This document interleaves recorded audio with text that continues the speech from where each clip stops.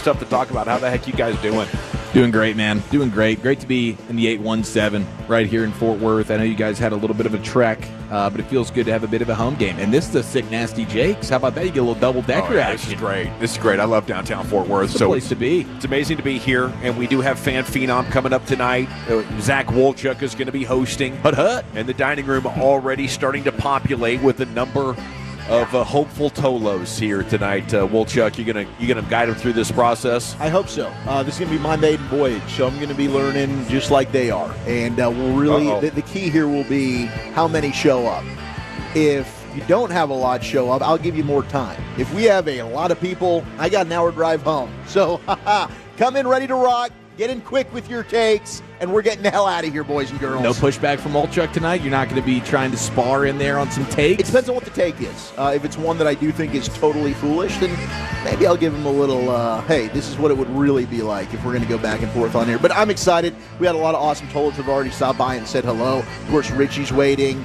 We got our guy Vin. Jason's here in the building. We got a lovely family. Moses right in front of us, big-time Tolo as well. So Legend. I'm expecting a big-time crowd out here for the Fort Worth and Jakes. The first two were amazing, and the talent is rich. So please bring your skills down here to Jake's in Fort Worth. It's been DFW's go-to spot since 1985 as Jared Sandler joins us here live from the road in Kansas City. Buddy, how the heck are you? Yeah, a little bummed. Obviously, the series didn't start the way that the Rangers would have liked, losing the first two. But after the win yesterday, you feel like, all right, hey, you take a game here today. You don't lose any ground over the Royals overall, and you got Nathan Eovaldi pitching tomorrow to begin a series against the Guardians, and maybe you can get on a roll. But Rangers had chances, and I think over the course of the season, everyone kind of has the things that stand out to them, and their themes that you just weave throughout. And one of the things for me, and I know I've talked to you guys about it, the home run ball. And again today, the Rangers are out homered 2-0, and even though they out-hit the Royals, it's not just that the home runs were the difference. That's not necessarily fair to say, but the Rangers weren't able to get that one big swing, that one big hit to really gain separation or whatever. I know they had the 3-run inning to erase a 3-run deficit.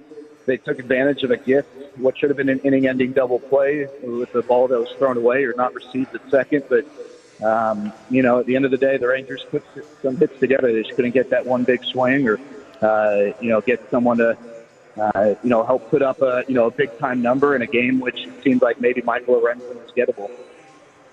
Sure could use a Pasquantino. Tell you that much. Yeah, geez, my goodness. Home run in all 4 games. I think his OPS jumped like 60 or 70 points this series alone. So, the Rangers couldn't get him out, unfortunately, and his home run gave the Royals the lead. I'll be honest with you, Gavin. When he hit the home run to make it 5-4, in my head, I just kind of thought, all right, well, the Royals have the advantage right now, but I don't think 5 runs is going to be enough. But it obviously was. Jared, I kind of felt like you should have grabbed your pregame umbrella and brought that out there to block the sun for Old Wyatt. I know you considered it. Yeah, that was tough. It seemed like, the sun was a little bit of a challenge for both sides. Unfortunately, on that ball that ultimately was ruled a double, the Royals were able to cash in. They cashed in on the ground ball, hit the third that Cody Freeman wasn't able to, fully make a play on. So, that was tough. And the sun stuff, to a large degree, it's bad luck, but this time of the year, those things unfortunately make a difference, and the Royals were able. I know that the Rangers erased the deficit that was created in part because of that, but at the end of the day, could have kept 2 runs off the board. Now, same token again, I know I mentioned. The 3-run inning, there was a big gift. The Royals had what looked like a tailor-made inning-ending double play ball. They weren't able to turn it, so I guess, maybe it evens out to some degree. But it doesn't have to even out, right? There's no rule that you got to even things out when something goes or doesn't go your way. Thank you, Sands. We'll catch up with you tomorrow. We got to run. So do you. Sounds good. Yep. And we'll catch up with you on Friday. There he goes. He's at Jared Sandler on Twitter. A must-follow for Rangers fans everywhere. We are live at Jake's in Fort Worth, right off of Main. Love it if you could come by, hang out, and then participate in Fan Phenom coming up at 7 o'clock. And we're back with more sports here. It's the GBAG Nation of the Fan. Are you tired of falling short?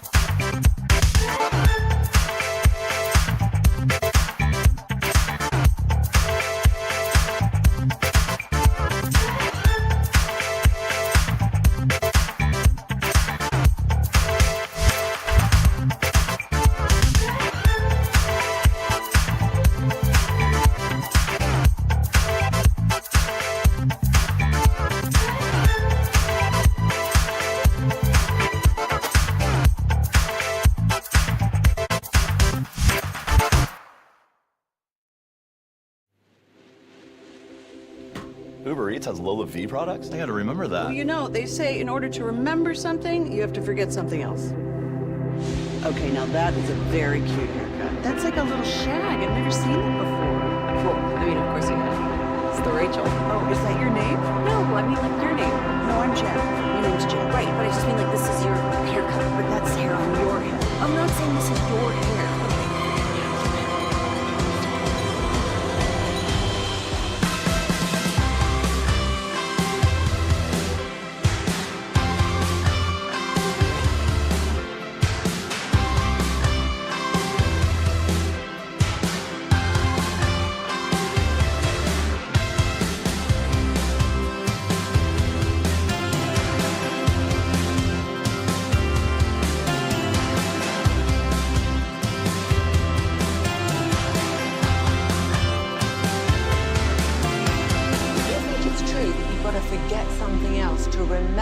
Uber Eats has groceries. No, that's absurd. Hey, remember when you used to be what was it, Pepper Lady? Pepper Lady? Wasn't it Cinnamon Sisters? Basil Babes. Saffron Squad? Nutmeg Maidens? Pre-curb? No. Nutmeg Maidens. I just said that. Was it Spice Girls? Doesn't sound right. Was it Saffron Squad?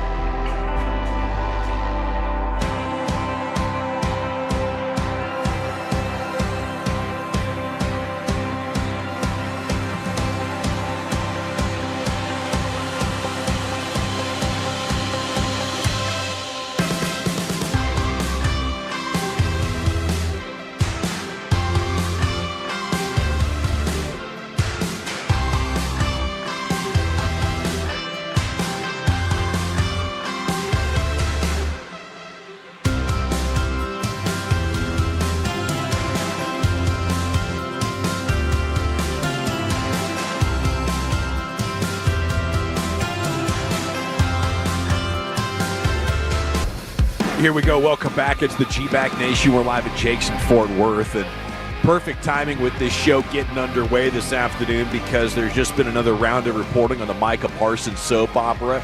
And we're going to have all the details from there here live from Jake's. Locally owned and operated, serving up freshly baked buns, locally sourced beef, and a bar full of Texas brands. This is the place to be tonight for a great Thirsty Thursday party.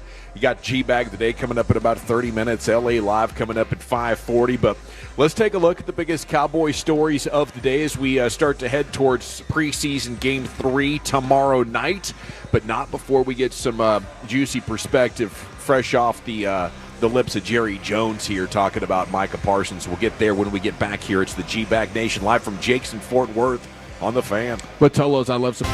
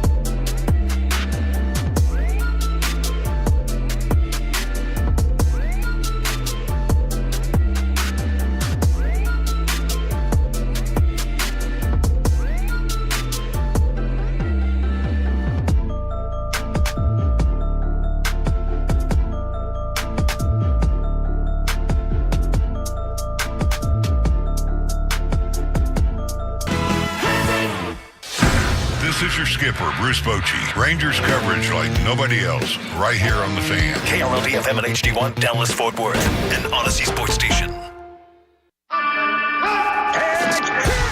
by our D&M Leasing Studios, you're rolling with the GBAG Nation on 105.3 The Fan. Shoot, yeah, welcome back. It's hour 4 of the GBAG Nation on 105.3 The Fan. Got some latest in the soap opera around Micah Parsons' contract coming to you just a second. We're live at Jake's in Fort Worth. Come on by, get you a cold beer, get you a cheeseburger. Like, I just had some chicken strips. I think Brian had a turkey burger, actually. It's outstanding. Third straight week with a turkey burger. I can't get away from it. But, man, those sweet potato fries. Oh, my gosh. No joke. Oh, my gosh. Dawson, it's like kind of a maple syrup on the sweet potato fries. There's some kind of glaze on it, and the salt's perfect, and the sugar's really perfect, and salute to them. That's one heck of a menu item right there. Like, there's a lot of people doing sweet potato fries. These guys are doing it the best, no doubt about it. Salute to the Fort Worth Police Department. Their lieutenant just had I believe there's a couple of bike officers swung on by. Look at that challenge coin they gave us. Took awesome. A picture with them. Salute to you, Lieutenant.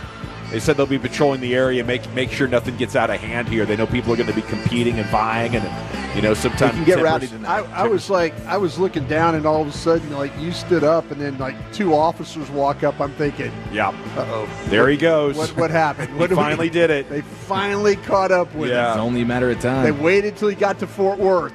Yes. The good news is I'm still free, and they're patrolling right now. Yeah.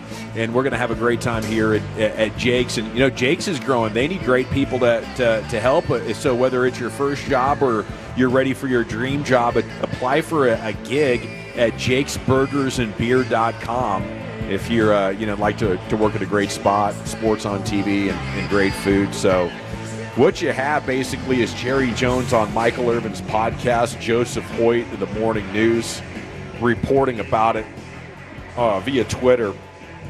Apparently, Jerry says when we wanted to send the details to the agent, David Mulligetta, the agent told us to stick it up our woohoo. Yeah, ASS. Huh?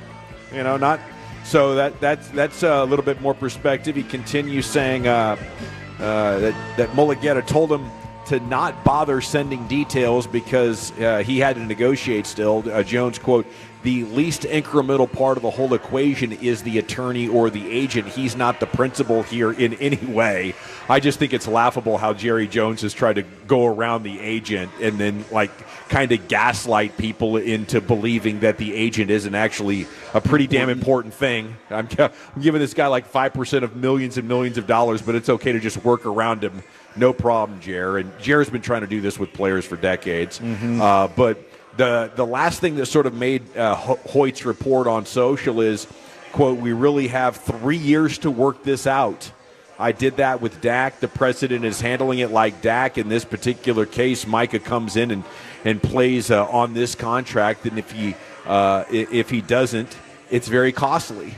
So I think that's the most important thing. Jerry's been trying to tell us this for months, that Micah's got a contract and they're in no hurry to get this done. So the only way I could see it getting done is Micah deciding to take whatever Jerry thought they had a handshake deal on it. That's the only way this thing's getting done anytime soon. Which, is that still on the table? Yeah, the question has to be, though, is Jerry Jones so upset with the way this has progressed that he has taken any kind of offer off the table that him and Micah even talked about, and that's a possibility right now with the way Jerry is. That would be fascinating. Yes, I was going to say Sean and RJ had the conversation this morning. Has this gone into the Jimmy Johnson disloyalty thing? Right, because if you're watching, America's team, the Gambler and his Cowboys, and I just finished it last night, and I'm excited to see where Lucius is on this as well. But the one thing that is very evident. The big issue with the Jimmy and Jerry deal was he felt the Jimmy and Jerry deal. He felt that there was disloyalty on Jimmy Johnson's part, and the second that there is trust lost there, I think it's very difficult for Jerry to move past that. And if he is saying that he worked out all the terms, amount, guarantees, everything, and then they're going to send it over to the agent, and the agent then tells him to stick it up the rear, I can kind of get why there might be some bad feelings and well, what the hell on Jerry's side. Now, it is also to think that you're going to get something done without an agent in 2025 is foolish. But that's where Micah needs to take some ownership in this as well, because it takes two people to tango. Micah was clearly involved in these negotiations, and all Micah had to do was say, I'm not talking until my agent is here. Then the NFLPA could get involved, because people are asking why not. Well, Micah didn't say that. Micah was negotiating, and so he's got to take his fault in this as well. You guys think that David Mulugeta is trying to save a little face for Micah? That his guy stepped into the ring there and got a little bloodied, and now he stepped out of the ring like, okay, wait a minute, I was probably a little bit over my head there. You think Mulugeta's saying, yeah, they'll tell the Cowboys to stick it, and hey, you got to call us and all that. It's not right. I mean, both parties here, but I wonder if Mulugeta is running a little cover for Micah. It's hard for me to say for sure, because I don't know the exact nature of how that conversation ended. And if Jerry is trying to make that part up, to create a little bit drama, to serve it up a little bit hotter, to what extent is that real? I know that's what he's saying publicly, but he's negotiating right now. He's working. So, to me, I'm just going to take it on the surface that Micah and his agent are offended that Jerry tried to work around him. Yeah, but see, maybe this is what something else we kind of need to figure out. Did Micah circle back with Jerry? If all of a sudden it turns into that Jerry and Micah talked, and then Micah came back again for a little bit more, and then if that's the case, Micah is now engaging Jerry in this, and David Mulugeta is, David Mulugeta's like, whoa, wait a minute, Micah, what are you doing? This is not the first time that Micah's been Micah, and I mean that in a positive way. I don't mean that. Micah's his own guy. He really, really is. So if in fact we learn that there was a day two of Micah returning and saying, hey, boss, what if we do this? Mm-hmm. What if we do this? Then now I see why Jerry is really, really upset. But, yeah, going around the way it is, I'm not washing my hands and saying, oh, Jerry's right here and Micah's wrong. I'm just saying I think they're both at fault, and I think Micah is probably being a little bit more reserved now because he's like, uh-oh, I just did something. I put my agent in a bad spot. So he's over there in the penalty box for a couple of minutes, right? While David Mulugeta says, well, hey, if you want to talk to me, you can talk to me, but we're not reaching out to you. And Jerry's like, F you, your client who work for him came in and engaged in me in a conversation. That's your problem. You need to have a little bit better control over your situation over there, Mr. Mulugeta. Yeah. And again, if we find out there was a second meeting, now I see why Jerry's mad. But what's the premise around that second meeting? Are we just kind of shooting the stuff because we're about to head into? I think maybe Micah or would. Is it? Micah, Jerry's got a history of trying to bind you formally into informal conversations, like the one the agent told about a deal in 1992. On the phone with the guy saying, if you don't take less, we won't draft you. Oh no, the agent 30 years ago crumpled it up and threw it back at Jerry. Oh no, I'm just saying it's hard to have an opinion on who's in the right and who's in the wrong. They're both and in the wrong. Suggest anything about Micah. No, they're both. Because right now it's a he said, she said type There's of deal. no question. Yeah. But my point is, if we find out that there was a second meeting, if there was a second meeting where all of a sudden Micah slept on it and came back and asked for some more concessions, and because Jerry came out and said, hey, I offered this guy $200 million guarantee. I mean, that's what he was saying. Like, he felt like that maybe he and the player had come to a number, and Micah's like, okay, well, what about this? But like I said, if he circled back the next day or a couple of days later and still was negotiating with Jerry, then both parties are in the fault here. Yeah. Both parties are in the fault. I think so. So then I'm not where's it go siding from one here? way or another. I'm just saying. Both parties at fault. Yeah, I can agree with that. If you were Jerry Jones or you and I were negotiating, and you're Jerry Jones, and I come in and I say, hey, boss, what about my contract? And you're like, okay, let's talk about your contract. And we start throwing numbers around and ideas of years and stuff and how we might structure it. And you're like, cool, okay, we'll get back. We'll get back. and never talking about David Mulugeta here. And then all of a sudden you circle back. Hey, Jerry, I was thinking. And he's like, all right, well, what else you thinking about? And then all of a sudden Jerry said, well, wait a minute, I'm going to counter with this. And now Mike is not sure, is he getting worked or is this really a good deal? Mm-hmm. And now he gets the cold feet. That's the thing I want to find out, because I think both are in fault. But if there was a second meeting, then I believe that Micah probably put his agent in a really, really bad spot. Well, I think he's going to have to be used to being in this spot for a while, because I think Jerry's telling you right now we're not going to improve our offer in any way. Even if that one that they agreed to is still on the table. I think he's mad. We're heading for franchise tag time, and so this thing's going to be playing out for quite a while. Okay. All righty. Rangers baseball today. I mean, just a crazy game if you were listening to it or watching it. The outfielders were struggling with the sun. I thought, man, this could really have a massive impact on who wins and loses. Rangers had a chance, actually, because of a Kansas City throwing error in the fifth inning that tied the game up at 4. But every time you feel like it's time to start getting excited about this baseball team, it almost immediately smacks you in the face, and that's what Vinny Pasquantino did to you there in the bottom half of that fifth inning. And before you know it, you're leaving Kansas City losers 6-4, and they dropped 3 of 4 over the weekend. So that one was tough, especially after yesterday. They put up 6 runs, and they went out and they won one for the skipper yesterday. One for the skipper. They did, and they battled back today twice too. Unfortunately, it just didn't work out. Yeah, I think they got enough fight to them. It's just this is a season not meant to be. We got a bunch of hockey news actually. Mikko Rantanen's facing a near 6-figure fine for missing mandatory military service for Finland. Yeah, apparently. Yeah, this is one of those. This applies to a couple of basketball players as well. Lauri Markkanen. Let's pass the hat. But somehow Roope Hintz got his exempt. So if I'm Rantanen, I'm like, well, what do you mean? How does Roope get his exempt, and I'm sitting here having to pay $100,000? I tell you, the representative, for Mikko, he needs to worry about, man, what's going on here. Maybe seriously, he needs to get moved to another district where his guy's a little bit better in the government. So this amount, the penalties you find of 10 to 15 days of salary. So no matter what your job is, if you're shirking this responsibility, then it's coming out of your check. The military responsibility started for him when the season was still going on. So they have he was injured too. Not right? a lot of patience. Comes to between 85 and 99,000 euros. Now he was not injured at the time. He was just playing for the Avalanche. Okay. His military service was scheduled for April 15th of 2024. Okay, I see. Yeah.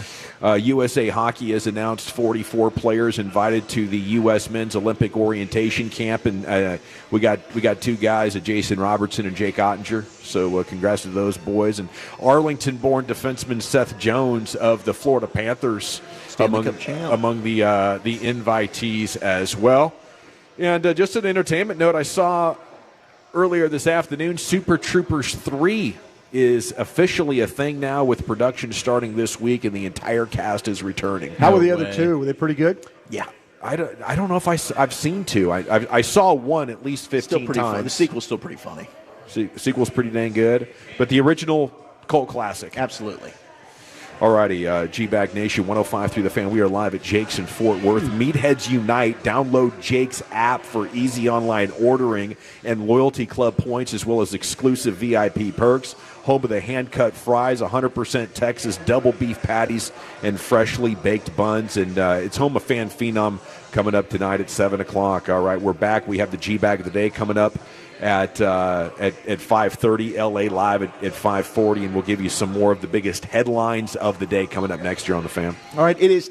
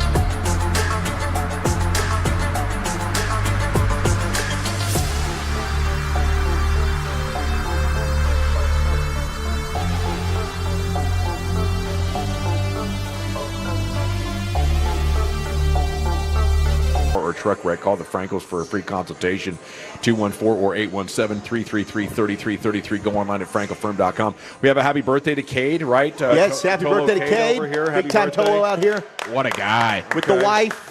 Yeah, his wife and his friend here at Jake's in Fort Worth. So it's a birthday celebration here tonight. The SEC is approaching an agreement to go to a 9-game season. Does this matter at all to you, Brian? Is this a big old nothing burger? No, I think it's actually pretty good. They forever in the SEC, we found a way to play a conference schedule and then schedule directional school in between there. And so by adding that extra game, though, I think what they want to make sure is that they get the best possible schedule for seeding in the future. One more game that matters? Yeah, one more game that matters. Like, oh, well, look, we got a quality win against Mississippi, or we got a quality win against LSU. Big win for the fans, dude. Yeah. We get more games that matter. Well, I just think that Greg Stanky and those guys down there are just doing the stanky leg. Oh, stanky. Stanky. What's Greg Stanky? Stanky. I kind of got tongue-tied there for a minute. But Greg Stanky, he's trying his best to make sure that his conference is positioned in a way where they can say, well, wait, we have one more quality win. Yeah, we got the resume. We got the resume. And I think that this is fair because, like Andy Staples, who does a great job covering college football for On3 Sports, I guess there's other SEC schools that do this already. Like Florida, Georgia, Kentucky, and South Carolina, they already are playing 9 SEC games. They got a lot of traditional rivals. Yeah. They've got rivals they don't want to give up. And they have to whip up the necessary votes, when it comes to postseason. Whipping them up. Okay. Shedeur Sanders going to play Saturday. He had the oblique situation. And he said no hard feelings with Dylan Gabriel, saying there's a difference between competitors and entertainers. The rumor in Cleveland was that Gabriel might have been taking a shot at Shedeur, being kind of a celebrity QB. But he said Dylan immediately called him and said, no, I wasn't meaning you. I was just kind of talking about how the media is trying to make stuff out of stuff. But we're good. So yeah. I don't think either of them are all that great with Joe Flacco starting, right? I mean, we got work to do, boys. A 41-year-old guy that the league thought was washed up 10 years ago just beat us out. You know what? If I'm one of these coaches that's kind of got one foot in the parking lot, play the young guy. Play the young guy. But and I like Dylan Gabriel. I didn't have a problem with him, but I had Sanders higher. Yeah. I like Sanders as a quarterback better. Gabriel's accurate now. I mean, he could spin it pretty good when it comes to the underneath stuff and throwing it and that, an occasional ball down the field. But Sanders, you get really more to it, more that element to his game. I mean, it's not like it's not like Lamar Jackson to me. He can run and move, but he's not that. He's not the college quarterback, the read option stuff. He's a move in the pocket, stand in the pocket, throw kind of guy. But man, I mean, he's very capable. If I was the staff go for the there, potential, develop the guy. If I was the staff in Cleveland, I'm like, who wants 10 wins with Joe Flacco being? I think. Well, everybody believes that their job's going to be saved with Joe Flacco. Make the playoffs, save our job. For Cleveland, it's a big deal. Yeah. I mean, they don't make the playoffs much. What it save you is going with the young guy. That's what I'm saying. He's our future. You show that the young guy, you can win games with the young guy. That's why the Giants should go with Jackson Dart. Yeah. You know what you have in those. You sign Wilson and Jameis Winston, those guys, not even knowing, you're thinking like, okay, we're going to need some guys. And then all of a sudden, whoa, wait, we get Jackson Dart. He kind of falls down the board. We're there. We get him. We draft him. Move on from guys. I mean, you got a guy you obviously want. Start him. It might just. I don't know. I would go nuts if I was at these places at the Giants, and then all of a sudden we're going to get fired because we played Russell Wilson for games, and then we're 500, and if we'd have played the other guy, we'd have probably won. I think it's just a matter of time for both those guys, Sanders and Dart. Then it might be too late for the coach. That's on the coaches. Well, you're right. The Shedeur stuff's getting juicier, though, because did you see Eric Dickerson? What did he say? He said he was on Rogan and Rodney. He was on a podcast. Now Albert Breer is talking about it as well, I think with Dan Patrick, but basically said he heard from a high-ranking source that the NFL told teams not to draft Shedeur Sanders. to make an example out of him and Coach Prime. That's what Eric Dickerson is alleging right now. Wow, that is juicy. From an NFL collusion standpoint. I think that absolutely happened. That makes sense. A lot of people already assumed that was kind of the thing. Let's go to Mel Kiper for his thoughts on that. Yeah, no kidding, dude. What'd you guys think last night? Okay, what was it, 6 months or so ago, maybe less than that, AAC fans kicked out for Fire Nico signs. Everybody jumped on the Mavs. Last night, a fan kicked out of practice for a Fire the GM sign, chanting Fire Jerry. Yeah, that was surprising. See that story? That was surprising. I mean, I'd love to see it from just like Cowboys fans showing that type of energy. We need more of that. There needs to be more of that. And I'm surprised that from a Cowboys standpoint, an organization that has perpetually been willing to put up with a lot of backlash, they were not here for that. They get a little sensitive? They will remind you that they have very thick skin. They'll remind you that. They will. This was not an example of that. Yeah, not when it comes to selling or firings of their own. I tried for 3 years to fire Jason Garrett. Yeah, but like anybody that's in the front office. And ultimately, it hurt not me. The head coach can be replaced. Live from Jake's in Fort Worth, it's time to go into the Pimp Cup where Lucius Alexander has the G-Bag of the day. Microphone check, 1 2 1 2. Does my mic sound nice? What it do? Yes, sir. All right, cool. Hey, you wouldn't be shocked if the NFL did what a legend, Eric Dickerson is a legend, happen, right? Nobody would be shocked. Nobody would be shocked. Especially with all the collusion that's already been proven to be true. Come on, Phil. After the Lamar Jackson stuff, nobody else or Deshaun Watson don't be given guaranteed contracts anymore. So 100%. Shoot, how they ran Kaepernick out the business. Let me further know. All right, this is G-Bag of the Day. We do it every weekday on the Fan at 5:30. It's presented by Berkey's Plumbing, AC, and Electrical. My name is Lucius Alexander. I go by LA. If you see anything we should be playing, hit me up at Lucky Lucius P on social media. Yeah! Fort Worth, what it do? Lucius Alexander on Facebook. You could follow us all if you find GBAG Nation on Twitter. I believe this is day number 3 for this champion audio. Am I correct here? Yes. Thank you, bro. You're welcome. No, I was nodding my head. I'm sorry. I'm doing bad radio. I don't know. I don't know either. That's weed. I usually keep up with it, but when the schedule gets changed, so does my mind, bro. So does my mind. All right, this is from the RJ and Choppy show. Bobby Belt gave Scott Braun a wag of the finger. Yesterday, for him to come on Twitter and go, one of our producers who lives in the area sent me a clip from your show the other day. Thanks for that. Because you look at his picture. That's how he talks. He goes, sent me a clip the other day. Thanks for the shout out. It's an honor. Bill? Okay, so what are you like? Are you trying to tell him I was listening. So just know that I'm listening to anything you say. And I told him, I replied, I said, if I'd known you were listening, I would have said more. So I'll go ahead and say it now. You look like Dillard's cologne samples and Twitter bio pronouns, dude. You are a guy who puts. You look like a guy who puts Emmy winner in his LinkedIn job title and edits his own Wikipedia page. And I only say that because I know that's exactly what you do. You edit your own Wikipedia page, and you have 4-time Emmy winner in your stupid bio. Now, I know you couldn't stay in the broadcast industry on your own since you got fired from MLB Network and NHL Network. You're the 2-time fired. So it's easier for you to think it must be because you're not a shock jock, that's why you couldn't stick in the industry on your own. But you don't have a job because you're not good enough. So, and I called around about you yesterday. I got a lot of friends in media too. 100% did. 100% did. And there were a lot of people who wanted to talk about you. Okay? So I'll holster it for now because I know you're the exact type of person who's going to go, by the way, it sounds when somebody screen records that S for you again today.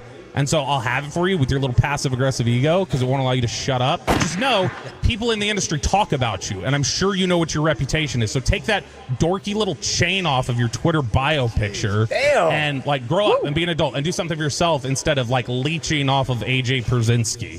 Woo! I didn't see this. Pathetic loser. Tear him up, man. Oh, my God. I didn't see that one coming. That would win Fan Phenom tonight, wouldn't it? Oh, yeah. Definitely. They'd come in with the fire. Let's go. I seen the photo he was finally talking about. Mm-hmm. Now I see when he says Dillard's cologne, I get it. You can smell it from the picture. Bro, oh my God. Bobby, stop. Please, Bobby, don't hurt him. All right, let's go to WNBA last night. Dallas Wings, LA Sparks. Your girl Plum, Kelsey Plum, was not a fan of how Paige Beckers was putting up them buckets on him. I know this is a playoff push, 9-game season for you guys. How do you turn the page and get ready for the next one? Yeah, we got to play some f***ing defense. Oh, yeah. Woo. Thank you, KP. Thank you. Yeah, thank you, Pip. Everybody. Thank you, Kelsey. Thank you. Everybody just thank you. Thank you. Thank you, Kelsey. Thank you and thank you again. Really appreciate that. Oh, my Lord. Our Hager Slacks Big Play Award, Kelsey. What was the shooting percentage? Paige Beckers was like in the 80s or something like that? I think it was 17 of 21. Historic. Great. First 40 bomb at 80% plus in league history. Jeez. Only 6 free throws. Pretty impressive. It's getting worked. All right, let's see here what we got. Chicago Cubs broadcasters. You guys familiar with those guys? Ron something? Is it still Pat Hughes? Swanson? Ron Swanson. John Bogg? No. Bogue? No. No? All right. Don't know him. Don't know. Okay. Are you familiar with the legendary Notre Dame basketball coach, Digger Phelps? Digger Phelps. Absolutely. Yep. All Richard right. Digger All right. Phelps. Richard Digger Phelps. I wish we would use Richard a little bit more with Digger's name. Yeah, for real, man. Richard Digger Phelps. Digger Phelps. That's a stay away. Yeah. He was out there. I think he threw the first pitch at the Chicago Cubs game, and he also sang right? I believe so. Yeah. Okay. And he was singing the 7th inning stretch song. Right. Take us on. Out to the ball game. And then when he got finished, the broadcasters had to go to break. And they gave a shout out to Digger. Our 7th inning stretch brought to you by Budweiser. This Bud's for you, Digger. That's crazy. Did he used to do the highlight with the tie? Was that him on ESPN? Crazy. Yeah. You're right. We should probably go Remember Richard. the Carries doing Chicago Cubs? It's not like Chip Carey there. For a minute. You got to be very confident in your ability to say words right. And that is a new campaign. Our 7th inning stretch brought to you by Budweiser. This Bud's for you, Digger. Stretching out to all demographics For out you. there. Yeah, he held at you. God. Jeez, bro. Very aggressive. Yeah, I had to do some research when I first heard it. I was like, wait, what? Why did he say it so happily? Like, he was so happy to say it. He said it with so much energy, bro. For you, Digger. John Giambi. He said it with all his teeth. It's Boog. Boog Giambi. Yeah, it's John Giambi and Jim DeShays. I had to look this Jim up. DeShays? Jim DeShays is Okay. the game analyst, and John Giambi is the primary play-by-play announcer. John, need to chill out, bro. You need to chill, John. This Bud's for you, Digger. You gotta chill, John. You put the ER on there and everything. Reckless, Very dog. excited. I ain't showed nothing but teeth when he said it. My man was, too excited. All right, how about this? And yesterday's a church day. I pray you got your blessing. I've been praying a whole lot lately. I tell you what, gotta stay in prayer, man. Prayer Praying warriors. for peace in your life. All of that. Healing, everything. Yeah. We have a pastor right here that fired a musician because the Oh no. pastor wanted to get into the service, but my man on the keys, he wanted to get into the praise break. You know, he was watching the audience, and the audience wanted to do some praising. They want to hear some more music. Pastor wanted to get into preaching, so the preacher fired the fool. Amen. We don't stop right now. But Hood, we don't stop right now. We don't stop right now, Hood, because the pastor said stop. Hey. Stop. Stop. You won't defy me? After today, your service are no longer needed. Your services are no longer needed. Got fired at church. Your services are no longer needed, bro. That was a very spirited musician guy. Yeah, he was just reading the audience. We want to hear that praise. Yeah. Hit them drums. Pack 'em, pack 'em, pack 'em, pack 'em, pack 'em, pack 'em. We want to hear that. Yeah. All right, man, that's it. Okay, we got Bobby Belt, our two-time champ, looking for 3. We got Kelsey Plum after Paige Beckers hit him for 44. You got the Cubs announcers with a beer sponsor read or your church blessings. I'm going to go with Kelsey Plum myself here tonight, Chief. How about you? I'm going to rock with the champion. Okay, Lucius? Oh, shoot. Hold on, man. This is a shoot one. Yeah, I got caught up. I'm going with Digger Phelps, bro. Here we are. We're still tied at 1, Wolchuk. I'm going to go with Bobby. Brian? Digger Phelps. By a score of 2-2, we have a tie. Jump on to at GBAG Nation. We'll create an Insta poll. You can vote here, and we'll announce it by the time we get to the end of LA Live. But go to at GBAG Nation on Twitter, and you'll be able to vote. You will decide who is the champ between our two finalists. Lucius, what do we have coming up next? It's a Thirsty Thursday ladies night. Let's have a little fun, ladies. Stick around and get down next. Coming up Friday morning on Sean and RJ, a special guest appearance from RJ Choppy at 7:40. John Machota.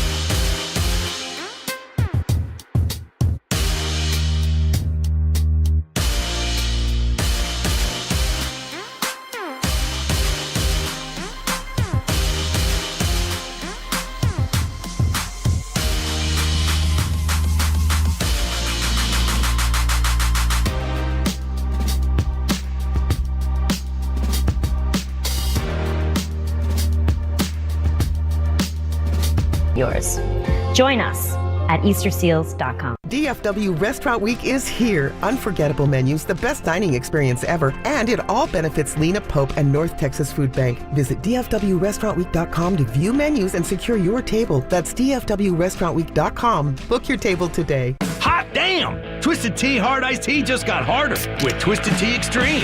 The hard iced tea taste you know and love, but with an 8% kick of alcohol. Twisted Tea Extreme is made with real brewed tea, goes down smooth, and brings your daytime drinking to the next level. Just look for the bright yellow cans in the cooler and get ready to dial up the fun. Big flavor, extreme kick. Twisted Tea Extreme. Keep it twisted! Twisted Tea Brewing Company, Cincinnati, Ohio. Please drink responsibly. If Old Spice Deep Sea Super Hydration Body Wash were music, what would it sound like?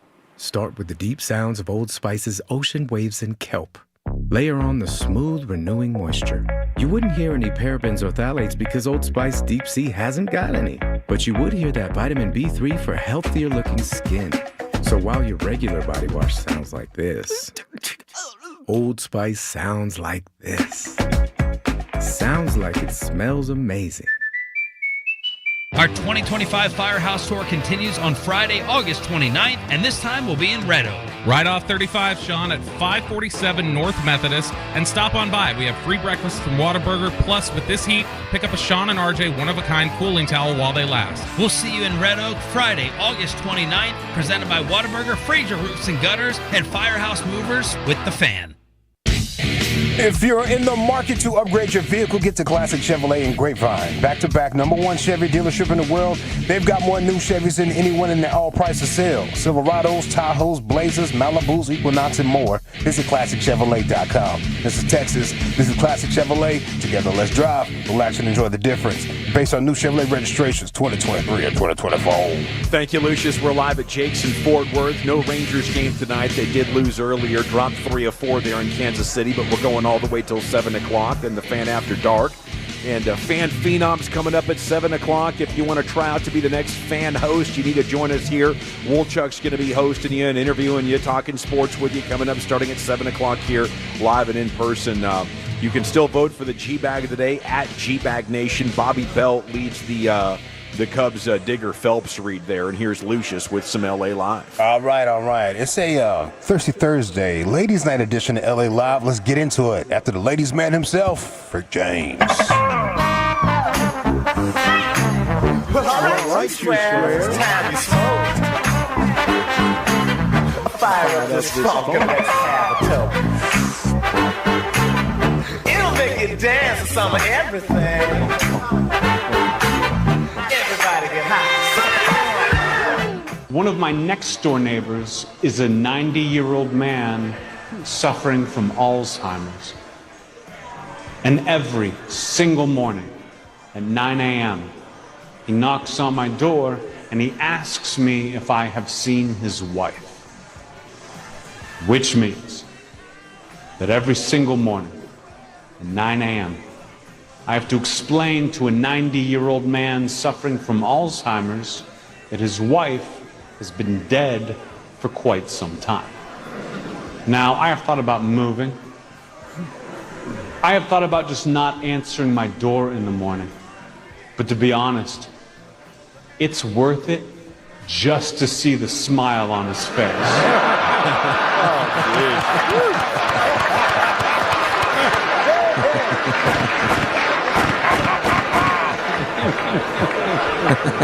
Yeah, buddy. Yeah, for some reason that joke's a crowd pleaser. Hey. This is LA Live for Thursday, August 21st, 2025. It is a Thirsty Thursday, Ladies Night edition of LA Live. Welcome into the Tolo ladies. Hey, you are appreciated. Oh, you gotta give him that hawk to him. Yeah, you are appreciated, lady. What else you got for y'all? Recognize this? No, that's not. Nah, but I hear they watch more than we do, actually. I really heard that. It's crazy, man. They're putting up numbers. Yeah, I really heard. Freaks. Man, Same they are categories? Stretching Kikuchi tonight. Right. Maybe a little different. Just a little bit. Yeah, shout out to the Tolo ladies, man. You are appreciated. This is LA Live. LA Live is sponsored by Greystone Roofing and Construction. That is greystone-roofing.com. Hold up. Think a man should ever tell a female how to dress? What I've seen here tonight? Hell yeah. Hell no. Hell no. Hell yeah. Hell yeah. Why'd you say that? Because would you wear that to church? I do. I go to church in my living room. God, and I wear what I want. But in a brick and mortar? Hell no. Hell no. So yeah, you do tell a woman what she need to be wearing when she leaves the house. Uh-oh. Just say it. Just say it. I just say it. What? What? Ain't no man telling me what to put on and I'm married. Hell no! Hell no! LA Live 105.3 The Fan Ladies Night. All right, confess right here, fellas. Be honest. Have you ever catcalled a woman? What is a cat call? Nah, where you just kind of drive by. I just can't say, whistle that holler. well. Yeah, you you're know? like honking at her and she's like jogging. Maybe she's walking by. You're posted up somewhere. Hey, that type of thing. Trying to get their attention. I've never really done that, but I have been around some fellas. We might go hit the mall or something like that, post up around the food corner area. And maybe some girl with some white boots on might walk by. You call her, hey, white boots, white boots. Let me holler at you, white boots. Love the boots. I was always catcalling the ones that had the free samples there in the mall. Man, Eric and I'd be crushed that catcalling the hell out of Grapevine those Mall. chicks. Absolutely. What is that bourbon chicken? The bourbon chicken. Bourbon Bro, chicken. God. it doesn't taste as good after you buy it, but it is so damn good Off when you a get the free toothpick. sample. Off a it's the toothpick, best man. thing. 10 out of 10. Yeah, it's crazy when you go get that whole $12 thing. Yeah. It's like, man, it just didn't hit like it did on that toothpick. It's true. They put a little MSG on there for us. So nobody's involved with catcalling. You guys are above that, which you should be, because it's Not you that know, kind of confidence. It's Not against that the kind law, of bro. confidence You know at it's against all, the law, yeah. right? I did not know Oh, that. I did not know that. It's against the law if you get caught catcalling, Mr. Dawson. Well, it is rude. What now? Really? Yeah. So it could just be like trying to get her attention? You could be trying to get her attention, and she takes it as harassment. You're catcalling her. Yeah, you got to I'm deal more with with something. I'm more with Brian on this one. I'm just wondering from my own curiosity, like, where is that line? You know, what's the difference between like hollering at a chick Yes. and catcalling her? Yeah. You know? Yeah. Yeah, no, you're right. Well, check this out. Maybe this is coming to the States, but British officers pose as joggers to catch street harassers. Catcalling cops.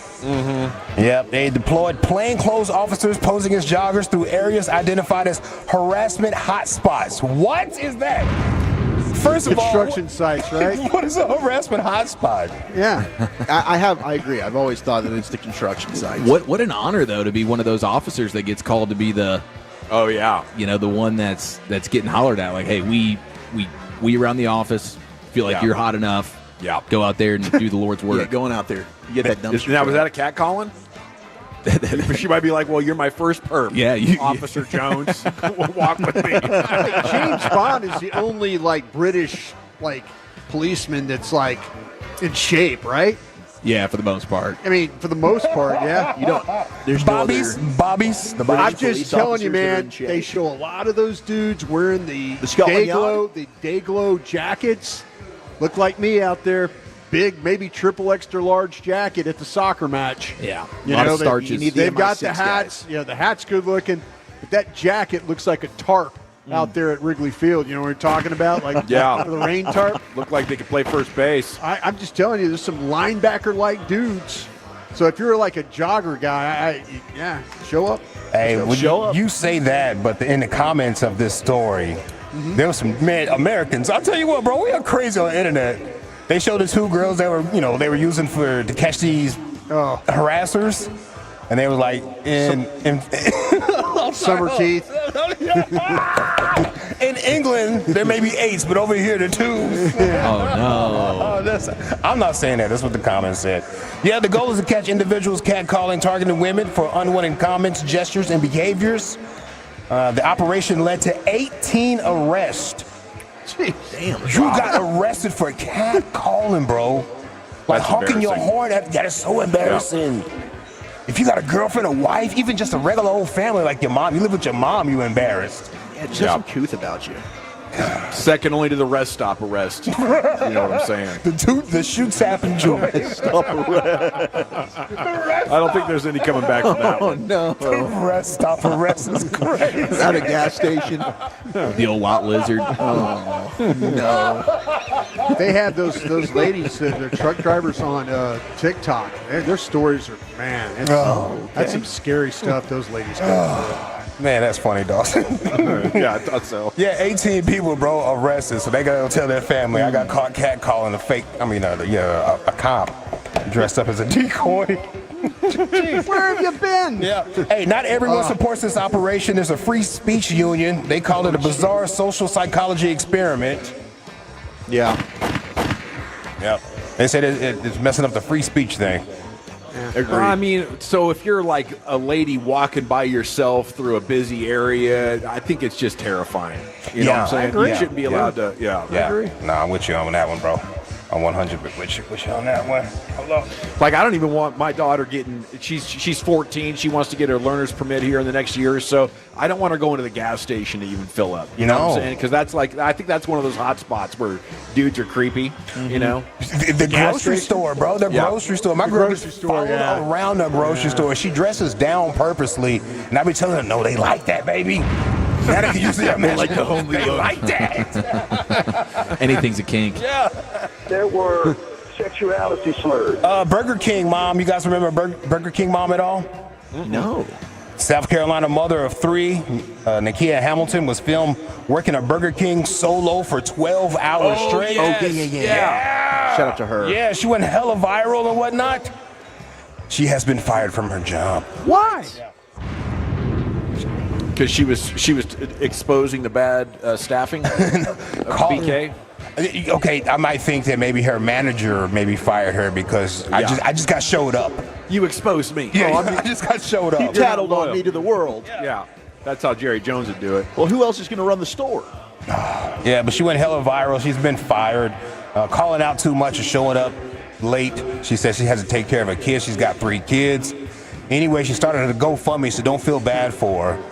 She's almost up to $100,000 already. Yeah, good for her. There we go. 100K. Good work if you can get it. Yeah.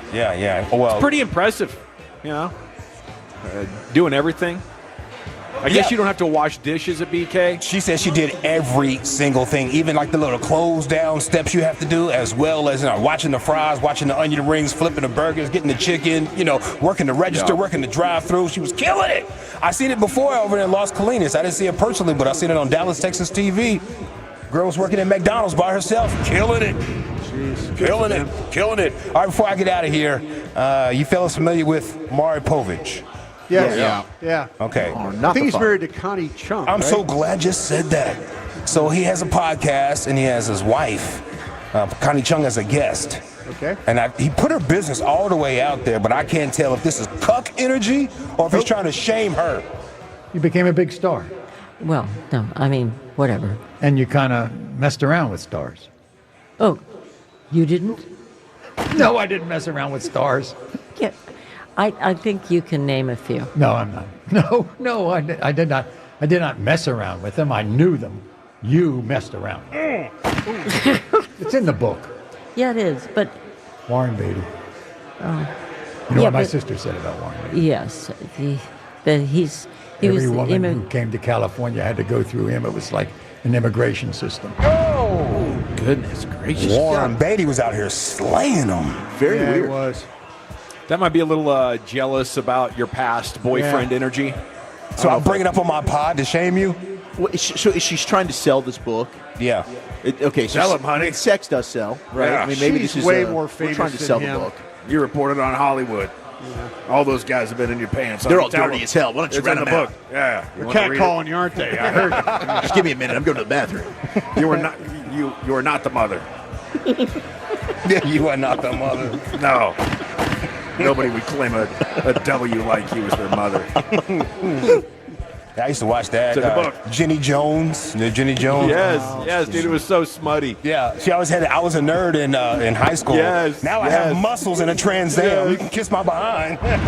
From geek to freak. Yeah, always. All right, my name is Lucius Alexander. I'll be back tomorrow. Lord willing, the creek don't rise. That is my time. I'm out of here, y'all. Be safe. There he goes. LA Live every night, 5:40 here in the GBAG Nation. We're at Jake's, locally owned and operated, serving up freshly baked buns, locally sourced beef in a bar full of Texas brands. It's not just about burgers.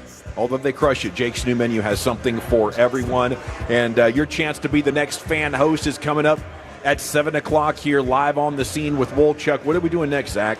All right, we'll give you a little bit of around the bases. Who was voted the Rangers' greatest regular season moment, but also some Cowboy trade proposals. That's next in the nation. But Tolo, summer is a time to feel and look.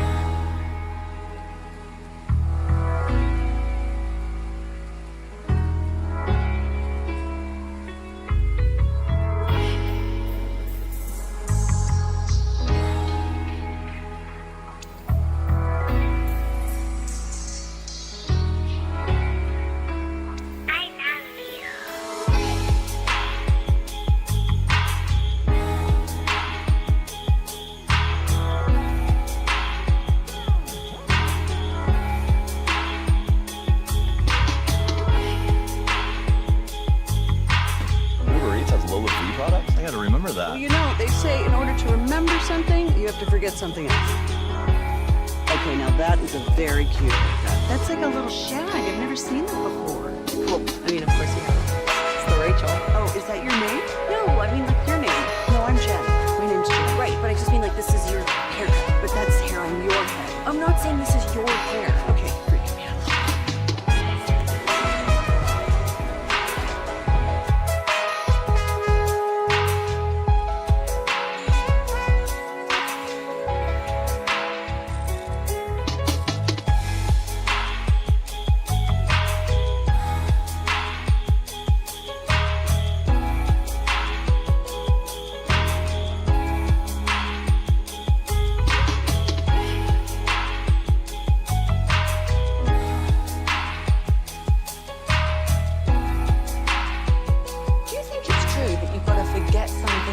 Remember that Uber Eats has groceries.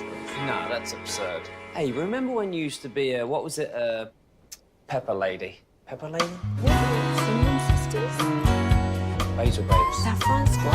Nutmeg Maidens? Paprika? No. Nutmeg Maidens. I just said that. Was it Spice Girls? Doesn't sound right. Was it Saffron Squad?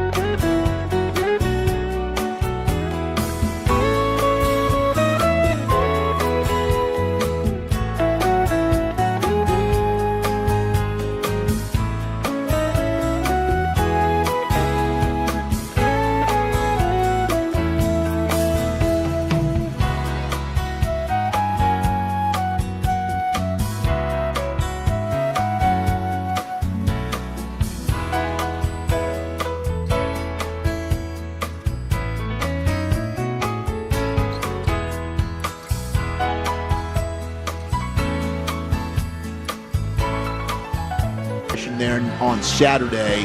And if all of that clears, then he'll be headed to Round Rock, I assume, for his rehab.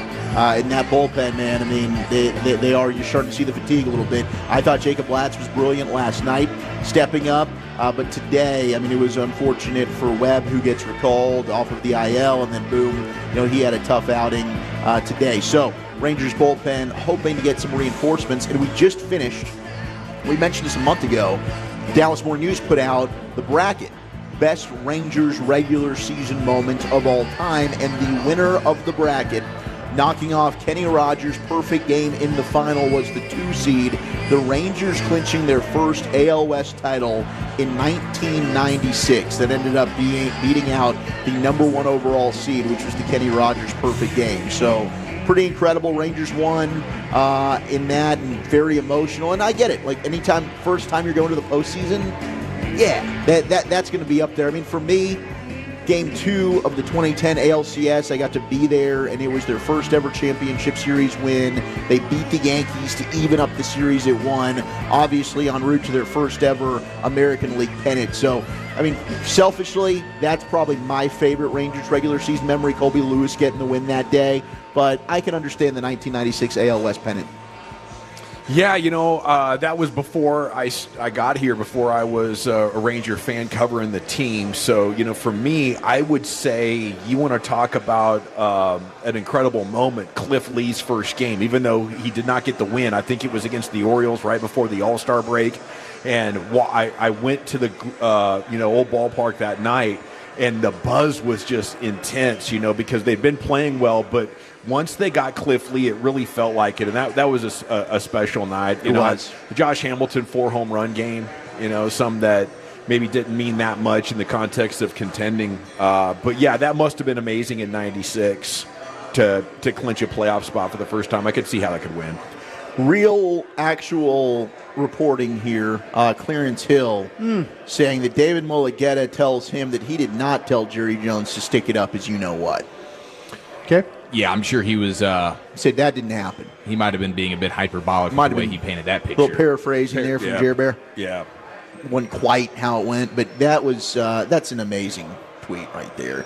Shout out to the LLS, just getting it done at a very high level. Well, Jerry knew it was getting boring, so it was time to juice it Spice just a it little up bit. a little bit. Spice it up. He's telling you his game plan. Man, and so I finished last night with the Netflix docuseries, and it is really good. I kind of wonder, is Jerry about to put himself in the Ring of Honor? What makes you say that? I just got that vibe.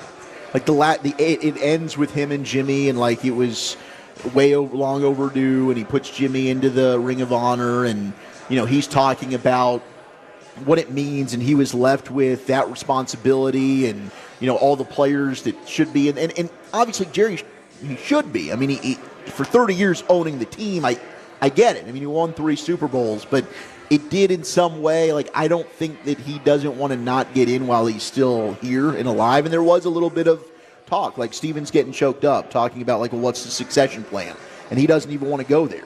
He just wants to enjoy the time with his dad while he still has it. And I understand that. I asked him last when we were at Buffalo Wild Wings, like, do you envision yourself also being a general manager? And he gave a similar answer. But I just kind of thought that maybe this is what we're about to get, is Jerry's going to be going into the ring. And it is a little bit weird when you're putting yourself in, but I think he wants to be here for that. Arthur Blank did it, didn't he? He did.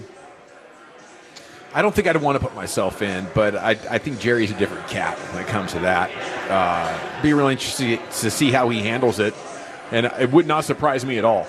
But I think what you said there is what I'm thinking, is that it would just be kind of weird and self-serving, and I don't know if that would be the best way to do it. I think it'd be a great way to remember him, well into the future. Trade proposals. Go for it. Yeah, he's one of those guys, though. If they know he's going to go in, does he have to have it now? I think the thing I would worry about is all of a sudden you schedule this thing for like a November day. You put we're going to do this like a November game, and say the team's not good. Yeah, that right there is a big. That's kick. a great point. Like, let him go win the Super Bowl again. Do it the year after that. To me, if I knew my, and it might. You're when right. The hell's that happening? No, 30 years. You're right. But I just wonder if it's one of those things that if your team, it's very reminiscent of the whole Emmitt Smith breaking the rushing record thing, and it was we lost the Seahawks. We were a terrible team. That should have been something great. That should have been like historic, and it was historic. But how it all went down, it's kind of like we suck. Yeah, you wish that could have been. And we had a terrible offensive line, and he had to fight for every yard he got, and it just when it happened, it was so. All right, great, it's over. But because we were so bad. Yeah. And I wonder if, in fact, that he might be worried a little bit if you get into November and the team is not doing well, and then he's standing up there, putting on the Navy jacket and waving to everybody, and players, Michael and Troy and everybody's there, And I get what you're saying. How long do you have to wait? Nothing's promised to us, right? It doesn't, for him, it doesn't matter because he knows he's going to go in one way or another. Yeah, but if he wants to be there and experience that. I think the most important thing he was put in was the Hall of Fame. That he experienced. I think the Ring of Honor stuff is nice, but I don't. Seemed like a pretty big deal to him, just hearing him talk about it. Oh, it's a big thing, but but you also got to know that when you're standing on that field and your team could potentially be 3-10. Yeah, I just even looking back at the Emmitt thing. I was well aware they stunk, but we were awful. We're not thinking about the game. That we're not thinking about that Seattle game. That should have been one of the great moments in Cowboy history, and it was a footnote to a team that was just god awful. The team was really bad. It still is one of the great moments in Cowboys history, though. But the vibes would be off right now. Like, you can't do it right now. You're talking about maybe at some point in the next 5 years.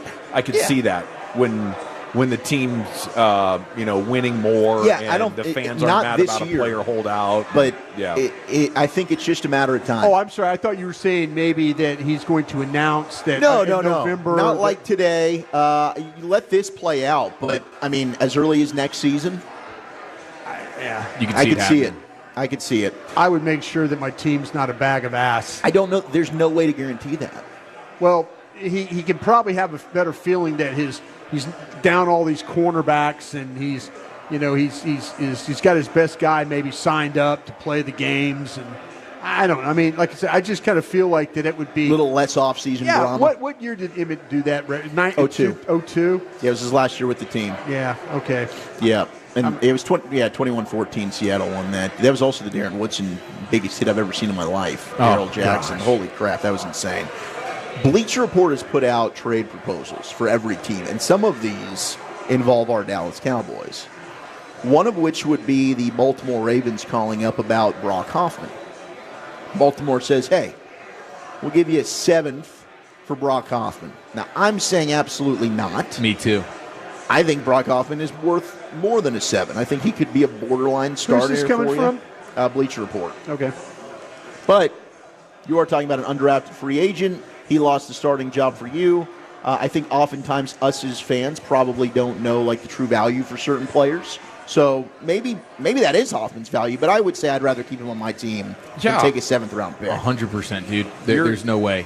If they want to do a player swap with one of their defensive tackles after seeing them in the preseason, we know that they have quite the laundry list of guys there on the defensive line. If you want to do a player swap there, fine. But I don't think a 7th-round pick is going to help me more than Brock Hoffman is. We also had people calling up possibly Miles Sanders. Saw that on CBS Sports today. There are several teams that are hunting running backs right now. And maybe if the Cowboys are moving on from Miles Sanders, I didn't even think this was a possibility, but could you end up trading Miles Sanders for, say, a late day 3 pick as well? You got Cleveland, Kansas City, and New Orleans, all according to The Athletic, that are hunting runners. Obviously, those teams probably in the mix on Brian Robinson Jr. as well. But Antonio Gibson of the Patriots was listed, and so was Miles Sanders of your Dallas Cowboys, along with Travis Etienne of the Jags, just possible running backs that teams could inquire about. No, I would take a 6th-round pick for him. I'd take the 7th for him. He's not on my roster anyway. Don't get me wrong. I would do the 7th as well. Yeah. Now, this was also a weird one because I haven't followed his career as much, but if you need a cornerback, the Broncos calling you and saying, hey, we'll give you Riley Moss because they did just draft Jahdae Barrett. And Riley Moss started last year for them opposite PS2. for a 6th-round pick. We'll give you Riley Moss. Thought that was interesting. I'd have to go and look a little bit more at how he is in Denver. But if you want another guy that's been a starting corner in the NFL, that's a name that possibly you could get for a day 3 selection per Bleacher Report. And then the Cowboys trade proposal, it is Micah Parsons. Now, I don't want to do this because I don't want to be trading him to the Green Bay Packers. But this trade would be Micah to Green Bay for Rashawn Gary, who is definitely better than Lucas Van Ness. Rashawn Gary's a pretty damn good player. Michigan guy, right? Yeah. Yes, Michigan guy. Maybe get the Michigan guy right there. But he's huh? a Michigan guy that we know has been good in the NFL. Yeah, exactly. 2026 first and third, and a 2027 second and fourth.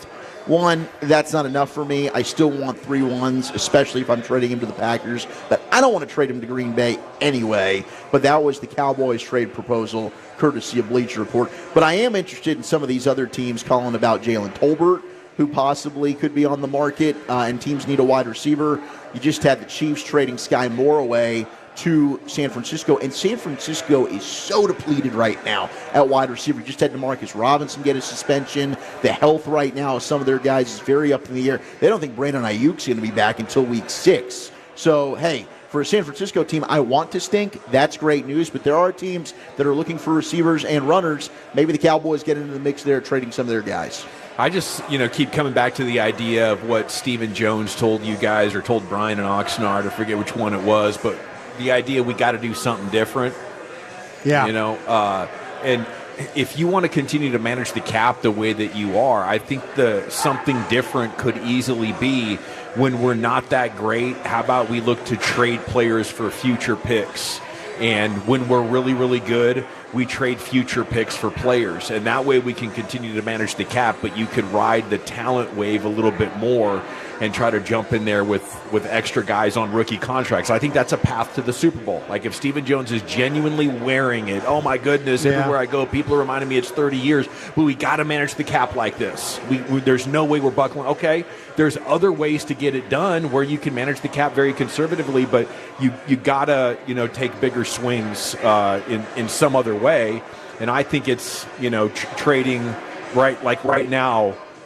Will Micah Parsons still be in his prime when you do have a roster good enough to contend? You don't know. To me, it looks like minimum 2 good drafts, and maybe you got one out of the way here. We'll see. It looks like Ezra Raku's pretty good, and we'll see with Booker and Revel. But if you get those 3, then next year could you find running back, defensive tackle, and a beast of a young linebacker? And now I can maybe start to see it a little bit if you get healthy at corner. But that's assuming a lot. That's like answers on 5 good young players that you got to get to. So until you see that coming into focus, let's be flexible and let's borrow some of that wisdom from the Rams. You don't got to go all in and say bleep them picks, but I think you got to dabble a little bit in this world, and maybe we'll be heading there as this continues to play out. Fascinating developments today on Micah Parsons, Jerry Jones on the Michael Irvin press conference or the Michael Irvin podcast. And we talked about that in the 5 o'clock hour. What's coming up next, Chief? Football and crash outs. That's what America does. Batolos, get ready to hit the road with Alliance Hyundai in Fort Worth.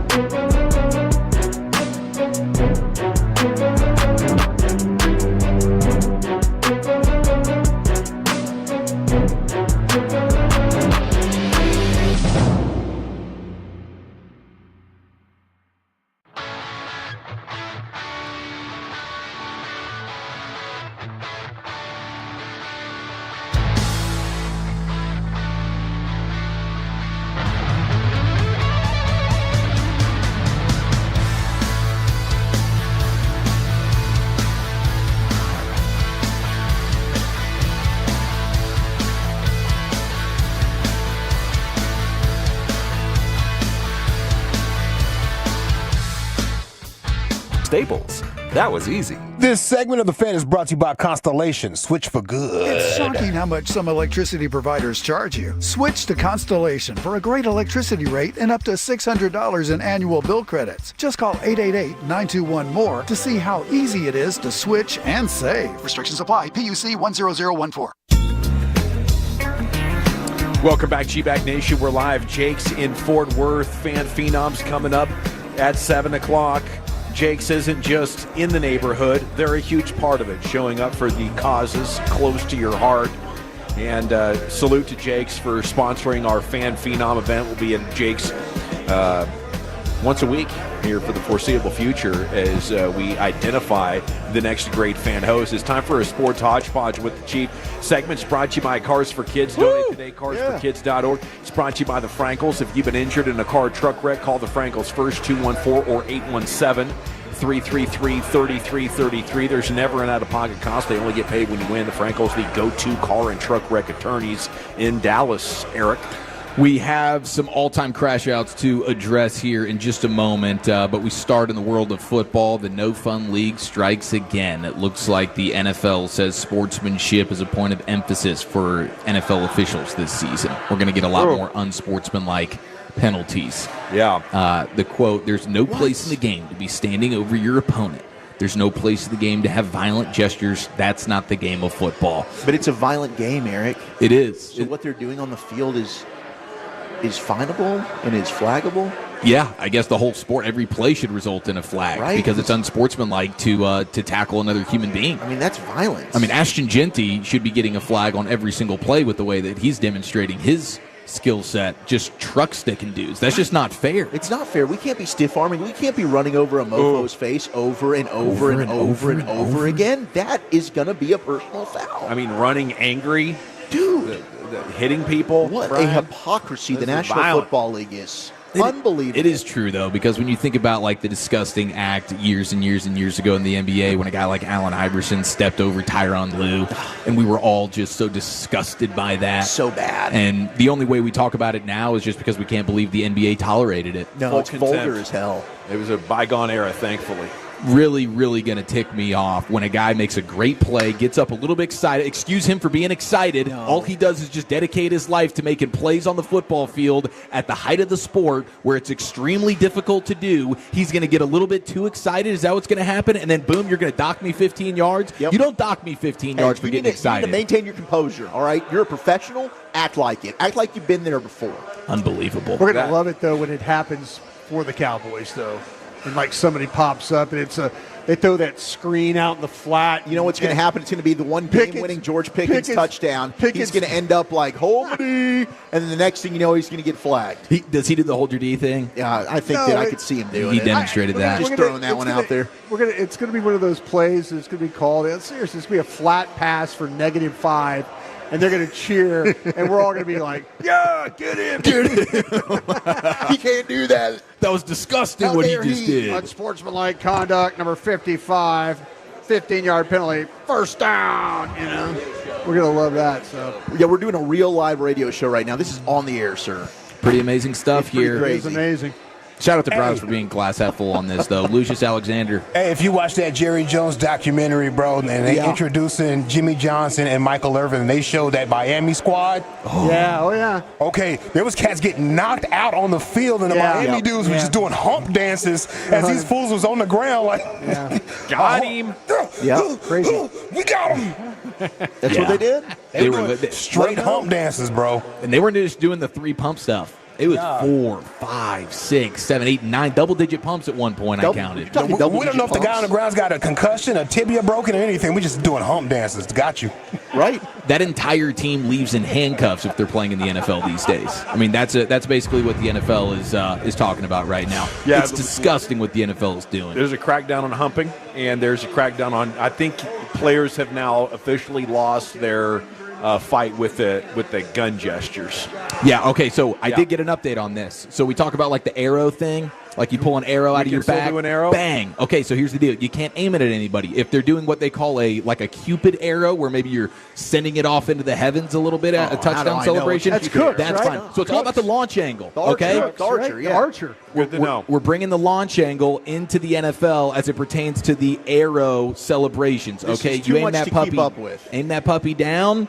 That's a flag. So can I go sniper into the air? See, I don't know if you can go. I don't know if you I can think guns snipe are it. off limits. John Morant just totally crushed that for Well, everyone. you had a couple. I'll tell you what. The college football. I don't know how. I can't remember the NFL, but I remember last year specifically. Friggin' Gamecocks, and they got edge rushers galore, defensive Dylan line. Stewart. Remember the name Dylan Stewart, ladies Okay, and I'm gentlemen. bookmarking that name right now. There was a Gamecock. He's really not. There was a Gamecock who My guy Will. He sacks the quarterback, and then he gets up as if he has like a AR-15 of sorts, and then just aims it at the quarterback who just got hammered onto the ground, and he's like shaking his body, you know. And so that's teaching tape for what not to do. But I'm sure we're going to be pretty ticked off on a Cowboys Monday with a couple of ridiculous unsportsmanlikes. Unless Roger. it's for us. Yeah, but unless somebody I never does think it it's against for us, and then it's first down. Yeah, but when it happens to us, it's going to allow us to lose like 28-21 instead of 28-14. Over there. You know what I mean? Pipe down. Okay, congratulations. Seriously, this is exciting. Let's welcome Jerry Jones to the Ring of Honor. Yeah, That's going to happen no matter what. We go to halftime, and the Cowboys are down 34-10. But stick around for the Jerry Ring of Honor celebration. Let's go to the field and Christy Scales. Christy, go for it. Right? Christy, take it over. Thank you. Is Tyler Booker playing tonight, Christy? Okay. He's not in uniform, Eric. Big time. Congratulations. I thought you said Tyler Smith. No, I didn't. I wasn't listening. You really weren't listening.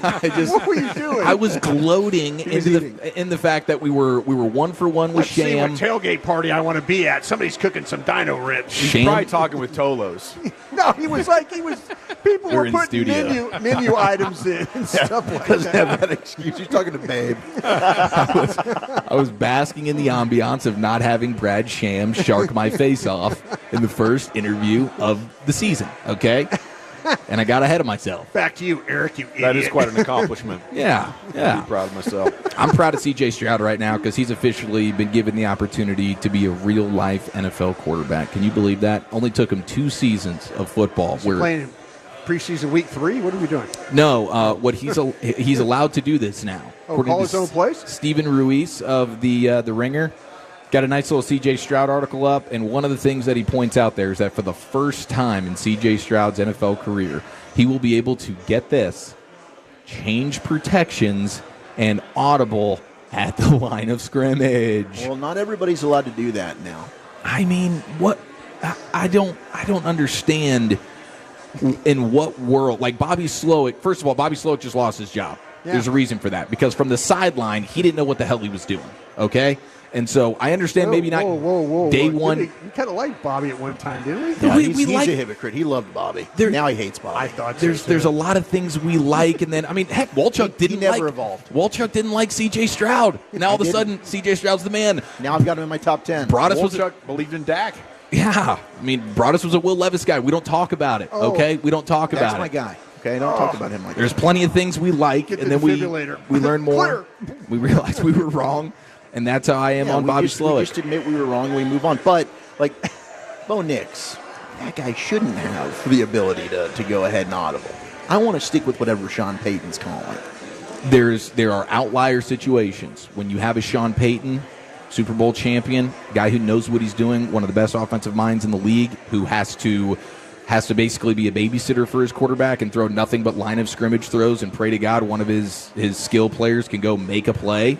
That's a different deal. Is C.J. Stroud Bo Nix? I would say no. I think we learned C.J. Stroud wasn't Bo Nix in the first 5 seconds of his rookie year. Now all of a sudden in year 3 they're like, go be an NFL quarterback now. I think that's going to be a good thing Maybe for a he wasn't team. good at audible. For a team that was consistently just getting sacked and the pressures, and it's like, well, because C.J. Stroud's going, I'm not allowed to do anything. Maybe they'll win that first Saturday playoff game that they've lost for the last 4 years. The noon kick.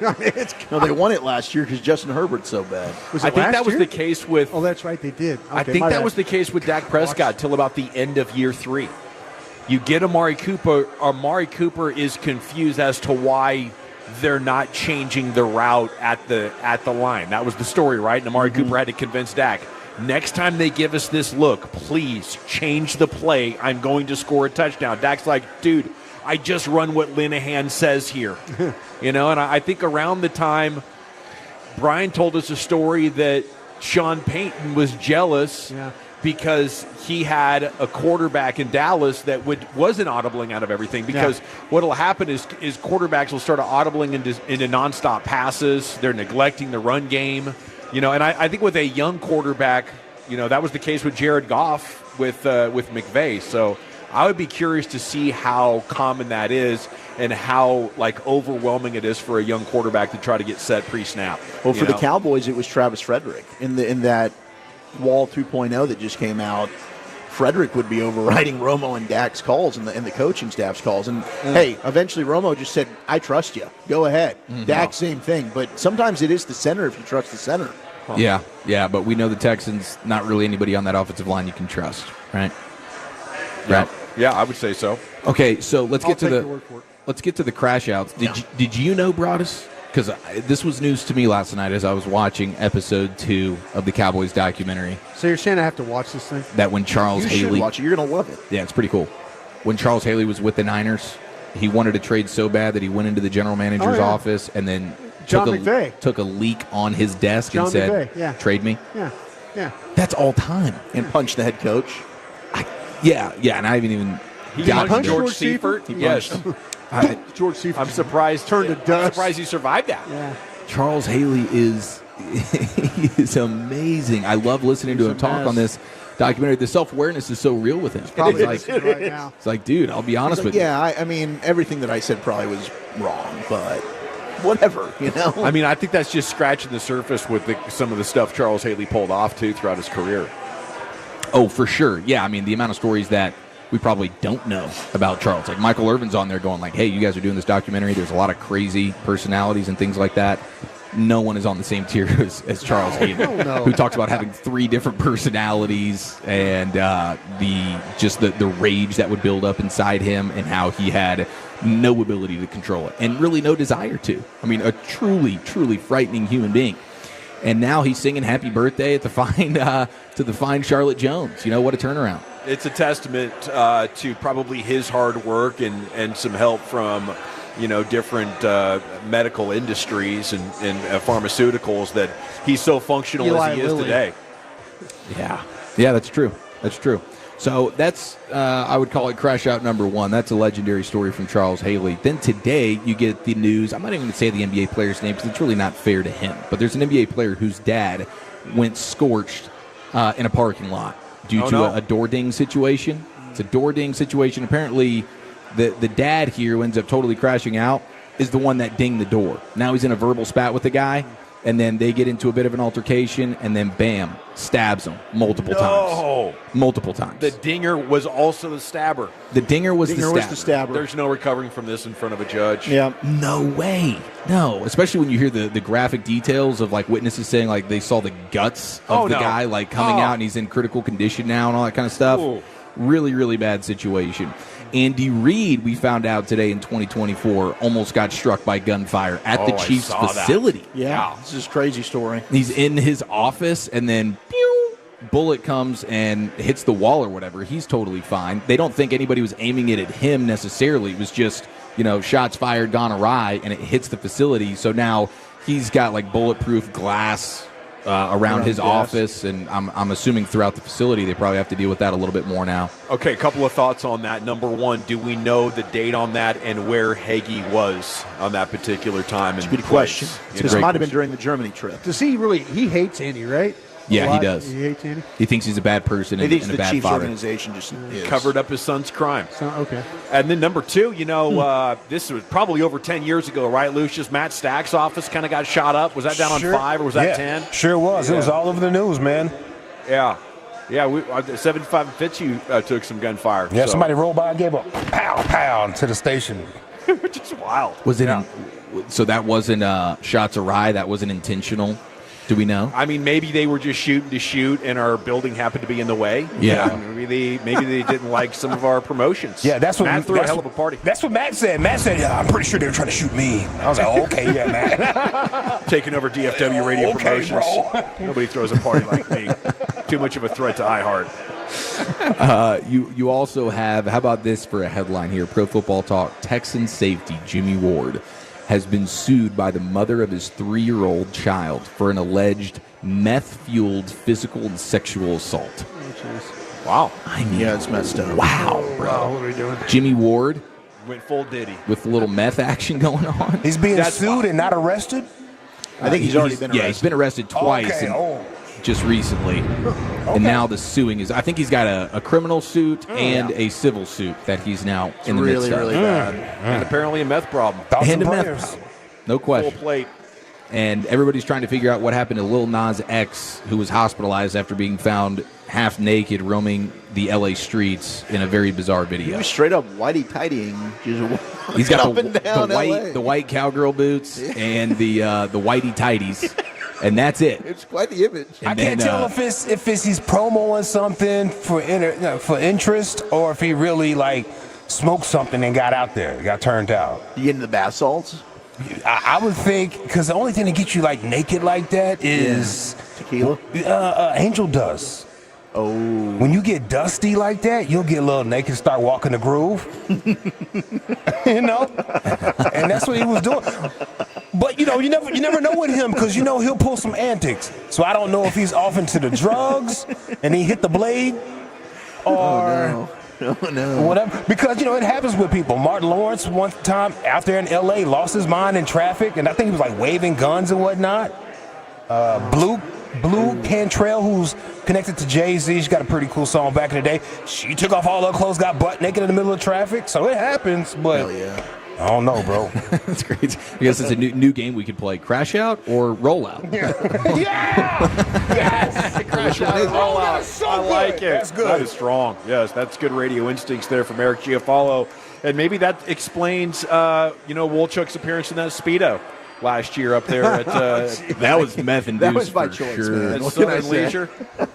Meth, That was just, PCP. hey, living the sober life. We're live here at Jake's in Fort Worth, and Fan Phenoms coming up here in just 19 minutes. On the other side, we'll talk with Fred and Blake, see what is cooking here for Fan After Dark coming up next. And the Fan, I have to chat about Perm up here before we get there, though, because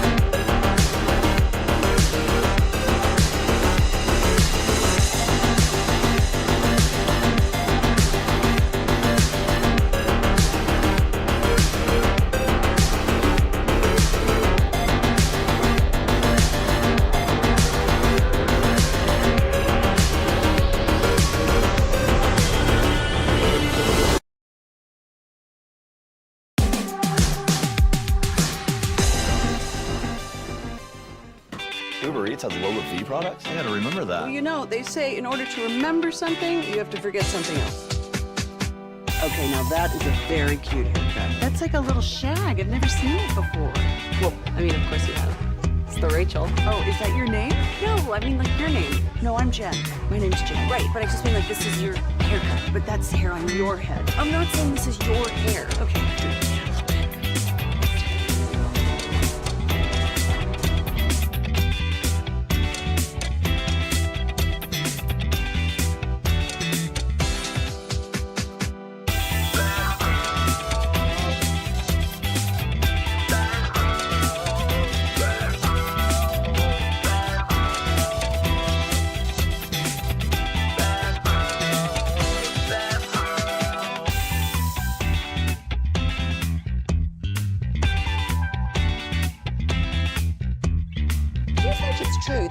Forget something else to remember that Uber Eats has groceries. Nah, that's absurd. Hey, remember when you used to be a, what was it, Pepper Lady? Pepper Lady? Wasn't it Cinnamon Sisters?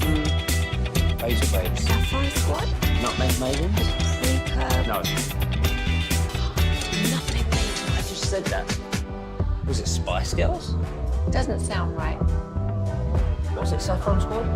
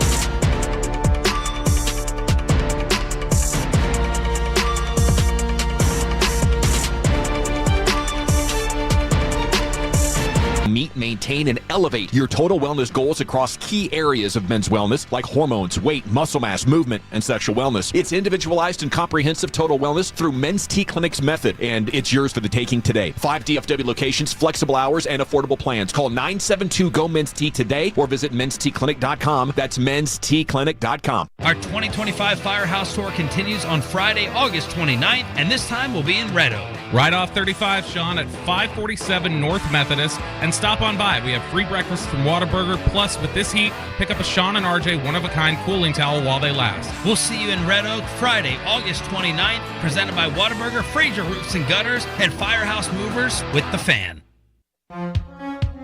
If you're in the market to upgrade your vehicle, get to Classic Chevrolet in Grapevine. Back-to-back #1 Chevy dealership in the world.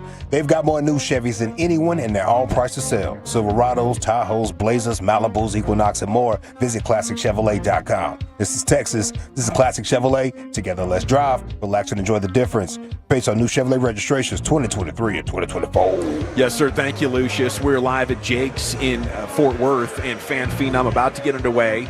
We got at least a dozen or more participants, a full dining room as well. We're going to have a party here as well, so whether you want to try out to be the next fan host or just come fellowship with Wolchuk and the guys, we're here at Jake's in Fort Worth for you. Okay, tomorrow, of course, Cowboys pregame show at 6. Brian Chiafalo, Wolchuk will be at the stadium, and looking forward to coverage of that. Tune in tomorrow starting at 2 o'clock. But Fan After Dark coming up next, guys. How you been? We feel good. Haven't talked to you guys in a good little minute. Back in the studio. It's nice and lonely. You guys aren't here. You're holding down the set at Jake's Burgers, but we're holding it down here at the studio. What do you got planned for the show this evening? We are jacked for today's show. It's a Thursday edition. Little, look, tomorrow's the last preseason game. So a lot of future PE teachers and bouncers playing tomorrow night, so we're excited about that. But who needs to solidify that 9th or 10th spot on the roster tomorrow night? We'll discuss that. Our boy Corey Chavis is going to join us at 8 o'clock, talking all things, friend of the program, talking all things NFL football as he is wont to do. And dare I say, as a newcomer to the DFW area and a casual Cowboy fan, I'm 3 episodes into the Gambler documentary. And I'm just going to say this. It is Last Dance level good. Nice. I have been, it's, and I'll put it to you like this, and we'll get more into it during the show, but you just kind of wish that Jerry would get out of his own way and hire another Jimmy Johnson. That's my takeaway through 3 episodes. Jerry's still the same swashbuckling guy, but he doesn't have his foil in Jimmy Johnson to tell guys that have asthma to get on the other field and have your asthma somewhere else. It was a beautiful time, and you're right. Yeah, he needs a football genius in there. So, Jerry is maybe the best owner ever, and he should take pride in that, having relationships with a guy like a Jimmy Johnson, able to do everything that he did, and together they were unstoppable, Fred. So I'd say that's a good takeaway. So how about Daddy Jones, by the way, with the, hey, what happens when you miss that interest payment to Jimmy Hoffa and the Teamsters? Incredible. You may end up in a with cement shoes on. So shout out to Daddy Jones, who apparently was pretty shrewd himself. The Micah story getting super interesting today as well. Are you guys ready for like another 20 months of this if this is how far it drags out?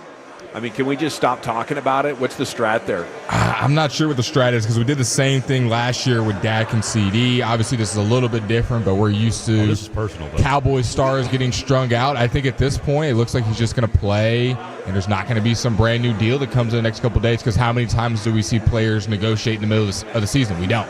So we've got probably the next week, and if it's not done by then, I guess this is Micah's last year under his contract, and then we'll see what happens from there. But I'm with you, Gavin. Just let's play ball. Urinate on somebody's desk. That should get it taken care of. Yeah. That's the best way to do it, right? Hey, Blake, how should I go about this Fan Phenom deal? Okay, so if I was in your really shoes, hard on them, or I would love to be there. I would say be hard on them, not to scare them away, but just kind of see what their response is, especially in the first 30 seconds. throw them off their game, and if they're able to easily recover, be adaptable, be a chameleon, then maybe we're cooking with grease here. If they get a little frazzled, they start shying away, they get a little scared, and hey, still a great person, but maybe radio's not for you. So Zach, I say, they've gotten 2 weeks in a row of CA, Chiafalo, Lil Fred, so they've gotten some softballs, some nice guys up there. Nice guys up there. It's a compliment. It's a compliment. They've gotten some softballs. It's a compliment. It's a compliment. Wooly Bully. This is the guy who has no children. Wooly Bully. I need you to be a bully tonight. I need you to bring the horns tonight. If you got what it takes to go toe-to-toe with the Wooly Bully, join us. Jake's in Fort Worth on Main. Thanks to Lucius Alexander and the Pimp Cup Master Control there. Just went about 2.5 flawless there following a Rangers defeat. Thanks to Wolchuk and Chiafalo here, and Brian Broaddus, of course, Ruben Portillo, remote engineering. All right, Fan After Dark is up next on air and here at Jake's in Fort Worth. The Fan Phenom, still time to come and sign up till tomorrow at 2. You're going home with the nation. At ease. Take us with you wherever you go. Now heard on the iHeartRadio, Twitch, and TuneIn app.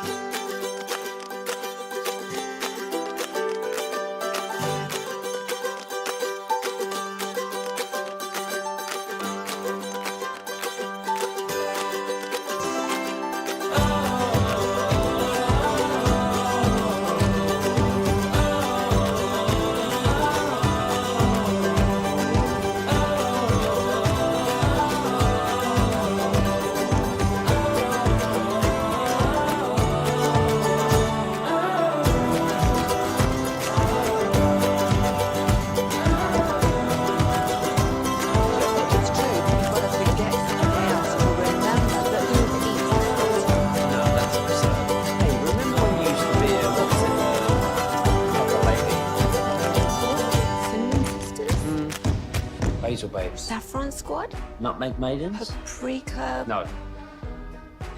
Nutmeg Maidens. I just said that. Was it Spice Girls? Doesn't sound right. Was it Saffron Squad?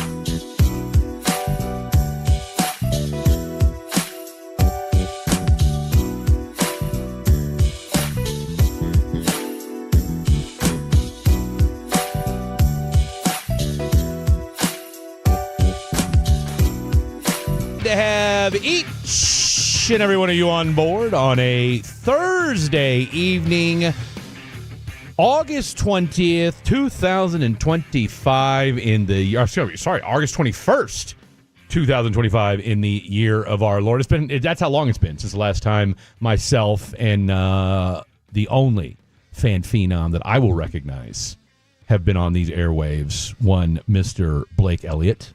How do you turn the brightness down on this thing? On the computer? Yeah. I don't know because I've never actually used that computer. In fact, I've never actually sat at that microphone before in my 15 months here at I'm gonna break your mind continuum.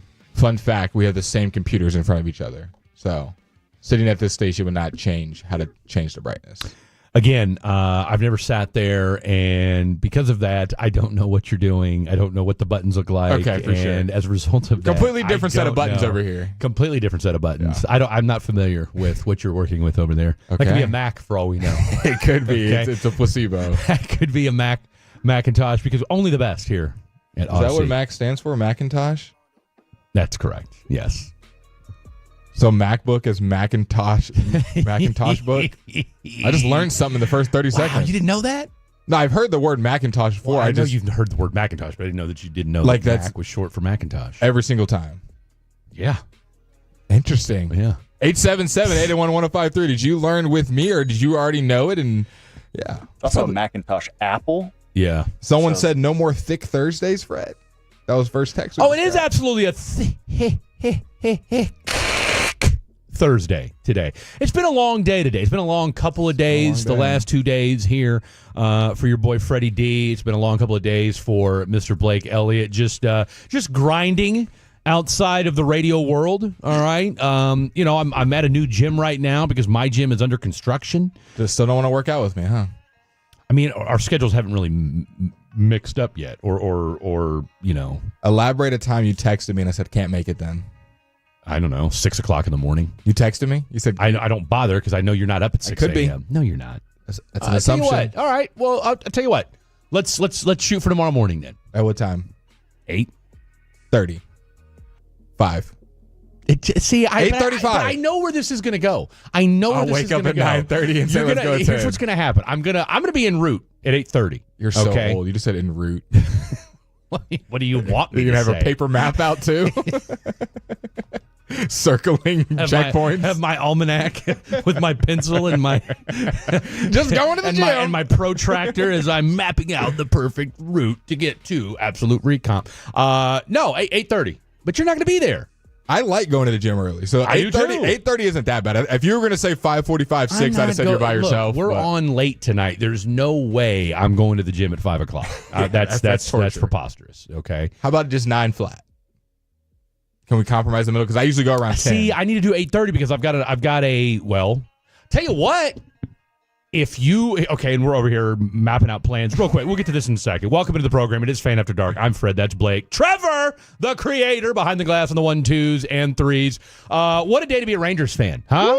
Woo! What a day to be a Rangers fan. You know the Rangers are in trouble when the other night after they lost to the Royals, okay, so they lose 3 out of 4 to the Kansas City Royals. They're now, 63 and 66. Remember when they were 5 games above 500 and they were actually in the wild card spot for a day? Dude, we were hooping and hollering right here. This team's going to World Series. They started hitting again. Oh, man. Weren't allowing runs. What a time to be alive. I think it was. What a time to be alive. I can't remember. This was either. Had Luis Crivello pitched yet? Was this like one game he had pitched? Our boy Luis Crivello really didn't make his real imprint until that Seattle series when Robert Garcia decided to just give up the season be done with and baseball. His role, right? Like, hey, I forgot how to pitch for 3 days. And really, you could argue that ever since that Yankee series, when they didn't sweep the Yankees, Adolis hasn't played since then either. Since that Yankees. But has anybody noticed? No, yeah. Okay. A lot of players. Josh Young's been in and out of the lineup. No one's really. Josh Young will not be. I mean, let's call it what it is. And 877-881-1053, 877-881-1053. That is the Frankel Injury Attorney text line. Adolis is not going to be a Ranger next year. Josh Young is not going to be a Ranger next year. Because I kind of posed this question to you when I texted you. I said, what do the Rangers look like in the future? So we can just go ahead and assume everybody that's over the age of, what, I want to say 35 isn't part of obviously anything. No, I mean, Evo will be there next year. They signed him to a 2-year deal. He'll be there. DeGrom's still got 2 years left. He's not going anywhere. Now, do we expect him to play like he has? Hell, maybe he can be your closer next year. Who knows? DeGrom. You know, would have been nice if you'd have, signed a closer to start the season and go into the season with the closer. As far as your pitching staff and age goes, your oldest guy obviously being DeGrom. He's at 37. You got Merrill Kelly at 36. Corbin at 36. He's a free agent at the end of the year, so Kelly, no. What was that? He won't be a Ranger. Yeah. Who? Kelly. He's a rental. Oh yeah, no, he's a rental.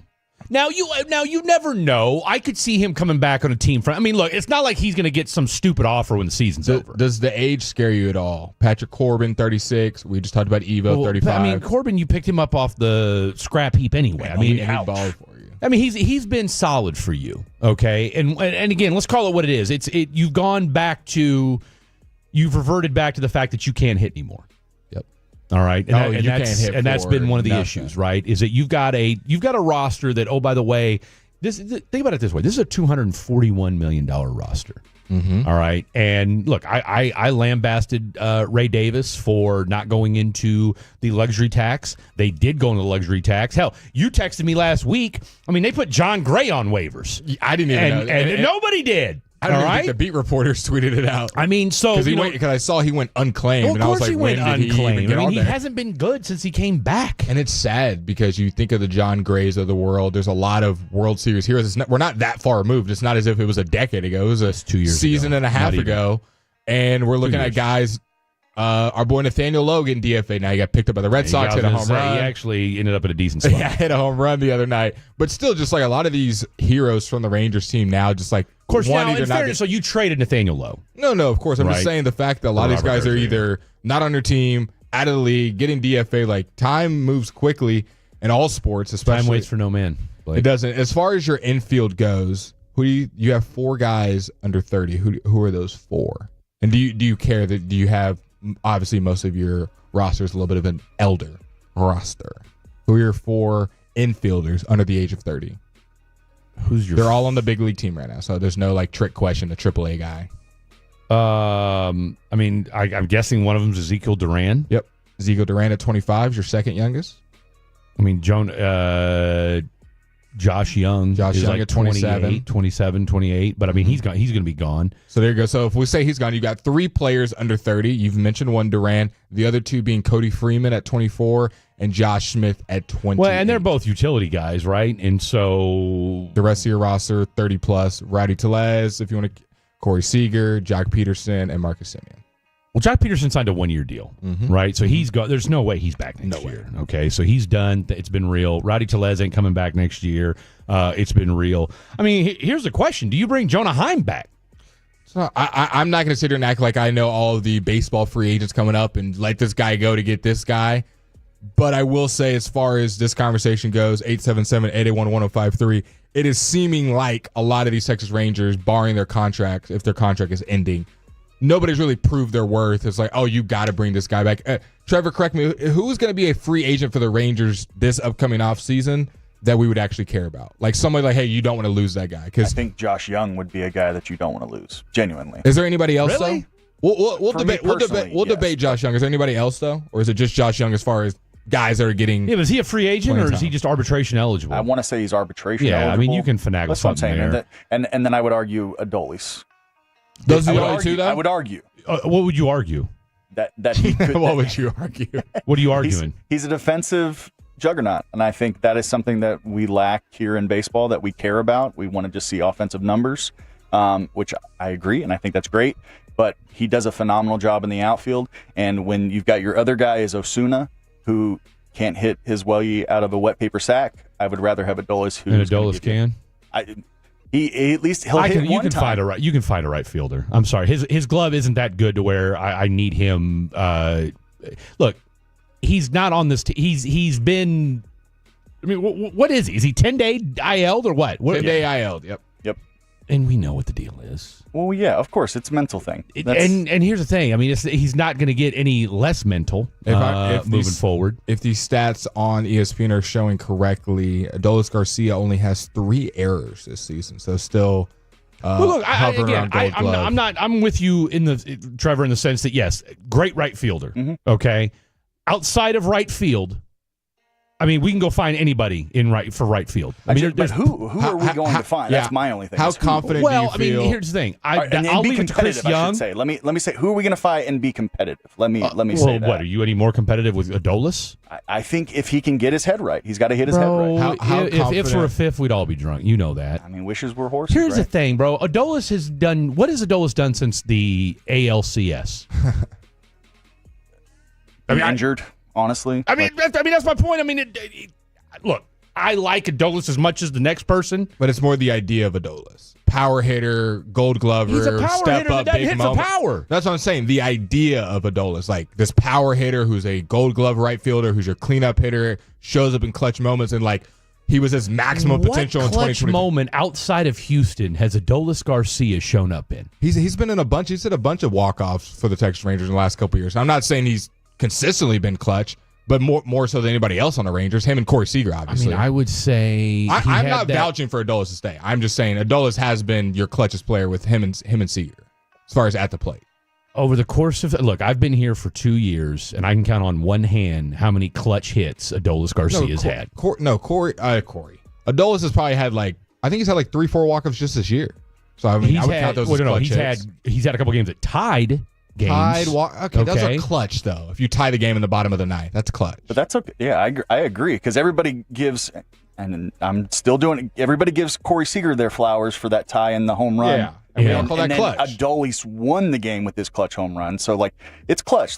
Getting. Okay, I mean, look, if you want to overpay for a guy that has one clutch hit every 2 months. Go for it. I'm personally not keeping him. I was just vouching for the clutch. And same. That was my argument of. I'm not seeing the clutch. The clutch. I understand what he did in the ALCS and the playoffs in 2023, and I think he'll forever be remembered that and shouldn't have to buy a drink in DFW for as long as he's a DFW resident. Mm-hmm. Outside of that, for what you get for Adolis Garcia, all right. Now again, if he wants to come back on a team friendly deal, hey, I think it's worth keeping him around. Right, but I mean, what's he? I mean, because he's making what, $12 to $15 million, something like that. I want to say it was a $14 million arbitration, so it's $7 a year. Okay. So again, he hasn't hit his peak of what he could make, but I don't know if we're going to be able to. I just think we need to come to the realization he is what he is. All right, he's a 15 to 20 home run a year guy. I just don't. I care honestly. The home run's one thing that's been really frustrating, especially because he's supposed to be a cleanup guy. But the more frustrating part, I think, for most fans and me included, is just his plate discipline and seeing that it's almost a wasted at bat half the time he's out there. Him and Josh Young this last 2 months, it feels like when they come up to the plate, their plate discipline is out the window. And Blake is no one to judge, not acting like I'm some MLB savant that knows what pitch you should be swinging at. But I'll say this, when I'm watching from my couch, I'm like, you can tell how it's coming off his hand. It's 4 feet outside. You already know and he is swinging for the fences, and so it makes it where the Dodgers he had a walk-off home run against. No, he's had some clutch walk-offs. But the thing is, you bring a guy up like Cody Freeman or Osuna, whatever. Some of these guys are obviously not as good as Adolis or even have the ceiling or potential, but maybe they can fight off an at bat a little bit longer, make that pitch count go up a little bit better, and just help the team overall. I'm not ready to throw. I think it's way too early to suggest that a Cody Freeman or an Osuna don't have the ceiling of an Adolis. Agreed. Okay, I meant this season. They're not going to be this season. I'm with you. I didn't mean overall. I was just saying they're not going to be Adolis tomorrow in the lineup. But maybe they can give you a better at bat. Maybe they can get hot for a while. Yeah. You know what I'm saying? I mean, that's what you're waiting. That's what you're hoping for. How confident do you feel in this Rangers outfield moving forward? Obviously, Adolis is part of that conversation. Evan Carter being 22 with the back issues. Osuna 22. How old is Adolis? Adolis Garcia. I want to say almost touching 30. 32. 32. Okay. Yeah. Okay. And Wyatt Langford being 23. All right, so considering, say Adolis is gone in this hypothetical, Evan Carter and Wyatt, 22 and 23, your outfield. Well, Evan Carter and Wyatt aren't going anywhere. Correct. Right? Those, I mean, I feel like with Freeman, I feel like with Osuna, I mean, Osuna, to me, I would like to think could be your leadoff guy for the next 4 or 5 years, right? Him or Josh. I like Josh Smith, too. Josh Smith, I think you need to leave him where he's at as far as being that guy that stays, up and down the lineup, and that's the beauty of him. You'd rather Osuna get more at-bats and be in the field every day than Josh Smith? Ideal. I mean, I'd like for Osuna to be, plug him in as your outfielder. Josh Smith is a better utility infielder than he is outfielder. But that's what I'm saying. So I'd rather have it. But I think we're getting to the point where Corey Seager's your DH. He's getting a little bit older. If he'll do it. I mean, Bassick said that a year ago. That Corey Seager should be a first. I mean, look, you still don't have a first baseman. Maybe move him to first base. I think you should. I mean, I think moving him to first base would prolong his career another 3 or 4 years. And now you have Josh Smith at short. Simeon still a really good second baseman. You got Corey Seager. I think you probably got about another year of Marcus Simeon at second, and then it's time to go ahead and call that a day. So I'll ask you this to kind of wrap things up. Because he's, 35 and is batting, 220? The Tolos can answer this. Your number one offseason priority for the Rangers. I know their season's not over, guys. I'm just saying we're looking ahead. It's not looking very good for your Rangers. Look, when Eric Nadel says in the post-game show the other day, talking with Jared Sandler on Rangers TV, on the Rangers TV network, and says, what's kind of your hope? And he says, well, a few years ago, back when the Colorado Rockies won 20 out of 21 to close out the season and then got beat by the Red Sox in the World Series, that's the bar right now. That's where we're at. We need the Rangers to go on a 20 out of 21 game heater. Yeah. If this team's going to make the playoffs. Rangers have lost 11 of their last 14. They're just falling game behind in the playoff race. So for you, offseason priority, if Fred's at the helm, I think number one is Bochy done. Okay, agreed. I mean, this Figuring team out your coaching. This team, and we'll get more into this next week when we're back on, but this team has a litany of issues that it's got to really, really come to grips with. And they're pretty deep core issues. It's not just find a new DH and one guy in the pen. This isn't just a couple. If Adolis and Josh Young were the only two pieces you had to worry about going into next season, you'd feel a lot better about things. But we could probably go to every position. You have no first baseman. Mm-hmm. You have no right fielder. Mm-hmm. All right. Your catching position. Your catcher's not great. Yeah. Okay. And you really don't have a third baseman that can hit. Where's your bullpen at? And your bullpen. I'm saying you got a lot of guys in the middle of the trade deadline. You got a young. I think your bullpen was a byproduct of you beat them to death. Starting pitching's only getting Everything older. Was a high leverage situation, and you killed yourself because guess what? You didn't have a bona fide closer. And that, look, Chris Young's done a lot of good for this team, but I'll tell you right now, that was GM malpractice. And if it was Nico or if it was Jerry Jones who left and look, you could argue that's what he's done, to have one of the most important positions on a baseball team. And we look back on it and we say to ourselves, if we'd have had a legitimate closer and you just save half of the 25 blown games you've had, okay, guess what? You win 12 out of those 25, guess what? Now you're 75 and 58? And it's a whole different, you've won 70 games and you're 58, whatever it is, and you're in a much different situation of where this baseball team is headed going into these final month and a half of the season. All right. Lots to get to. Rest of the program. It is Fan After Dark right here on 105 through the Fan. Fred, Blake, and our boy Trevor, the creator, behind the glass. Let's break down what we got going for you guys on this Thursday evening. Jerry has spoken. All right. The gloves are off. Jerry has spoken. He's not standing for it anymore. He talked to his boy, Michael Irvin. We'll get into that later on in the program as far as what's the latest and greatest with this Micah situation. We will get into the documentary, what a documentary it is so far. I'm 3 episodes deep, and all I'm going to say is it's hands down one of the best documentaries I've ever seen when it comes to sports. We've got plenty of Cowboys to get to as well. Corey Chavis, front of the program. He's going to join us at 8 o'clock, and, of course, it's Thursday, so you know what that means. It's time for a little extra credit. But when we come back, we will be at the final preseason game tomorrow. Cut down day is right around the corner. Who is in fear of getting cut? And what are our final roster predictions going to look like? Lots to get to. We'll discuss some Cowboys and who needs to shine tomorrow right here on Fan After Dark. It's a must-listen on your lunch break. Rangers manager Bruce Bochy brings us the latest and has fun with the KNC Masterpiece. Wednesdays at 12:30.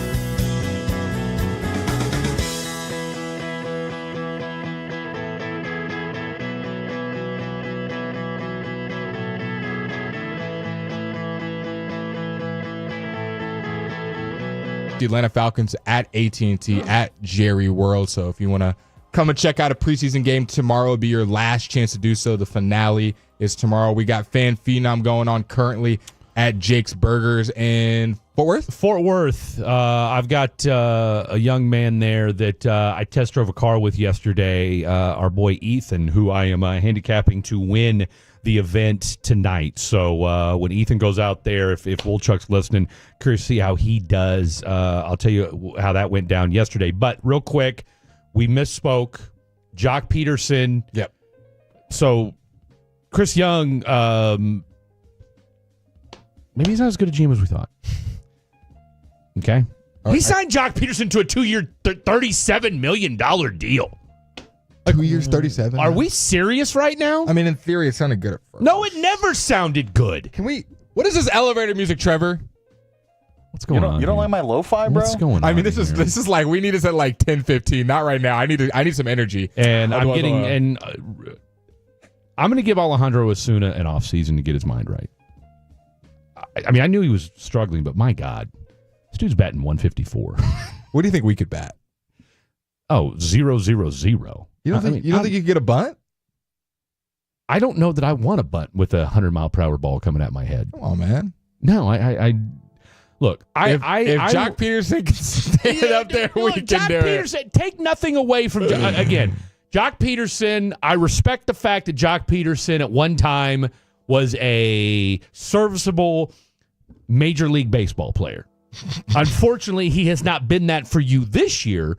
But I do respect the fact that Jock Peterson has had a respectable major league. I mean, he's won 2 World Series that I want to say he was an MVP of one of them. All right, let's see if we respect each other. So yeah, let's talk a little football. So projections. Shame on us for the Jock Peterson stuff, and we've got plenty of time to talk baseball. We'll do that next week when they've lost even more games. You guys are fired up though on the Franklin They should be. Like I'm frustrated. Look, I decided this year, for the first time in my professional life, I was like, you know what? I am going to get behind the Texas Rangers. I got behind you. Dude, I've watched the Texas Rangers almost. I bought the Victory Plus app, for God's sakes. We'll see if you can get a refund. I watched that, and I will say, I have roasted the Victory Plus app for being hot garbage, being the Jock Peterson of apps. You'll think they'll let you get some of your money back? back? What? It's been kind of Corey Seagers lately. Hasn't been bad. Yeah? Hasn't been bad. Yeah? Yeah. So maybe a little Jack Leiter in there. It's kind of up and down. Okay, 53-man roster projections. This means a lot of guys. Are we doing these now, or do we want to do who we need to showcase or who needs to play well tomorrow, and then that will dovetail into our 53 in the next segment? Okay, right? Yeah, that's what I was thinking. Well, I feel like. What do you feel like? Which one exposes the other segment more? Talking about who we want. Yeah, because if we give you our 53, then we already know who who needs to shine. Like, for instance, okay? Go ahead and spoil it. For instance, let's go ahead and just spoil it. We'll give the numbers now. All right? 53 players. Spoiler. All right. Spoiler alert. 53 Cowboys are going to make this final roster. Like, for instance, Joe Milton's not going anywhere. Correct. How many quarterbacks do you have? I got 3. I got 3. I mean, dude, you can't. I don't want to carry 3. No, you absolutely don't. Did you hear what Joe Milton said the other day? about him throwing the ball fast? He goes, I don't throw the ball hard. I love it. That quote, I'm glad I was able to put into the Joe Milton context, us being in the locker room with them. And dude, you were with me when we talked to him the other day. Do I think Joe Milton is the best quarterback ever? And I do not. But do I think when he says that, he truly means that? And that's just kind of who he is? I do. 1,000%. Being in front of him and hearing him say the things that he said, I think he's a very confident guy. He sees it a little bit different than we do. We can criticize his game. But I don't think that when he was like, I don't think I throw the ball hard. Like, you shouldn't be in the NFL if you can't catch my passes. I was just like, you go, Joe. Well, and look, Joe, God bless you. Look, I said this on KRLD the other day. Shout out to my boys Austin and Mike over on the KRLD Mike Check show on 10 to noon. What a plug. Look, they called me. I was at the gym. Okay. Anyway, point is this. Yeah, Micah. He's got a second. He's either the most delusional quarterback in the history of time, or the most confident, or somewhere in between. Little Jameis Jameis Winston in him. Yeah, but the thing about Jameis is Jameis can throw. Oh, Jameis can throw. I mean, Jameis can actually, look, Jameis may throw for 450 and throw 4 picks, but he's still going to give you 450 yards and 4 touchdowns, right? Like, absolutely. Hell, you and I were on the air that Thursday night. So, I mean, hell, the year he threw for 4,000 yards and was the first quarterback in the history to throw for 30 picks and 30 touchdowns, right? We would kill, right? If you told me right now that Joe Milton's upside was Jameis Winston, we'll take that all day, every day as your back. Because right now, God forbid, and we're all hoping this doesn't end the case, and we hope that Dak Prescott stays upright all season long. But, dude, if he gets hurt, you're in trouble. If Dak's hurt and this has been said all throughout the station, we're on the same page with this. I assume me and Fred would be on the same page with this. If Dak were to get hurt for 1 to 2 weeks, you're putting in Will Grier. If Dak's out for the season, Joe Milton roll it out, and it's a win. I think you're making a trade at that point. No, I don't. I mean, you might, but I personally wouldn't. I think you go Will Grier, a game or two. Like if it's just like high percent of his knee or something, just needs a game or two off. If obviously he's done for the season, see, I'd give him. If you told me I got a game, because here what did we see? Go ahead, keep say what you're going to say, and I got my point. I think Will Grier has by half an inch, maybe a little bit more composure and a little bit more accuracy than Joe Milton does. Yeah. Obviously does not have the ceiling that Milton does. If Dak were to be out for the season, I would not want them to play Will Grier. I'd like them to play Joe Milton because one or two things is going to happen. Either Joe Milton somehow just becomes a gamer when it comes to real-time games and figures out the stuff and is a decent quarterback or maybe even a great quarterback. Who knows? Or the more probable outcome, he's not that great and you get a high draft pick. I'm not playing Will Grier to stay competitive in some games and maybe win these.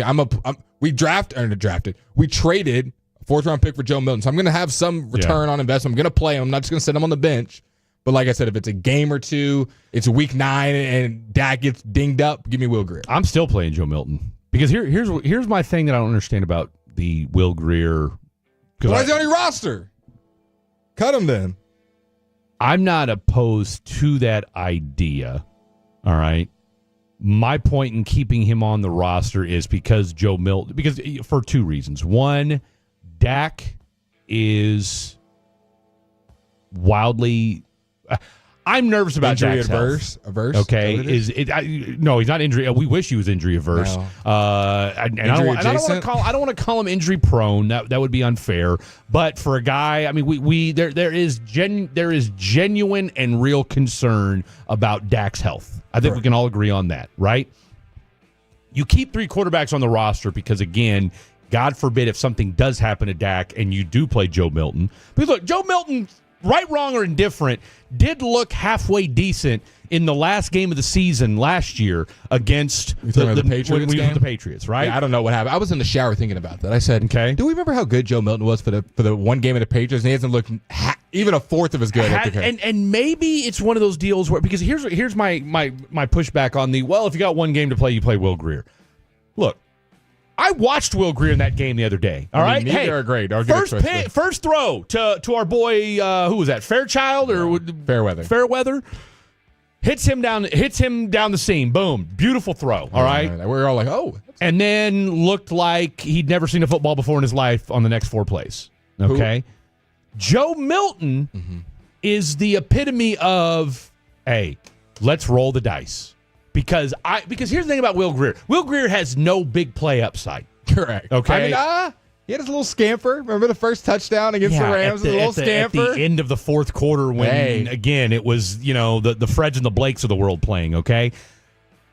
At least with Joe Milton, because the other thing I would say if Joe Milton were to get pressed into action, and I'm kind of surprised that this hasn't happened yet, why has he not tried to run the ball more?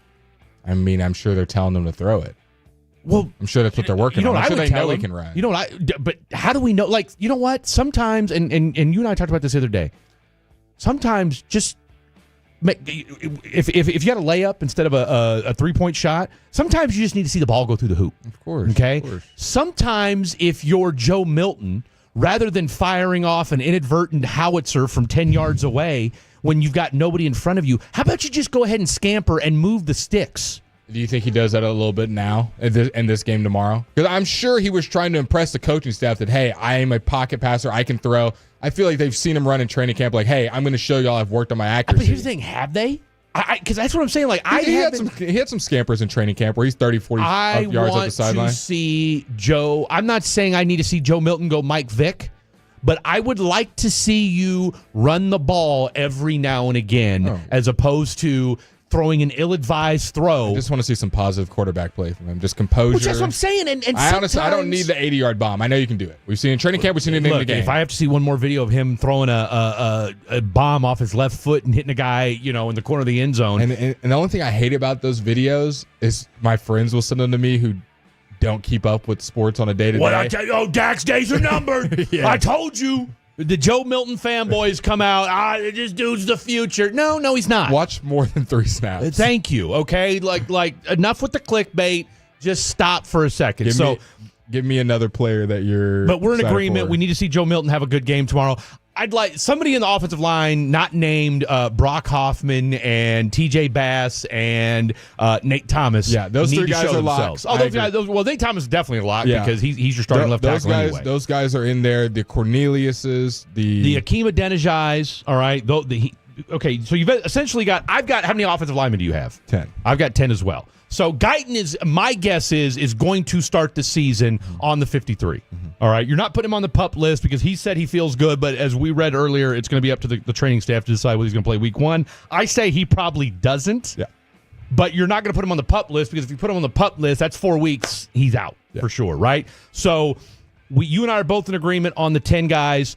Guyton will end up on the 53 to start the season because we both agree he's not going to be on the PUP. So then you've got Nate Thomas, TJ Bass, Brock Hoffman. So that's 8 guys right there. So you got 2 positions left, 2 spots left, and you've essentially got 5 guys that have gotten run here, whether it be Sadiq Charles, Hakeem Adenijai, Garen Christian, Awesome Richards, and Ajani Cornelius. Forgot one guy. Who? Lyle Collins. And that's right. I got to look one more over on this list here, and Lyle Collins. So so you got 6 guys to haggle over 2 spots. Now, Ajani Cornelius is a rookie. My guess is you can go ahead. Out of Oregon. You can probably put him on the practice squad. Would be my guess. And maybe if a guy like a Garen Christian, maybe you put him on the practice squad as well. Chances are he probably gets plucked by somebody else because O linemen are a commodity. Real quick. I think from a running back standpoint, Jaden Blue's got it. Javante. I think it's going to come down to Lipke's done. He's fine. He's not going anywhere. But I've got 4 running backs. Phil Maffa and Miles Sanders are probably going to duke it out for that last spot tomorrow. Correct. Would be my guess. I would agree. Let's wrap up the defensive side of the ball on the 53 because you and I so far in cahoots on our offensive side of the ball. 877-881-1053. 877-881-1053. What say you on how many different positions you see going down as far as what this team needs going into the final week of the preseason? This is the Fan After Dark. Coming up Friday morning on Sean and RJ, a special guest appearance from RJ Choppy at 7:40. John Machota in studio for the final 2 hours from 8 to 10, and worst take of the week at 9 a.m. It's a Friday morning on the Fan. With the Bosch 18-volt Glide Miter Saw, you'll feel like the smoothest cat on this side of Smoothsville. Meow. And when you can make cuts this smooth, the more you Bosch, the more you feel like a Bosch. Grown-ups, don't go back to school. Go forward through school into your future as an IT professional. Whether you're starting out, switching careers, or a veteran ready for change, My Computer Career...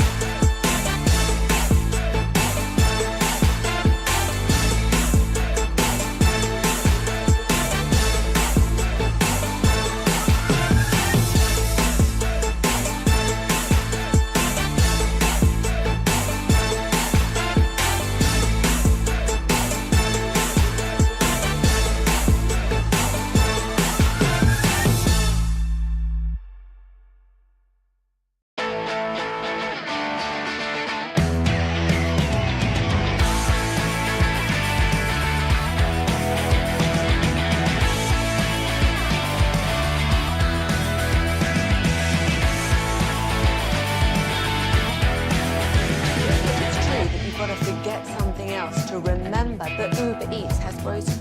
No, that's absurd. Hey, remember when you used to be what was it, Pepper Lady? Pepper Lady? Wasn't it Cinnamon Sisters? Basil Babes. Sapphire Squad? Nutmeg Maybe? Pre-club? No. She said that. It was a spice there. Doesn't sound right. What's it sometimes called?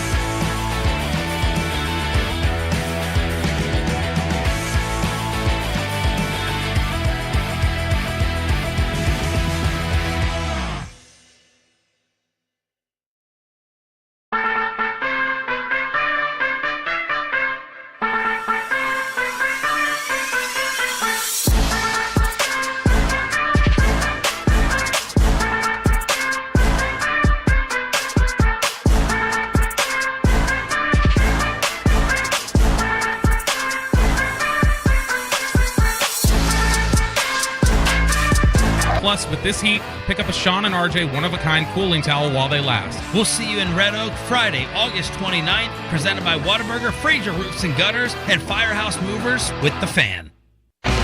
This segment of The Fan After Dark is brought to you by Classic Chevrolet. If you're in the market to upgrade your vehicle, get to Classic Chevrolet in Grapevine. Back-to-back #1 Chevy dealership in the world. They got more new Chevys than anyone, all priced to sell. Silverado, Tahoe, Blazers, Malibus, Equinox, and more. Visit ClassicChevrolet.com. This is Texas. This is Classic Chevrolet. Together, let's drive, relax, and enjoy the difference. Based on new Chevy registrations 2023 and 2024. Let's finish this 53-man projection and continue to talk about the guys we're going to be watching for your Dallas Cowboys. They have their preseason finale tomorrow at Jerry World versus the Atlanta Falcons. Listen to The Fan After Dark. Fred Davis, Blake Elliott, and Trevor Beck in the Pimp Cup, making us sound nice and crispy on a Thursday. One day away from some more football. We do have current football going on. We've got the Pittsburgh Steelers versus the Carolina Panthers. That's tied up at 10 in the second half just started. And I want to say the Giants game versus... Yeah, because Jackson Dart's already thrown like another touchdown. Who are they going against? I think the Jets, maybe? Sure. I don't know if that's accurate. Okay, so let's just do some house cleaning. Quarterback. We're keeping Dak, Milton, and Greer. We're watching the obvious one and Joe Milton tomorrow, correct? Right? That's our guy to watch the position. Who, Joe? Yeah, Joe. Yeah, and it's only you and I in the locker room tomorrow. Okay. There is no CA will be out tomorrow, so it's just you and I holding Bobby? it down. Bobby ain't doing no locker room stuff. Bobby sometimes be there, though. No, I mean, because I'm guessing Me and you locked in. I'm guessing Man after dark. Well, look, Bobby does his other things. So my guess is Bobby, because I'm wondering, do we think we'll hear since it's the last game of the preseason and the doc just came out? The doc just came out. I'll do a couple questions. Yeah, that's what I'm saying. I have a feeling Jera gonna be out there tomorrow. If it is, I vote you to do Jerry. Get a question in. Oh, I'll make it on Fox News. I'll get a question in. I was actually thinking about it last night. What question I'm going to ask him? You got to think about what fit you're going to wear. Running back position. Javonte. I might have to go get a new shirt tomorrow. I got you. Javonte locked RB1. Jaden Blue locked RB2. Hunter Lipke locked. And then we both agree Phil Maffa and Miles Sanders, in my opinion, are fighting for that final running back spot. I think you just give it to Phil Maffa. I have Phil Maffa penciled in. I do too. I have Deuce Vaughn and Miles Sanders not making the team. Oh no, Deuce is done. Yeah. Deuce Miles, I practice wouldn't squad. even play Deuce tomorrow. No, I wouldn't either. Maybe in the fourth quarter. You know what? Fourth quarter, I take just that once back. you figure out Play who's him in your the guy. fourth quarter. I would put. I'll tell you what. I would put Phil Maffa in the first quarter. I would play Miles Sanders in the second, and then For the third, would you play the guy who's played better or worse? The guy who's played worse, and give him the third quarter reps, see if he can redeem himself. No, I don't care. Okay, at that just point, first half. I'm done. I mean, because look, they've already made their mind up. Let's be real. At tight end, Ferguson and Schoonmaker, I feel like are pretty solid locks. Won't need to be watching them because they won't be playing tomorrow. Spanford is hurt, so me and Fred have him on the pup. I was going to say he must be getting pupped. Me and Fred are assuming he's going to get pupped. We don't have any official confirmation on that. And then for the tight end spot, they'll be watching tomorrow. By the way, the Giants are playing the Patriots. Okay. Tight end spot actually might be a fun one to watch for tomorrow's preseason game because you kind of got a lot of guys maybe fighting for one spot. You've got Fairweather, who was getting first-team reps with a lot of guys out. You got Princeton Fant, who's kind of always been that next guy in line. But he's got a banged-up shoulder, though. Is he not going to play? I don't. Well, that's just it. I don't know. And then who is your guy that you were going I think if you're Princeton Fant, you almost have to play. It's like... Right? Like, I mean, I don't know how banged up his shoulder is, if it's still bothering him, but, I mean, I would imagine he's going to play tomorrow. And we're missing one tight end. Your guy. I already said Fairweather, Fant. Spanford is going to play. I mean, I don't think Scooney's playing tomorrow. No, it was another guy. You just said him a second ago. You said it's the guy you think's going to make it. Oh, I see. Oh, my boy John Stevens Jr. There you go. John Stevens. John Stevens. So I have no confirmation on who's hurt or who's not, but let's assume Don't forget about Tyler Neville.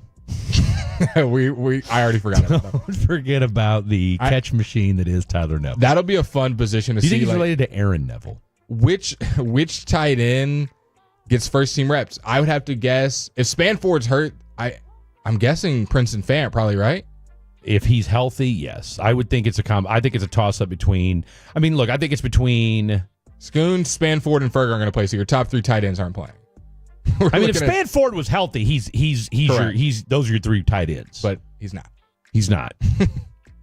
Now, see, here's okay. I mean, look, that's what. So look, Stevens, Fant, and Fairweather are going to be the three.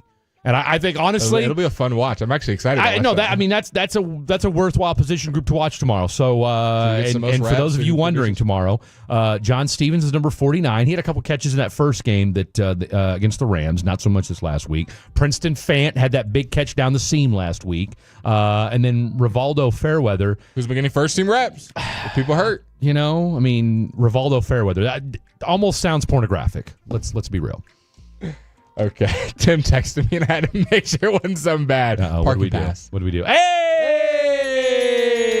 There you go. Well, because Christian CA don't have a parking spot tomorrow. So because of that, you get one. One's freed up. There you go. Wide receiver position, CD, Pickens, Turpin, Locks. Wow. I saw 945. What a pull. What a pull by him. That's so hilarious. I got Mingo starting on the pup. Yeah, no, so that opens up another spot. So for me, I've got three spots, and you've got 1, 2, 3, 4. You got four guys to pick from. Okay, here's the question I have for you. Yes. Really, you only have three because Turpin's making it. No, I said four. You got Flournoy, Tolbert, Brooks, and Holden. Oh, you're talking about you got four players to choose from going to three spots. Correct. Okay. With Mingo being on the pup. Okay, so I penciled in Flournoy. I think he's played himself into our roster. Well, plus but at the same time too, Jalen Brooks is a better special teams guy. They're both right? kind of hand in hand special teams. Maybe Brooks has a slide. I mean, I was going to say they're both better than Tolbert. Well, so here's my question for you: Does Jalen Tolbert get traded? Yes, I don't have him on my 53. I have him Tolbert traded for DT. Give me Blake does not know the defensive tackle that's going to get cut from some random team, but whatever that guy is, probably better than what we got in our room. See, why not make a trade with the 49ers? Do it. You know they got some dogs that aren't getting playing time. Well, on the defensive side, I mean, let's call it okay. And like for instance, Jalen Tolbert is a better wide receiver than Sky Moore. Yes. For the Chiefs. Correct. Okay, and you just got a 6th and 7th round pick swap for the Chiefs trading Sky Moore, who at this point is as well known in Kansas City for his drops as he is for anything else. And the 49ers need it. I mean, they've just got Ricky Pearsall. They got like 5 guys on the IR or hurt or suspended, right? So they need wide receiver help. And here's the thing about the Cowboys. Tolbert would be a nice stability for them. Look, he's a plug-and-play guy he's a better plug-and-play guy than Sky Moore is. Agreed. All right. And you know you're going to get Ayuk back at some point. Your team get healthier. So then if Tolbert needs to get downgraded, you're not like And maybe Juwan Jennings has a calf issue, which we all know. Hey, those calves can be problematic as the weeks go on. To me, Tolbert is more valuable to other teams than the Cowboys. I think in a heartbeat, man, because again, like you said, you need cornerback help and you need defensive tackle help. Now, I think you could probably get cornerback help a little bit easier than D tackle help, but I'm with you. I like my Jalen receivers. Tolbert. I like Flournoy. I like Brooks. I like Holden. And there you go. I like them sliding in there because it's not like Turpin's going to be getting a bunch of reps anyways, even if he stays on the team. It's not going to be like, well, Pickens are coming out the game because Tolbert's coming in. I mean, here's the thing. Trayshawn Holden hasn't looked bad, and I'll tell you what, I wouldn't mind seeing Kelly on your practice squad. Josh Kelly on the practice squad. All right, so, I really wouldn't. So I think you and I are both in cahoots on this. We both like six. We both have. I just have them taking 6. I have Holden being the one that doesn't make it now. Or I guess he's in place of Tolbert if we're trading him. Well, okay, that's my question for you then. If they do keep Tolbert, then Holden doesn't make it. Holden doesn't make it. Yeah. Okay. So Holden's hoping. I don't think you're wrong. I got Flournoy in there pretty safely, and then I got Brooks. It's between Brooks and I think so. Holden. Look, I could see them keeping Jalen Brooks just for the simple fact that if you didn't, your 2023 draft, you might be down to Mozzie, Awesome Richards, Scooney, Overshown, who's out, and Jalen Brooks. Well, let's get to Mozzie Smith. Let's go right to the defensive line. Here are the guys that I have penciled in. I've got Micah, Dante Fowler, Jay Toya, Osa, Ezaraku, Marshawn Nealon, Perion Winfrey, Mozzie Smith, and Solomon Thomas. How many do you have? I think that's 9. I've got 11. I've got them keeping 11 defensive line. Do you have them keeping Peyton Turner? Yeah. See, I didn't keep Peyton Turner, and I did not keep Sam Williams. I had Sam Williams getting traded. Now, I would have zero issue with that. Because at this point, it feels like a bunch of guys have passed them up. Well, you've got a lot of DNs. You're getting a lot more. You're getting some not off-field stuff, but some extracurricular stuff. Like not really been all the stuff we're hearing about Sam Williams has been about him like getting in fights. It hasn't been, man, his pass rush. Well, honestly, I'm mad I didn't put this thing down. Give me James Houston. He's looked like one of your best pass rushers. See, I wouldn't have an issue with that either. He's looked like one of your best pass rushers. Remember, this guy's a couple years removed from having an 8-sack season. When you drafted Ezaraku, Sam Williams became so expendable, in my opinion, because Marshawn Nealon and Ezaraku are both backups right now. Yeah. They're both backups. And those are high-level backups, in my opinion. Sam Williams is probably a guy, which, by the way, they've hardly played him at all this preseason, which for a guy that you would think is on the bubble. And that's why I'm kind of the belief that they're going to hold on to him, because otherwise you would play him more. That would be 2 guys that I would trade, would be Tolbert and Sam Williams. I'd have zero issue with. I just think with Sam Williams, you're kind of up a creek only because there's not enough film on him. And so what are you going to really get? I mean, what are you going to get? A 6th or 7th round pick? I'll take it. Which I guess, hey, if that's someone what wants to give me a 6 and I can trade Tolbert for a defensive tackle or corner, that's a you'll take that all day. Those 2 guys, if they were cut, I wouldn't because you've got enough you've got enough DNs right now. I mean, look at the way it stands right now. Okay, with the way it stands right now, where the hell? Micah Fowler, Ezaraku, Nealon. Search go. Dadgummit. And I would keep James Houston. Maybe you don't keep one of your defensive tackles. Do you have Mozzie? I think I'll tell you what we talk about tomorrow. Yeah, I think you're going to see a lot of James Houston. Yeah, I would love. I think they're also auditioning for other teams. Like even if he doesn't make the Cowboys roster, exactly. That's why I think you'll see him. And I bet you tomorrow you'll see a lot of Sam Williams, and I think you'll see a lot of James Houston tomorrow. Mm-hmm. But James Houston, let's be real, has played better than Sam Williams. In fact, I would take it a step further. James Houston has looked better than Ezaraku. Let's blaze through these last couple ones. Safety, I don't think we're gonna have any discussion. Who's still standing at the end of the game? Donovan Wilson, Malik Hooker, Wanye Thomas, Marquise Bell. Not really caring about watching any of them. I guess Marquise and Wanye will get some reps. Maybe even Elijah Clark. I got Izzy. So for the corner position, I got Bland, Elam, Kalen Carson. I got Kalen Carson not starting on the pup just because I needed some spots. Izzy McQuamu and Zion Childress. I only carried 5, and then I got 3 injured guys. Okay, who do you have not on the? Who did you say was not going to be on Kalen? See, I got Kalen Carson starting on the pup. Okay, yeah. Is he practicing yet? Because I don't think he is. Kamon Hall's going to be your guy. Kamon Hall's going to be your guy. Kamon Hall didn't even make Blake's roster. Well, Kamon Hall's going to make it. I'm telling you right now. Kamon Hall's going to make it, or they're going to make a trade for somebody. They're going to have to. I got Diggs, Revel, and Josh Butler on your pup. On your pup. And Although your boy I only carried 5. Trayvon Diggs said he's going to be ready for. He's going to be ready by week 2. And then obviously our specialists: Anger, Aubrey, Goodwin, Sieg, and our linebackers: Leah Fowl, Sanborn, Shamar James, Damone Clark, and Kenneth Murray. I think I'm with you on all of that as well. All right, we'll revisit this in the final hour as well, and of course we'll be on Saturday, and we'll give you our official 53-man roster on Saturday. All right, coming up next, signing out of the program, NFL veteran, all-around good guy, former Pro Bowler, and friend of the program, Corey Chavis joins us next. Don't go anywhere. It's Fan After Dark.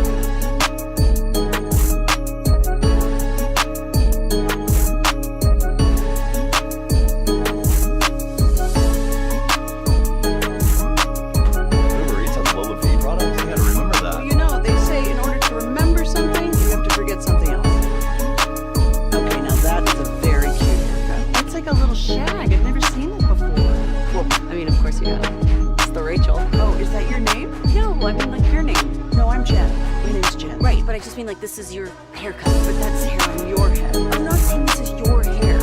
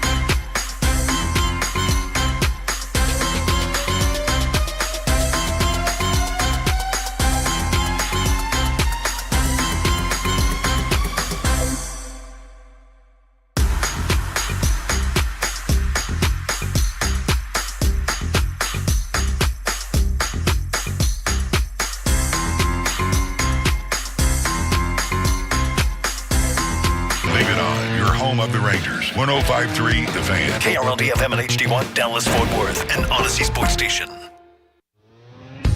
Driven by our D&M Leasing Studios, this is The Fan After Dark on 105.3 The Fan. Hour number 2 of the program happening right now on a Thursday night. We are on the eve of the Cowboys Game 3 of the preseason. Who will make the final 53 for your Dallas Cowboys? And, of course, latest and greatest, Micah Parsons has tweeted real quick before we get to our friend Corey Chavis.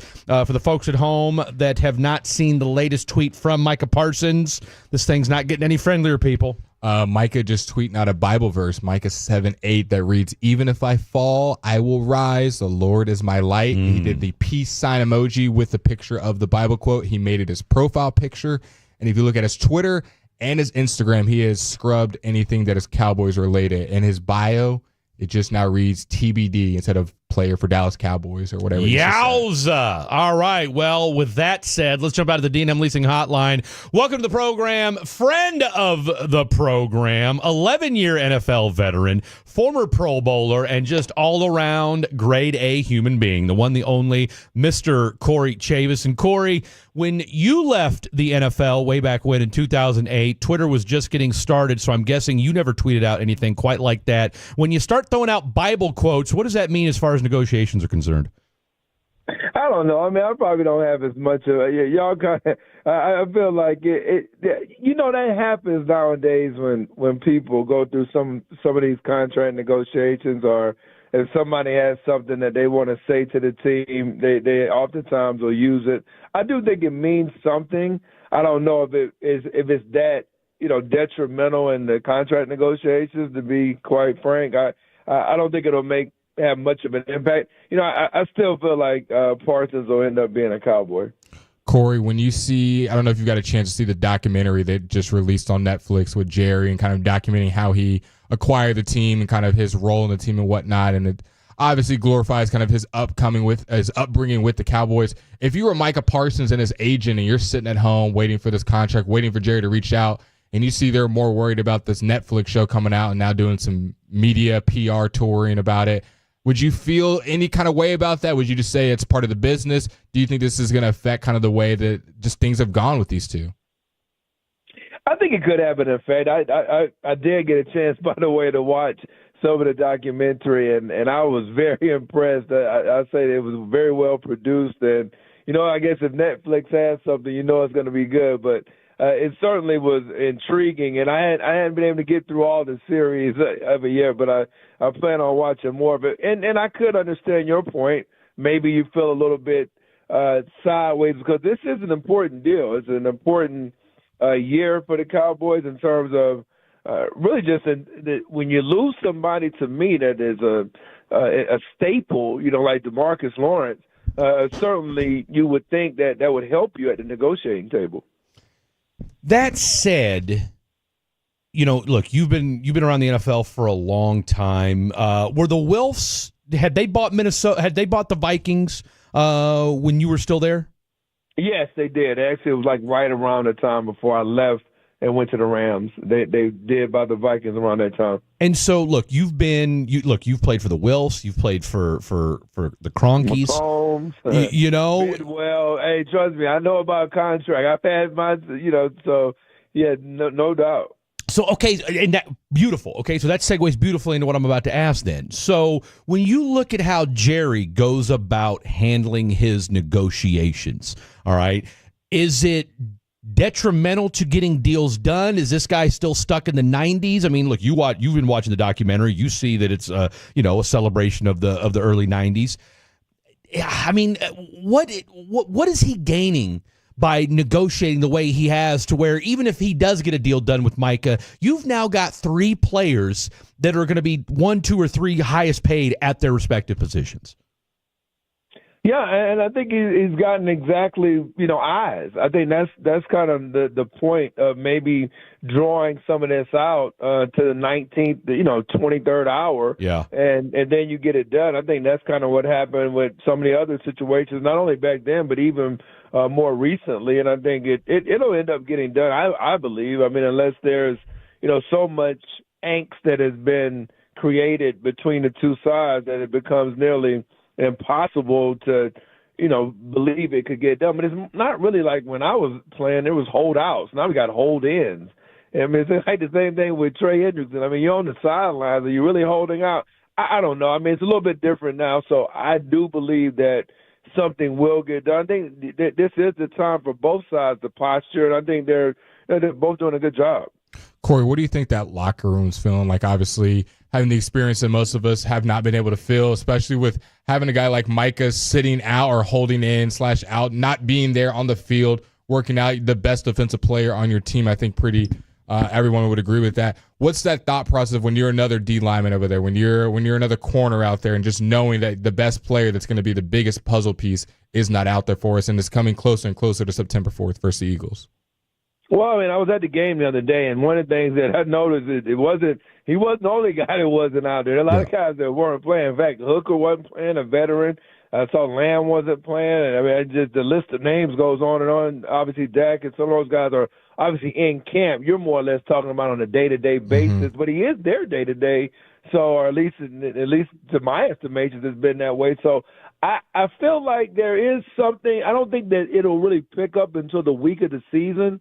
I think that's when the intensity of even the negotiations will pick up. And just like you saw with Emmitt Smith when he set out the 2 games, I think that makes a way more of a statement if somebody, like if Micah sticks his foot in the ground and says, I'm not moving, then all of a sudden it draws into the season. I think that's when the teammates will start looking at it, because you really try to stay out of your fellow teammates' contract situations. That's one thing it's kind of an unwritten rule. That's one thing you don't want to be talking about is somebody else's money, and I think that's probably the stance that most of the players are taking, and that's what I would think at least. I mean, nobody likes a pocket watcher. I mean, let's be real, right? I mean, unless you're negotiating, right? I mean, like I said, back in your day, maybe you're looking at other safeties, corners, or what have you, as far as like, hey, when it comes to what you're getting for your deal. But yeah, to your point, from a player's perspective, like I don't really want to hear Marshawn Nealon talking about what Micah's money and that sort of thing. Exactly. Now, no question. I mean, you said it best when you're thinking about when your agent is negotiating, which. That's another side story that we haven't talked about is the communication with his agent. But that part. What do you think of Mulugeta? Say it again. What do you think of Mulugeta? Well, I think he's gotten a lot of he's done his a lot of. I would say there's been a lot of success in terms of getting people paid. You know what I mean? I think this is something where I do wish that maybe those two sides were communicating more, and Micah wasn't maybe as involved. I mean, I think that's really how these things should go. But that's just not how I guess this has gone. It's really kind of stretched out a lot longer than what I would have believed, really. Have you ever had a situation, because the rumor is that, and Jerry kind of went on today with Michael Irvin and basically said, look, we had agreed to everything with Micah, and he kind of hinted it to as much before. Was there ever a situation, and then of course he takes it back to his agent, and then Mulugeta comes back and says, yeah, it's not how we're going to do things. How have you ever been in a situation like that, or just walk us through what a normal kind of negotiation looks like? No, that's absolutely not how it works. I mean, I don't know if I even talked to my owner, more than 5 or 6 times ever. Really? So, and I'm talking about, especially if you're talking about Bill Bidwell, and they did business a certain way, so I can kind of relate to his frustration because I held out my first camp. Going into the league, you don't want to hold out. They start camp. I wasn't there. It wasn't a hold in. I was holding out. And so it was because we couldn't agree to terms. That's just kind of how they did business. The Cardinals had a rubber. Certainly has changed, over the years. They've become much more under Michael and his sister. They've done a lot of things differently now. But, again, so you're not talking, and the only person who's going to be talking with them would be the agent. You would never have had any communication about a contract with an owner. That certainly wasn't the case, whether that was with them, with the Vikings, with the Rams, any of those organizations either. So that part is pretty mind-boggling to me. Hey, Corey, so I want to kind of take it away from Micah for just a second. The cornerback room for the Dallas Cowboys is a little rough right now, and being a former defensive back, I was wanting to know, what do you think? What are the guys going through their head right now on whether or not, like, who's starting? Who's going to? DeRon Bland's kind of the guy, but what are other guys going to be doing and thinking to prove themselves to get ready for obviously September 4th versus the Eagles? I'll tell you what I like what Andrew Booth did the other day, and not just to pick six. I like some of the other stuff he did, because one of the things about him is the confidence has been an issue with the injuries. The injuries have been an issue, but you got to have somebody step up, whether it's him, whether it's Troy Pride, somebody else, until Rebel Jr. gets back and is healthy and ready to go, and you get him in the mix. Somebody's got to step up. If these guys, I don't know if Diggs going to be ready. You know what I mean? Like, so Elam obviously is thought to be in a pretty good spot right now, but somebody else has to step up. And again, I thought Booth really, showed himself well.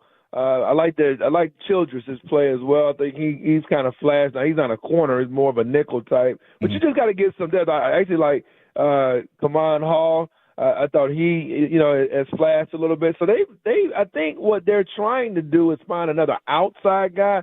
Right now, I would say the guy that I would be thinking about that's earned more reps is Booth.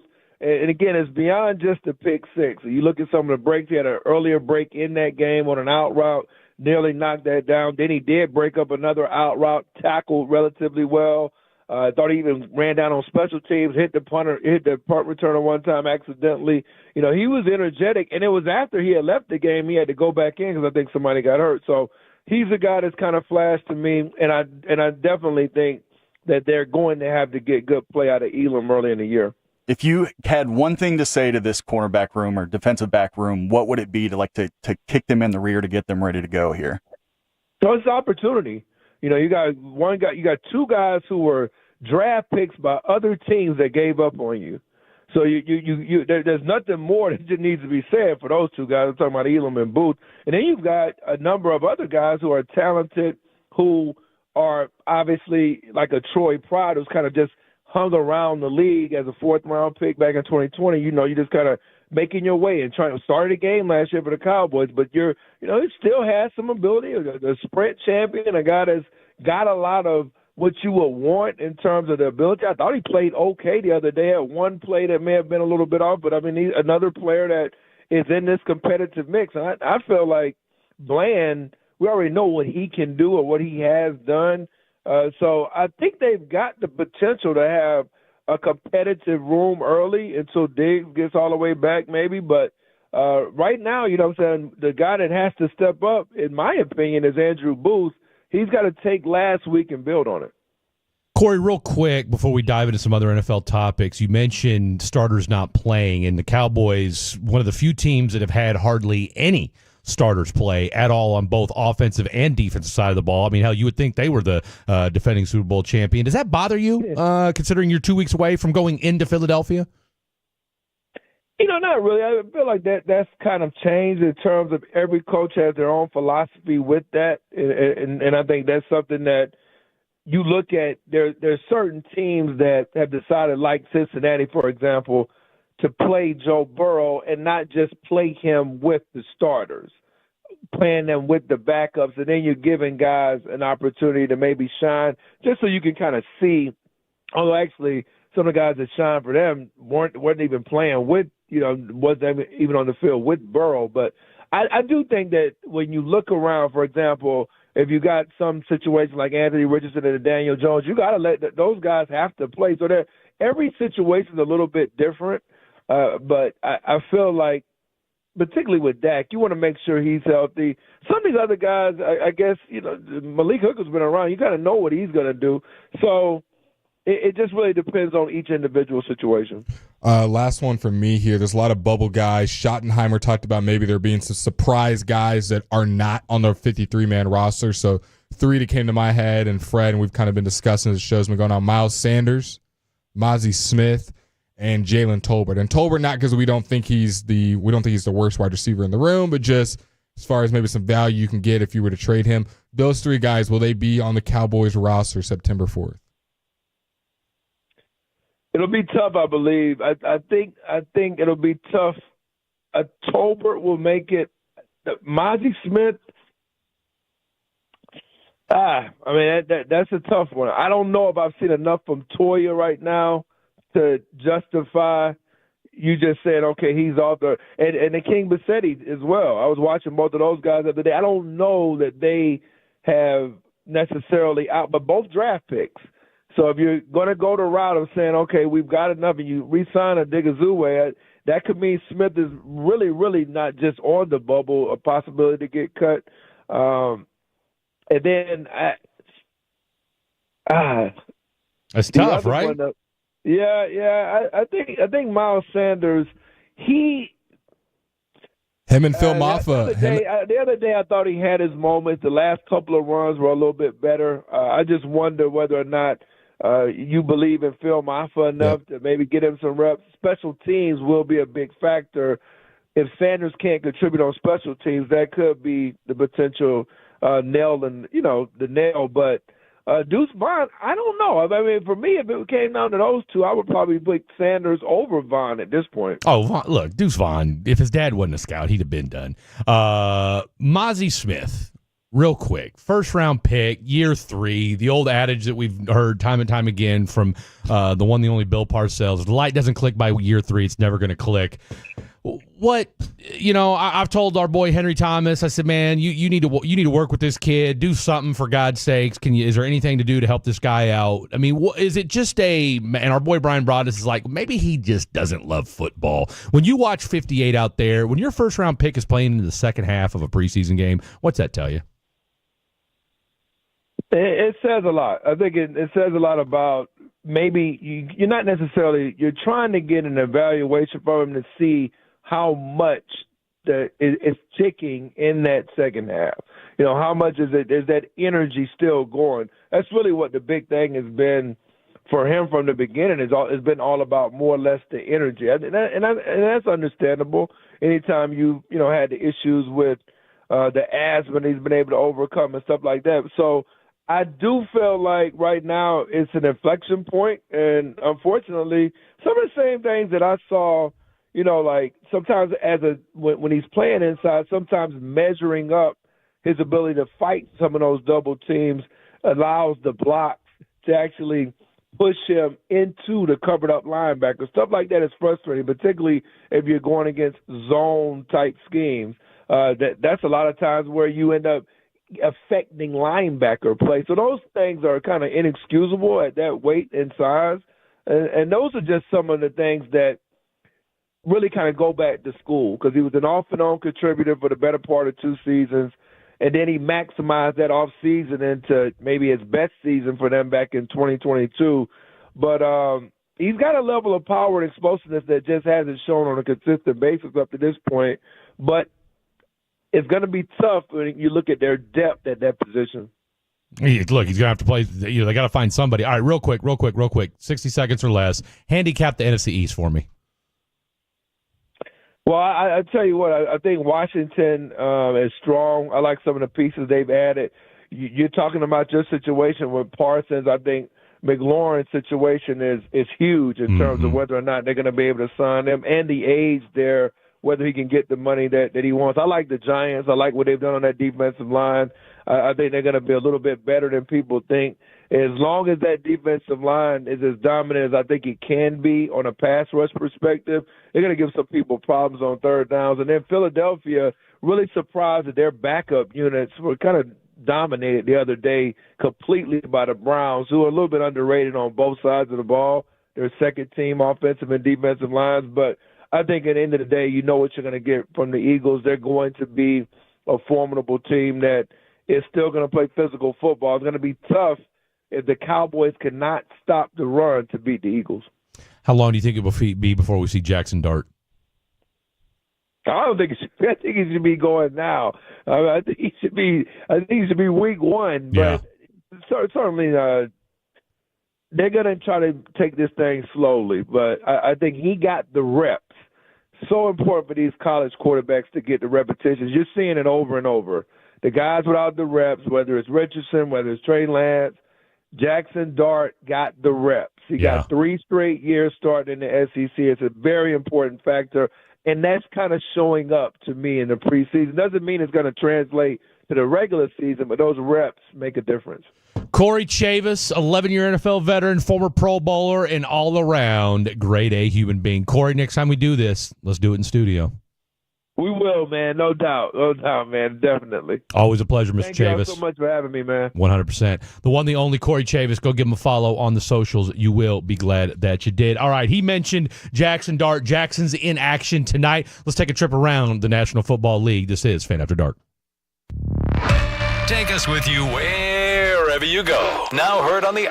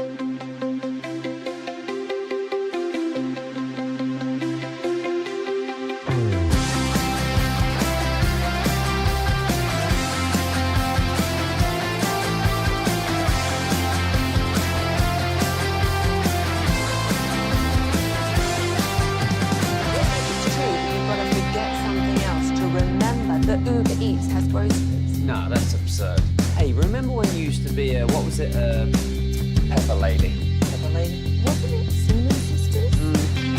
Razor Blades. Saffron Squad? Nutmeg Lady? No. I just said that. Was it Spice Girls? Doesn't sound right. Was it Saffron Squad?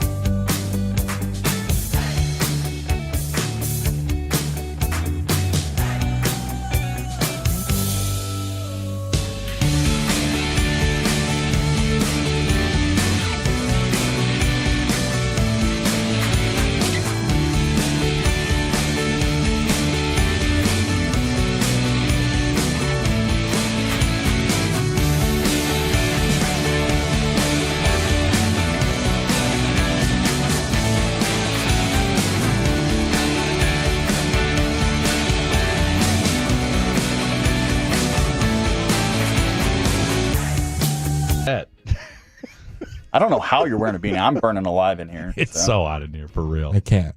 Tim, you see? I'm trying to keep us on track. Okay, here we go. First bit of news. Yesterday, Darren Waller activated from the PUP list, so he will be on the active roster for the Dolphins, starting tight end for them. And then in other news, you got Tyson Bagent, who got that 2-year, $10 million guaranteed contract. He was in tears. He was. When he got the contract. Shout out to him. He said he did not come from a lot of money, so that was life-changing money for him. He's from West Virginia. What does that got to do with anything? It's one of the poorest states in the country. Is it? Yeah. I didn't know it was one of the poorest states. To the place I belong, West Virginia. That's pretty much all the cool transactions. Yeah. And as far as you made it sound like you just had a flurry of news. This dude reads 2 headlines. Okay, that's going to do it for your news today. It's not Who's got to be the adult here reading all this news? I still got God! I still got some injury news. This dude read a Darren Waller headline. Okay, when's his new song drop? That's what we want to know. The New Orleans Saints, the only team that has not decided on their starting quarterback for opening day, will start who on Saturday's preseason finale Tyler Shuck versus the Denver Broncos. Tyler Shuck. Trevor? I'm sorry, I was messing with the fan. Bobby I didn't hear Hebert. the question. I apologize. Bobby Hebert. Who will the Saints start at quarterback on Saturday? Bobby Hebert. Can you hush? I don't know. It's some guy off the. I don't know. Listen to the fantasy guru over here. You need me for fantasy. The only guy you want on there is Alvin Kamara. That's the only guy you want. Maybe Olave. The answer was Spencer Rattler. So there was 2 guys and y'all didn't name. I mean, I did get Tyler Shuck. Okay, as far as injury news, Lamar Jackson had a foot injury yesterday. He said it was stepped on. We also did I send you the audio of? I didn't send it to you. Adam Schefter was pretty much speculating that show is wheels off. I'm about to break it down. I'm a paraphrase. The Adam Thanks, Schefter. Russ Levinsky. So what Adam Schefter was trying to say was his foot hurts, but he's wearing a boot and he should be okay week 1. No boot. He did have to get x-rays, and apparently Harbaugh was praying for good results, and Schefter read between the lines and said that there was nothing to worry about. Why are you praying for good results? Either way, Lamar Jackson looks like he'll be fine. It shouldn't be anything too serious, but something to monitor. As far as the Carolina Panthers, they had some guys get hurt today as well too. Bunch of injuries happening today in the NFL. It feels like today was. He's not going to tell us any of them, but there have been a lot. Just imagine your favorite team and hope that none of them are on your team. Well, I'm looking at I'm going through ESPN and going through each guy, and it's just showing you a bunch of backups. Okay, here's a player that matters. Xavier McKinney. What team does he play for? Cornerback, right? Well, that's a position to know. Vikings? No. No? Okay. Maybe I should stop making our guess. Safety for Green Bay. I said cornerback. Said defensive back. Close enough. Today he had his calf. He was dressed in pads, but he did not participate. He had his calf what? It just says calf. He had his calf like removed from his body. Dude, I don't know. I'm not at Packers camp. He had it what? All you said was he had his calf. He should have 2 of them, right? Okay, you ready? McKinney, in parentheses, calf, close parentheses, was dressed in pads Thursday. Okay. Though he still did not participate in team activities. Okay. Ryan Wood of USA Today reports. Could be the Achilles, people. Ask Ryan Wood. Achilles. That's all I got for you. God, what a segment from, I'll tell you what, my man made it sound like he had a flurry of news. All right, so check this out. Something that might be of interest to all you Dallas Cowboy fans out there. The NFL.com put out its list of potential trade targets for each team as we near. Update? Quinston Johnston, concussion protocol. I feel like he's been in concussion protocol for like the last 2 weeks. T. Higgins hobbled off practice today. You know, with an ankle. He fired David Mulligetta. Should we read anything into that? And then one more. Yeah. Two more. Okay. The hits keep coming, people. The hits keep coming. Tre'Davious White, once known as the Bills' great cornerback. Yes. Still in the Bills. Had to be helped off the practice field on a cart into the locker room. So he was carted off the field today. Is this the second year in a row where he's had a season? Well, I don't want to be too presumptive, but I know he had a season-ending injury last year. Career-ending injury in his back. Calm down. And then everybody's favorite receiver, Jalen Polk, will undergo season-ending shoulder surgery. So he will. And he's with who? He's with the Patriots. Okay. Do you remember him from Washington? He was with Michael Penix and the boys. Okay. With Roma Dunze. So NFL.com, that guy. So NFL.com put out a list of players. Career. Put out a list of players that could be potential trade targets as we head into cut down day and the end of the preseason. A name that jumped out there that, hey, maybe looking at it. Again, Did I mention Sky Moore got traded? We did mention that earlier in the program. But go ahead and mention it one more time. 49ers, Sky Moore, 2027 7th-round pick. The Chiefs get a 2027 6th-round pick. Yeah, they could care less. This guy just can't catch passes. And then Chris Godwin off the PUP list for the Buccaneers, as well as Tristan Wirfs. That's good news for the. That's good. By the way, did you see Baker Mayfield in the Popeyes commercial? I will be drafting Baker Mayfield in fantasy. Save that for 920 when Mr. Fantasy Extraordinaire over here, a.k.a. Trevor the Creator. I got a whole spreadsheet. I'm sure you do.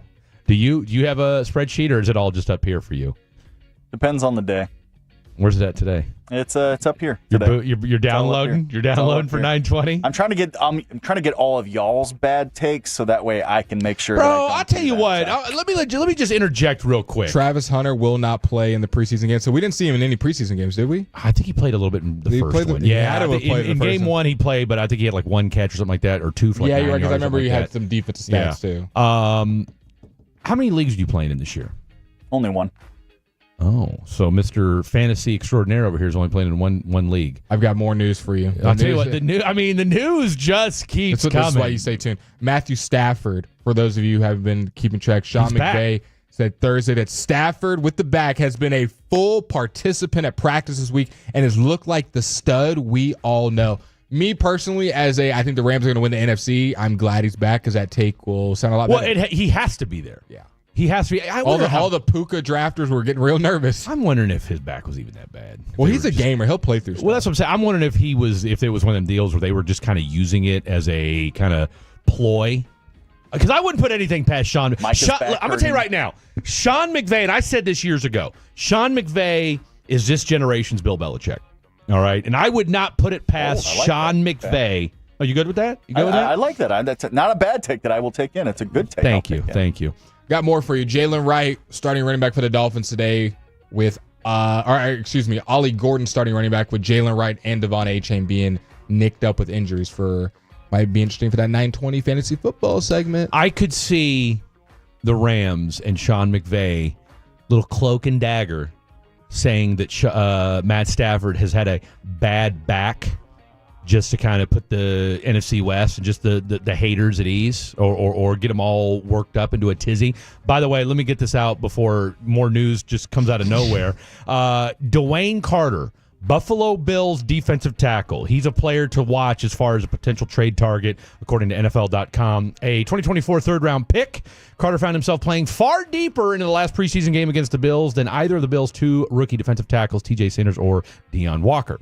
That might be an indication of a lower spot on Buffalo's depth chart for Carter, even with Larry Ogunboji set to miss the first 6 weeks of the season with a suspension. If the Bills could get something in return for Carter, perhaps from a defensive line needed team such as the 49ers, they might be willing to loosen up the log jam at the position a bit. Now, I looked at their wide receiver depth chart, the Buffalo Bills. They still need wide receiver help. Shakir and Coleman, yeah. Okay. Right now, their starting lineup would be Josh Palmer, Keon Coleman, and as you mentioned, Khalil Shakir. You've got Elijah Moore, who's been all over the place, Curtis Samuel, another guy who's been all over the place, and Terrell Shavers. And then, of course, Laviska Shenault, who's been on literally half the NFL. Panthers legend. Okay, so my point in all that is this. You could throw Jalen Tolbert in this mix in Buffalo, and he could be your fourth or fifth wide receiver for a wide receiver needy team like the Buffalo Bills. He's probably their second best receiver. Not upsides wise, just literally the moment he steps in. He's probably better than Keon Coleman. He's far more polished than Keon Coleman. To your point, yes. Yes, and Shakir's kind of, So, no, you're right. As far as just established, 100%. He can go in there and be a guy. Can I give you some Eagles injury news? Just something to throw out there. Hopefully the whole team. Johnny Wilson, wide receiver with the knee. Is that a real person? 877-81. He was pretty decent. He was pretty decent last year for them. He's gonna have a bigger role this upcoming season. Unfortunately, he won't have a role at all because he'll be out for the season-ending surgery on that knee/ankle. You hate to see it. Jeff McClain of the Philadelphia Inquirer reports. Jordan Mailata still questionable. He hasn't been practicing. Dallas Goedert hasn't been practicing. Devonta Smith, A.J. Brown has not been practicing. Landon Dickerson has not been practicing. Kenyon Green and Nakobe Dean is on the PUP list. Kenyon Green, I don't think I'm really missing a whole lot there with him not practicing. A.J. Woods, and the reason I bring it up is apparently the cornerback room is looking just as bad over there in Philly, other than their two guys. Look, we might see a 44-37 ball game and I'll tell you what, that bodes well for the Cowboys. Yeah, I've got a feeling that defense could get ran roughshod over, but I'd like to think the offense should be in good shape. Even it out, man. So there you have it. I'll tell you what. News. Can I get a round of applause for the news reading done by Blake Elliott today? I mean, I'll tell you what, right now, if you don't feel like you're smarter, then wait till the next segment. All right, coming up next, it's time for a little fair or foul. What if I told you a company made you take out $20,000 in credit cards just to get the job? We'll discuss that and more next. Fair or foul right here on Fan Afternoon.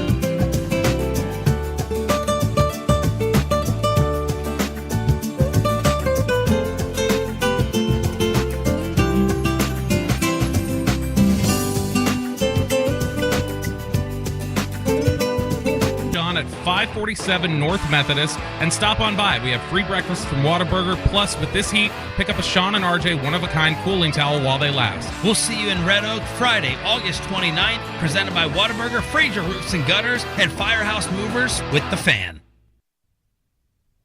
This segment of 105.3 The Fan is brought to you by Classic Chevrolet. If you're in the market to upgrade your vehicle, get to Classic Chevrolet in Grapevine. Back-to-back #1 Chevy dealership in the world. They got more new Chevys than anyone, all priced to sell. Silverado, Tahoe, Blazers, Malibus, Equinox, and more. Visit ClassicChevrolet.com. This is Texas. This is Classic Chevrolet. Together, let's drive. Relax and enjoy the difference. Based on new Chevy registrations 2023 and 2024. Appreciate that, Mr. Trevor, the creator. Tell you what, some of you guys are feisty on the text lines today.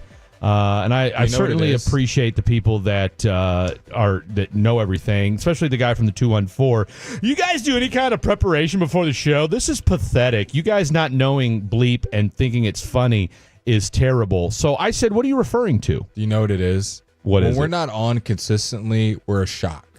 When we're on our regular schedule, people get in our groove. They get in our comfort zone. We're vibing back and forth. You are on to and our brains are linked, the listeners and us. And I'm not speaking for every listener. And we've got a little radio rust today. Not gonna lie, but this is they're not used to us. It's been a little while. They got to get readjusted. They're used to hearing the Rangers get smacked around at this time, and now you're hearing us smack each other. But see, there's a lot of love out there. Let's see, from the 469, Fred's killing me. Which look, that's normal. That's a normal response. It was bikini night at Ojos Locos last night. We met. Isn't it always kind of bikini night at Ojos Locos? If we're being honest, so they kind of wear the little skirt type outfits. But there was an article. I've heard. No, we've been there. I mean, you're single. What difference does it make? I've heard in articles. Yeah. No, the Dallas Observer had an article today, front page article actually, on Ojos Locos. Gotta go support our local businesses. So, which we have been supporters of. Trevor. Now I didn't read the story. I didn't read the story. But I want to know if they put the part in there where if you don't buy alcohol, the girls really could care less. Trevor, what was your experience there? I enjoyed hanging out with my friends. Dude, you know what? What a turd Ferguson right now. Come on, you were talking to girls more than us. Don't be a cornball, bro. Be a bro. Listen, it was. I enjoyed it. Yes, it was nice but also, again, were you uncomfortable? It sounds like you're uncomfortable just talking about it. Because I don't want to objectify, and I know that's what you're there for. It's just tough for me, I guess. From the 601, tell the dude that texted that, I said, shut up, you dumbass. Now that's a real one. That's a fatty right there. Well, we don't mean that. That is a fatty right there. Love all of our listeners. No, even the ones that don't like us sometimes. I still love you. And that's family. That's family. That's unconditional love. I don't change every time I come in, whether you guys are nice or not, my arms are always open. His are, mine aren't. And we know Blake's a hugger. Fred is at a distance, air high five. Fred's a pointer. Hey, I see you over there, bud. Fred comes up and hits you in the arm really hard. That's what he did. Hey, buddy. Will. Do you remember anybody's names, or you just go buddy and man? I feel like you're a buddy, man, guy, boss. Depends on who it is. Just everybody in general, unless you see them every day. You probably forget people's names all the time. I am not. What up, man? Best. Please don't say my name. Please don't say my name. Broadus still calls me sir. Hey, sir. Broadus loves the sir. Broadus loves the sir. Hey, sir. Let's see. Okay, I can't see. I'll tell you what, my eyes have gotten If it makes horrific. you feel better, I also can't see. Okay, good. But the brightness is too much on these computers. Yeah, no, they are. What do you think they're going to be like in the new Okay, offices? from the 682, Fred Davis and Blake are the best thing on the 105.3 The Fan. Hey, we love all of our shows, so I would say we're equally all they are, but I'll take that. I'm going to go and send that to Gavin and Tim. Real quick, let me break out one of my Rolaids. Okay. Oh my. Okay. Trevor, do you before he fair continue, foul? No, Fred likes an antacid from time to time. I was going to say don't explain what it is, Trevor. Did you know what an what did you say? Antacid? No, you said something before that though. No, what Rolaids? Yeah. Did you know what a Rolade is? Yes, I know what Rolaids are. You know what antacids are? Say that again, Blake. You know what antacids are? Yes, yeah. So am I just dumb? I didn't know what that was. Well, it's just. I think you've never had to. You've never had to deal with them. Yes. With I've never even had to even look at that at the store. I've never even gone down that aisle. Right. I mean, why would you? If you don't have indigestion or heartburn, then you don't need antacids. Is that because you're eating bad? I do. Why do you have it? It's just as you get Today older, it's because I've drank a lot of coffee. I have drank. But this isn't the first time you've had these things. No, it's not. I'm fearful. Do I need? I don't know what it means. I'm sure it's the pH level of your gut. Ooh, pH. People I've have heard about said. that. People have given me reasons. There's things I need to do. I just haven't gotten around to it yet. Yeah. Okay? I mean, when I was the weird thing, I had Zantac 75. When I was a kid, I had to take it, but I've never had heartburn ever since. My mom used to work for Procter and Gamble, so this would be all up in her alley. All these medical Big products. Pharma? Big Pharma. Big Pharma? Yeah. My mom's a nurse, or she's a former nurse, so she likes to always tell me fun stories. Former? What, she have her medical license revoked? She just got tired of Is there taking more to the pills. story that we need to know, Former Trevor? nurse, you don't hear that often. Was she going Nurse Jackie and stealing dope or what? I mean, look, I'm not judging if she did. I mean, hey, I'm not she judging. could if have. she I did. don't know. I genuinely don't know. She could have. He just threw that But out. she just listen. My mom's Mom and Trevor lovely. giving out those kind of vibes. I love my mother, and she's just an interesting lady. Wow, that's the documentary starter right there. I love my I mom. love my mother. She's an interesting lady. I haven't spoken to my mother, fair or foul. I have not spoken to my mother since Mother's Day when she told me that I don't have her qualities. In a positive way? Yeah, exactly. My mother. I called to apologize to my mother on Mother's Day. Now, me and Marla have beefed. Okay, let's just get that out of the way. Me and Marla have beefed, and I called her on Mother's Day to apologize to my mom. As one son does. Because look, I mean, Marla and I have duked it out for years, and so I called to apologize, and she complained to me for not calling enough. I said, "Well, you never call, so maybe I get it from you." And What a son response. yeah. Right. Well, hey, you know what? We Two-way road, Mom. hey, yeah, last I checked, your phone's got a green button too. Wow. Okay, so How old's your mom? old enough to know better, old enough to make a phone call. I see like pressing his mom. Old enough to know better. Yeah, that's exactly right. You don't work. You got to be soft. You don't work, Fred. Mom. What are you doing? Fred, Nothing. you gotta Call be- me. Call me. Is this how y'all's conversation Oh, goes? absolutely it does. And she gives it right back. So I hey, have a lot of qualities, you know. what's that? So anyway, have a so I lot of call my mom. I tell her, hey, she tries to give me a hard time for not calling her. I say, well, you know, the phone works both ways. Can you do this with a Boston accent? I just do it the way I do it. I did have a lady ask me today if I was from the East Coast, and I'll tell you why. Anyway, real quick. So if Marla, if you're listening, shout out. Okay. Fair or foul? Text in. Fair, Mom, if you're listening, text in 877-881-105 because she sure don't text me. Anyway, Someone said, Fred, just take Ozempic. No, Ozempic. okay. First of all, I'm not fat. Okay, Chill. I work out. I work out. I thought it said Ozempic. What? It said Ozempiral. I thought it said Ozempic. Oh, yes. No, That one I don't know. omeprazole every day and you'll probably be Yes. fine. Yes, you're exactly right. I need to go do that. Shout out to Tolo D. The morning show is the best. Sean, RJ, Bobby, and Peyton. I mean, I'll tell you what. She heard somebody text in and say we were the best. It was like, oh, hell no, they're not. Oh, no, they're not. 877-881-1053. What is she still doing up? You listen to the morning show. What are you still doing up? Toloing apparently to let everybody know that the morning show's the best. That said, real quick, so I'm at Fred's last words. I'm at this podcast event the last 2 days over at the Gaylord Texan. Great resort, by Bunch the of way. phenoms. Okay. I saw the pictures. So, homeboy's wearing a KU backpack. I walk up to him. Hey, you a Jayhawk? Yeah. Rock shop. Rock Sorry, I didn't. I'm sorry. I'm sorry. Your two moribund community colleges y'all don't haven't have won a anything in memorable, forever. Chill memorable out. chant. Oh, did you hear yeah, that? you heard me. Did you hear that? What? Say what you said, So Trevor. y'all haven't won anything forever. I don't know why you're getting I'm sorry. You mean a national championship in basketball a few years ago? I'm sorry. Where'd you go again?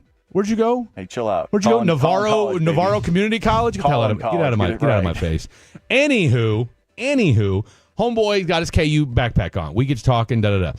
Anyway, it transitions into, hey, I'm moving to San Diego for this job. Long story shorter, this kid, 23 years old, spent $20,000 on credit cards that they told him to get because they're going to teach him how to be a high-ticket sales closer. Okay. And this is as the job that he's The going job, to yes. I'm guessing he okay? already had money to kind of throw around if he just dropped a $20K on a limb like that. No, he didn't. This is what I'm trying to tell you, What did he boys. spend it on? He paid for this course, okay? That you were at for free. What's that? That you were at for free? No. This if you look, go to enough the Grant Cardones of the world, the Michael Barron, wink, wink. Are we multi-level marketing here? Thank you. Okay. $20,000 will teach you how to be a high-ticket sales closer. Oh, boy. I asked this kid, I go, so let me get this straight. You took out 2 credit cards, maxed them out to 20 G's, paid them, and their response was they gave you a job? Oh, yeah.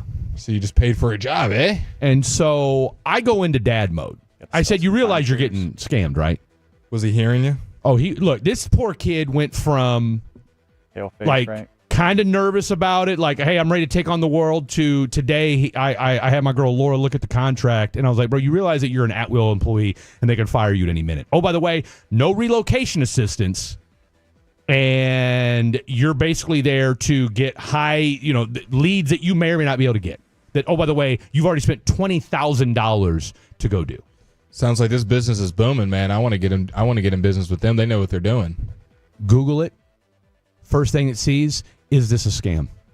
He's got about 10 different Reddit subreddits. Is this a scam? Oh, by the way, there's a class action lawsuit being carried out against these guys. That's why you got to do your research, Fair man. foul, spending $20,000 for a high-ticket sales closing course. Stupidity, man. I say it's foul, man. You've got to do your research. If you learn nothing else from the show, Thank you. I want you to listen. Pause the music. If you learn nothing else from today's program, nothing else, reach out to somebody, man. Please. Have them look over the contract. Reach out to us. Reach out to Fantasy Dog. We're lawyers here. The Davis, Blake, and Trevor Law Firm. No, that's not how it goes. It's not. Which one is it? David and Davis. David and Davis. Hello. Hey, look, you know what? We're so knee deep in our own legal work that sometimes we forget what the hell we call ourselves. Okay, that's how much work we got. You guys even do preparation. We're doing law prep work. Seriously. I got asked on a date to go to an MLM thing. When? Recently? This was a while ago. Oh. Girl asked me out on a date. I was like, you and me should go eat sometime. And then 8 other guys showed up. All right, what happened with Trevor? As far as we're gonna, that was called a gangbang. All right, when we come back, let's talk about this documentary, shall we? Don't go anywhere. It's Fan After Dark.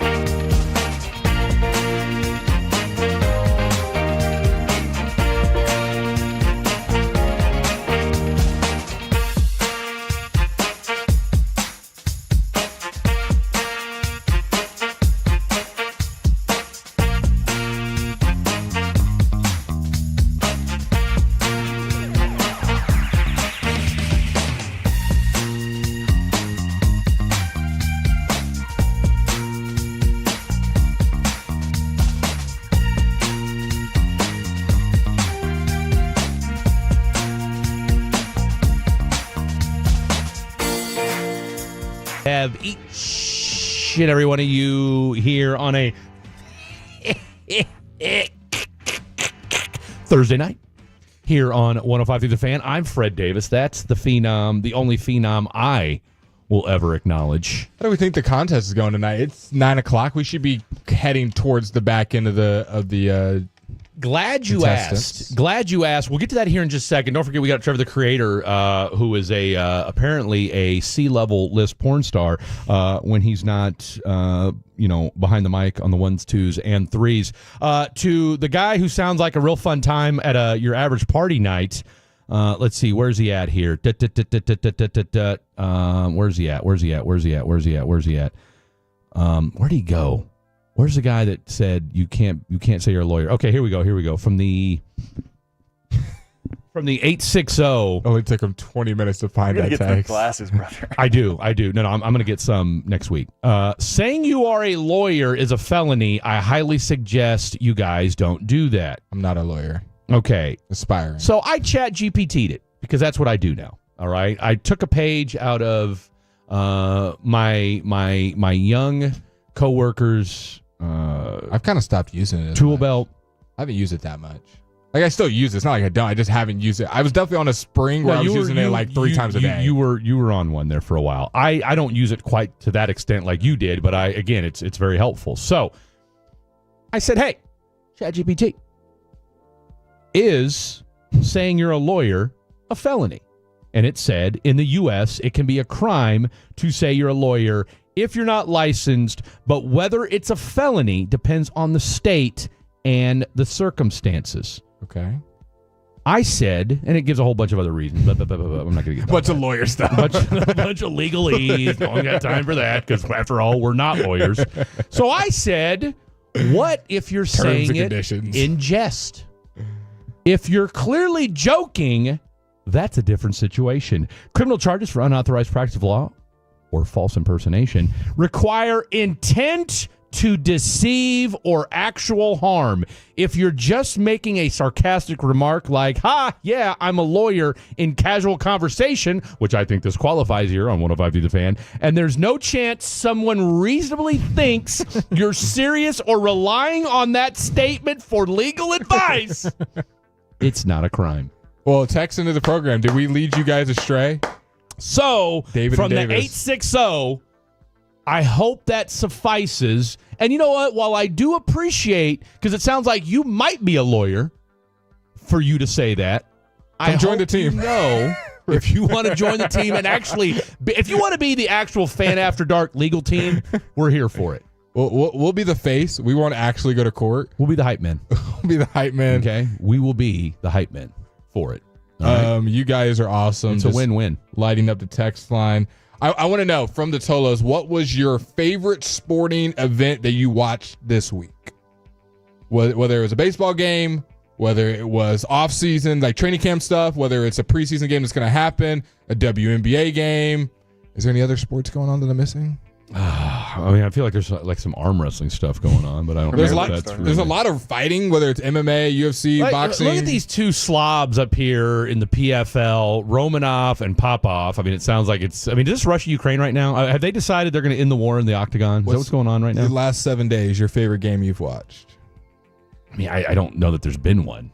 I mean, I've watched the Rangers get their ass kicked. So, I mean, what is that? Does that count? No.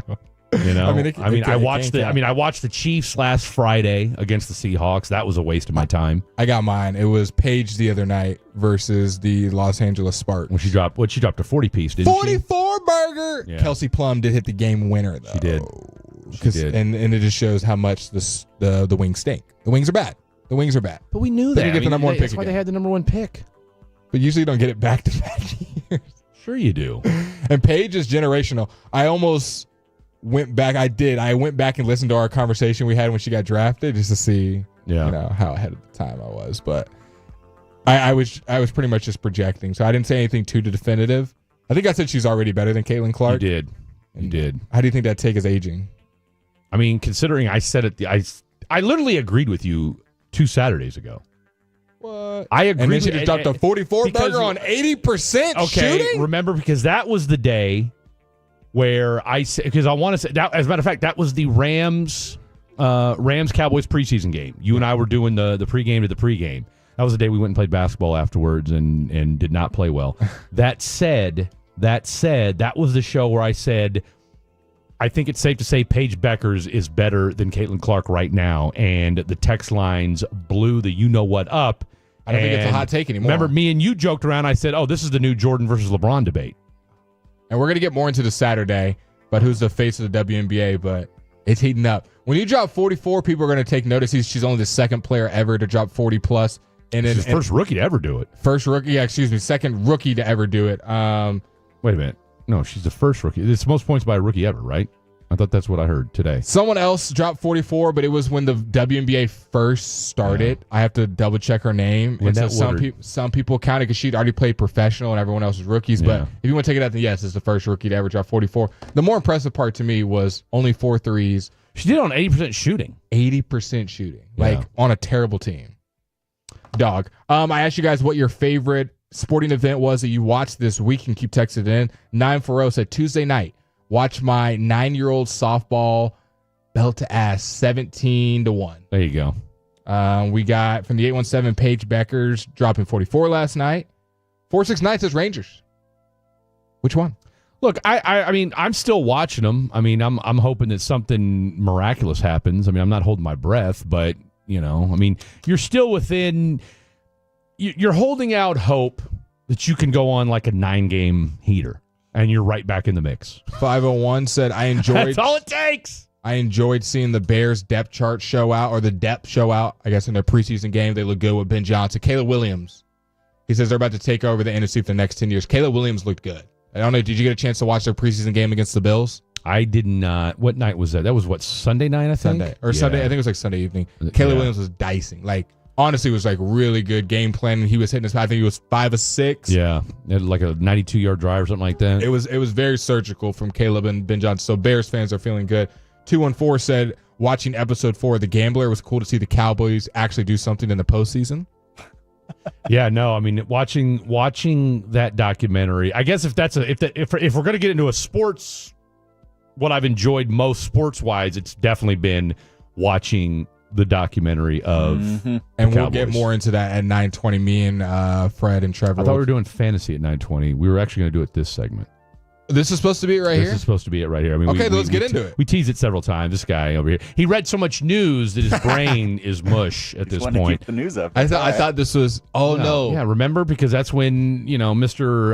Let's play some audio fantasy guru over here is going to wax poetic about all things fantasy. I'll read these last couple then, and then we'll play some audio. I went to the Rangers game with my best friend of 15 years plus. Nice. It was our first one together. We killed beers all night, 972. 214 says Settle versus Pachua Leagues Cup. Might have said those names wrong. I apologize. 405. Okay, it's something different. Okay, awesome. Let's get some audio. This was Jerry Jones. You can play the long clip that I sent in your Twitter. This should be around like 2 minutes. This is Jerry Jones talking with Michael Irvin on his podcast, pretty much detailing everything that's going on with Micah Parsons. Michael Irvin asks the tough questions. Jerry Jones gives some funny answers, and we'll break it all down for you after. And I'll let it go at that. I'll let it go at that. I'll drop this one thing on you because this is. When we wanted to send the details to the agent told us to stick it up our ass. Oh, wait. Now, see, I was just so you're clear. Wait. What do you mean? So wait. What do you mean? Because people going to ask. Mike and I talked, and then we were going to send it over to the agent. And we had our agreements on term, amount, guarantees, everything. We were going to send it over to the agent. And the agent said, don't bother because we've got all that to negotiate. Well, I'd already negotiated. I'd already moved off my mark on several areas. And so the issue, very frankly, is we've had the negotiation in my mind. And the agent's trying to get his nose in it right now and try to come in there and improve off the mark that we'd already said. It's the mama-daddy deal. You go into mama and she won't do it. And she's the boss. So she won't do it. So you run into daddy. Daddy says, do it. And then you go back in and say, mama, daddy said it was all right. It's the old mama-daddy deal we've all been there and done that. Well, we've got this thing resolved in my mind for the Dallas Cowboys. And we've got it done. And if the agent wants to finish up the detail, which is should, and do all the paperwork, and he can do that. And we're ready to go. But as far as the amount of money, the years, the guarantees, all of that, we negotiate that. Honestly, he kind of went in and kind of gave you all the ins and outs of everything that's going on. There really wasn't that much left uncovered. No, Jerry has finally said, "I'm done talking about this." Like y'all have. I'm tired. What it sounds like to me. Sorry, y'all mincing my words. Jerry is tired. He's danced around it long enough. He's given you non-answers at training camp. He finally said, "You know what? Let's just put it out there. All right, like this is what I do." Me and Micah worked on the deal, and he's already said that it would be the most guaranteed money for a defensive player ever in the history of the National Football It has to be League. years, or just wanting to sign the contract and ego at this point. It doesn't feel like it's like Micah's not getting enough, and he wants 43, and they're offering him 42.5. That doesn't seem to be some huge holdup. It seems to be either years and just that they want to sign the contract. There's not really. I would love to theorize for you guys and be like, well, it's because of this, guys, and this fifth-year option. If you ask anyone around the league, all the smart people that have been doing this for 20-plus years, they're just as perplexed as me and Fred. I don't know why this deal isn't being done, other than just egos. There's no real football financial reason well, you got to kind of wait and flex out this guy and wait to cut this guy. It's like, no, you. Now, when we talked to Corey Chavis at 8 o'clock and we asked him, did you ever have anything like this at all in your career? And now, mind you, Corey played from 1998 to 2008, at 11-year NFL career. He said he said I can count on one hand, 5-6 times I talked to the owners in my life in an 11-year career. So he said it's totally unprecedented for the player to negotiate with the owner. I do want to clear some up too. If you heard at the very beginning, Trevor, you can play the clip again where he says he's going to stick it somewhere. David Mulligan, play that, run that back for us, and I'm gonna clean that up. Very beginning. When we wanted to send the details to the agent told us to stick it up our ass. So everyone was running with that comment because that was obviously going to be the huge headline at ESPN and everything. All the beat reporters have kind of contacted David Mulligetta, and David Mulligetta said he did not use that language and that Jerry Jones is using hyperbole. And like Clarence put, Micah Parsons' agent did not tell Cowboys owner Jerry Jones to stick it up his ass. That was hyperbole. Don't parrot that. So yeah. When people are running with that headline tomorrow, apparently that was just Jerry. What do we think they said? Don't bother me. What do you think you would say? Should that be our top 5? What are the top 5 things you mean when you say stick it up your ass? I mean, that's because we said you can take you can take that somewhere else. Yeah. Don't bother. We're not doing that. Take a long walk. We'd like take a hike, buddy. We'd like to revisit this at a later time. Put a pencil in this. White peopleisms like that on TikTok forever. I mean, look. Let's put a pin in this. Yeah, let's put a pin in this. We'll circle back, Jerry, and get back to you on this.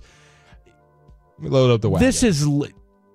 And look, Jerry's trying to play defense here. He's tired of this thing dragging on, or at least I'd like to think he's tired of it, but at the same time, too, and he said it he says it at the beginning of The Gambler, that it's a soap opera 365 days when a year. He said that, I was like, people are not going to be happy. The fact that he opens up with this is a soap opera. This is like a business. This is not. He didn't open, I just want to win so bad. And I just always had this passion for football. I know he kind of gets into that, but I'm saying the very opening. Oh, no, he wants to win, but he wants to do it his way. Soap opera. You're not 365 too. He didn't even just say the offseason. He said 365. He's all for. And one of the questions, and I'll text Corey this. My biggest concern. Put that in your pipe and smoke it. Someone texted it. Yeah, well, I could see that being part of the deal too. I just worry that if this deal gets done, because he's not going to, and I think we're all in agreement here that we don't think he's going to miss games. Okay, because that's and Corey said it as well, and this has been, and Broadus has said this, this has been the consensus across the board. Do you think him taking stuff out of his bio was step one of detaching? Because we know he's a huge brand guy and Bleacher Report ambassador, president, whatever. Think he? What? So he puts a Bible quote, and we think he's not. I'm not talking about what he tweeted. I'm talking about his bio. That's all. I'm just asking. I don't think it matters. Okay, he said his TBD in his bio. Yeah, TBD. Once we get the deal done, boom. I mean, look, as soon as he's still under contract. He's not like a free agent. Well, see, that's the thing about all this is he still is a free agent. No, or as I was. No, I'm sorry. He is still under contract. And I don't see him. I mean, look, $1 million a game. We just don't see guys of his caliber playing on their 5th-year option. Everybody from his class has gotten paid. Oh, absolutely. No, I mean, and the fact that it's dragged out this long. I mean, again, and again, we're not saying anything that hasn't already been said before. It's getting to the point now where it's just tiresome. It's now and again, it's easy for us to say because it's not our money, but at the same time, too, Jerry's saying that, look, I've given you, the money's there. The money's there. 30 seconds or less. Tell people why or why not they should watch the Jerry documentary. It's fascinating. It's extremely well done and very good on the production side. The production was incredible. The interviews that they have with folks. I mean, and again, if you're from Dallas, if you're from the DFW, you'll recognize spots. It reminds me of The Last Dance. Yeah. Okay. And it's weird because it's here. Us. We know all these places. And that's the difference, right? So if, for me, growing up in the 90s, and let's be real, that's what the Cowboys were, if we're being honest, right? The Cowboys were the Bulls of the NFL. Yeah. All right? You had, except instead of Jordan, you had 3 guys, right? And you could argue Jerry Jones was kind of in a way, Michael Jordan in his own way, He'd love right? to hear that. He'd pull that sound right there. Hey. But at the same time, it's and let's be real, just for a hot second, for as much as we lambast Jerry Jones and the Cowboys, you could almost argue the Bulls are the exact same thing. Now, maybe they're not, quote unquote, America's team, all right, but they were in the 90s.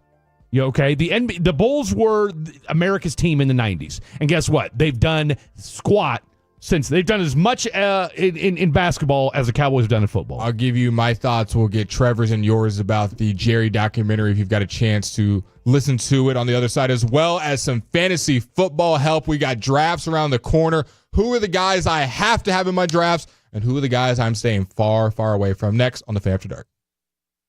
When your friends say, "Hey, did you hear?" you can proudly say, "I heard it on The Fan," keeping you sports informed with some quality laughs along the way. Turn it on and leave it on. 105.3 The Fan, the Odyssey app, iHeartRadio app, and TuneIn app. We are Rowdy Cowgirls from DFW's #1 sports bar, the Rowdy Cowboy. Join us for a Texas-sized menu, 69 large TVs, and ice-cold beer. At Rowdy Cowboy, located at 1713 Crossroads Drive in Grapevine. RowdyCowboy.com. Grown-ups, don't go back to school. Go forward through school into your future as an IT professional. Whether you're starting out, switching careers, or a veteran ready for change, My Computer Career can help you get into IT in just a few short months with no prior experience. So take the free career evaluation now at mycomputercareer.edu. Your rewarding career in IT awaits. That's mycomputercareer.edu. An elite CompTIA certification partner. Financial aid is available to those who qualify, including the VA benefits.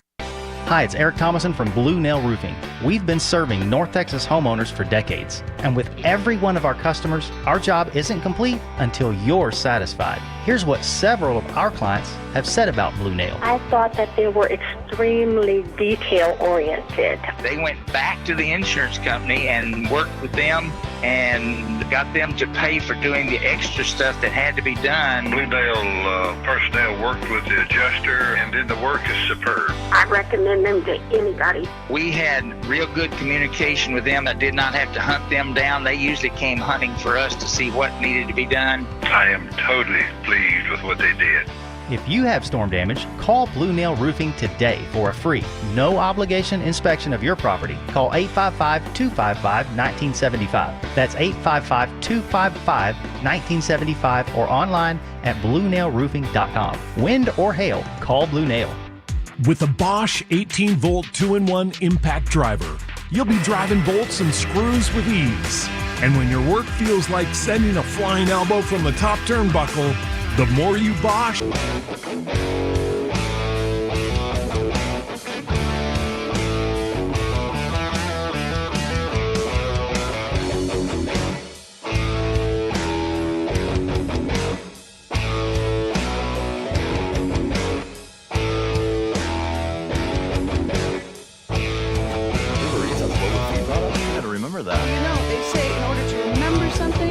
forget something else.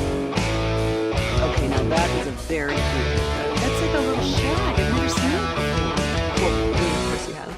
It's the Rachel. Oh, is that your name? No, I mean like your name. No, I'm Jen. My name's Jen. Right, but I just mean like this is your haircut. But that's hair on your head. I'm not saying this is your hair. Okay.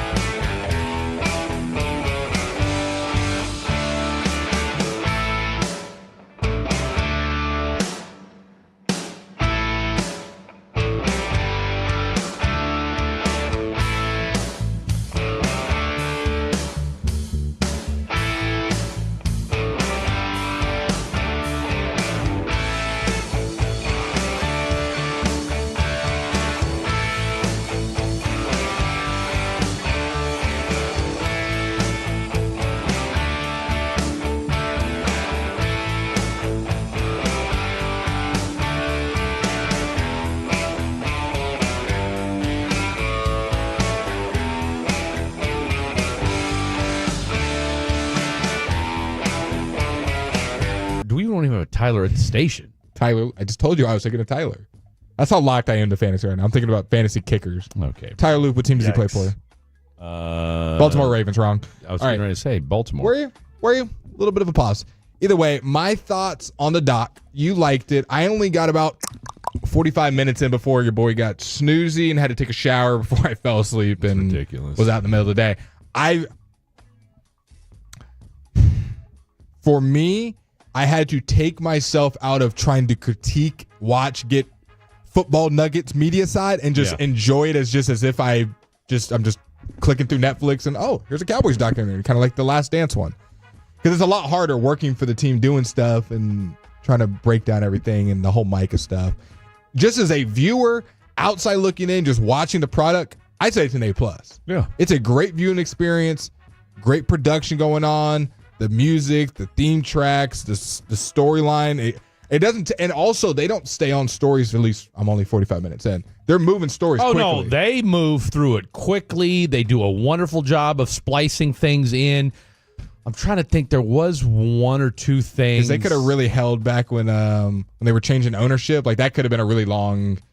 40 minutes. Well, but they made it like 8 minutes. But which is fine, right? I mean, the gist. I mean, I'm glad they did. Yeah, no, I mean, look, they get it. You people were pissed off about Tom Landry getting booted out. Exactly, and I thought they did it. I mean, look, like I said, I'm 3 episodes into it so far. I thought they did a great job of going back to showing a little bit about Jerry's Arkansas days, which I guess they showed Jimmy's too, because since they both play on the same team. Shout out to Jerry looking young. That was my first takeaway. Jerry looking young, because I haven't seen that many pictures of him young. Obviously, have you? No. He's in his 50s.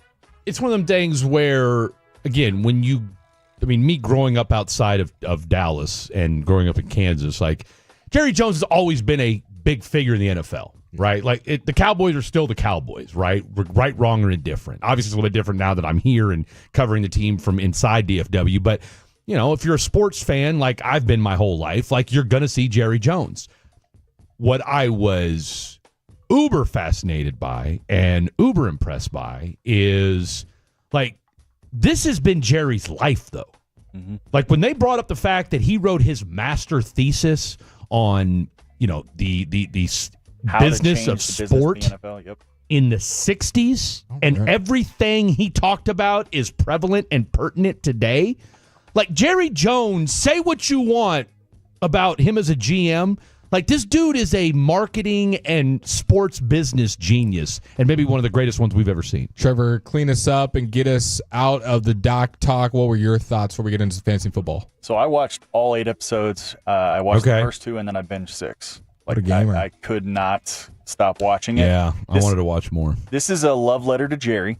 It absolutely is a love letter to Jerry. Yeah. 8th episode, I teared up a little bit with the Jimmy Johnson stuff. Oh, yeah, because that moment last year. Did you get a Kleenex? I didn't. I'm not afraid to wipe. Wear my tears on my face. But it was good. Like, it was really good.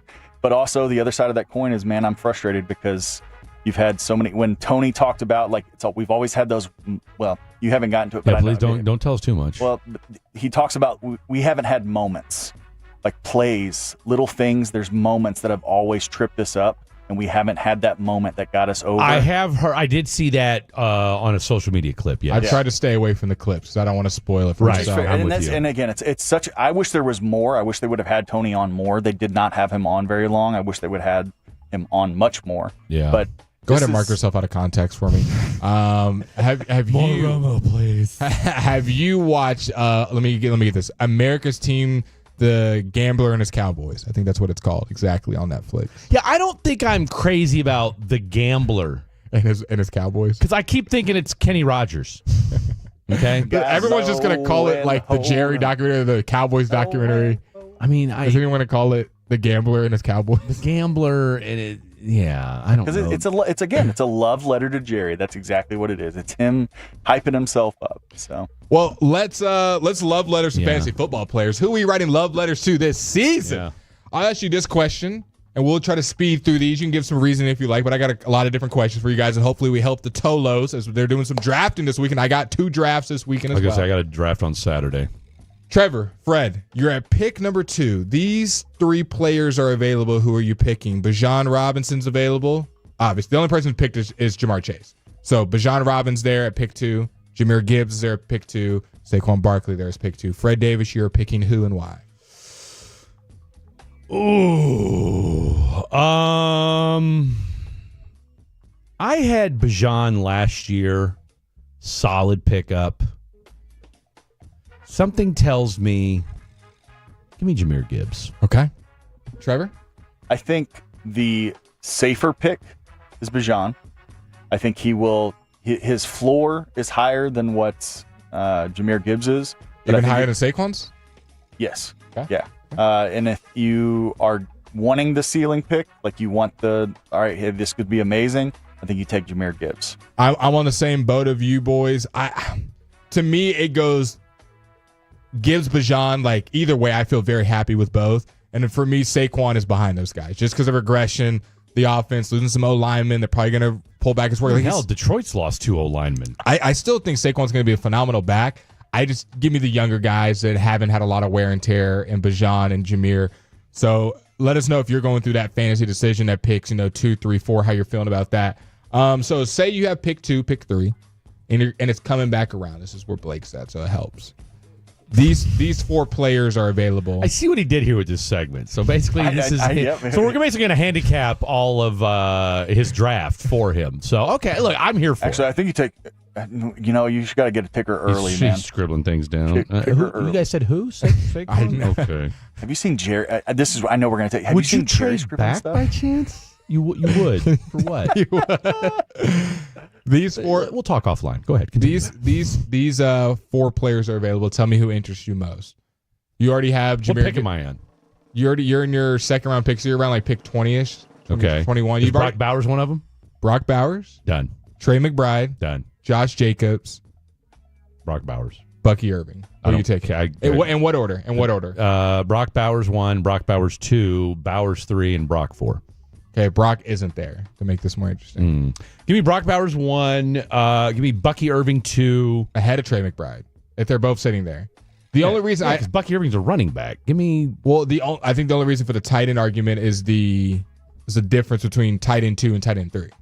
Like, there's 2 high end tight ends, and it's Bowers and McBride, and then there's like a 40-point drop off to George Kittle, who may or may not be a big factor, may be hurt. kind of a right blocking now. I team. mean, who else they throwing to right now? So I mean, would one thing about Brock Purdy, look, I'm not worried about Brock Purdy throwing to George Kittle because he's shown that he will. My only question with George Kittle going into this season is, will he stay healthy? Now, he was healthy last year, and had one of his best seasons ever last year. You're in that spot. Bowers is gone. But I'm also a Kyle Pitts believer, too, so take that for what So you're will. not taking Trey McBride. You'd rather take another player at that spot If and you get a tell different me tight Brock end. Bowers is available, I'm taking No. Bowers is gone. Yeah. Trey McBride is available, along with Bucky Irving, Ladd McConkey, Chase Brown, Kyron Williams.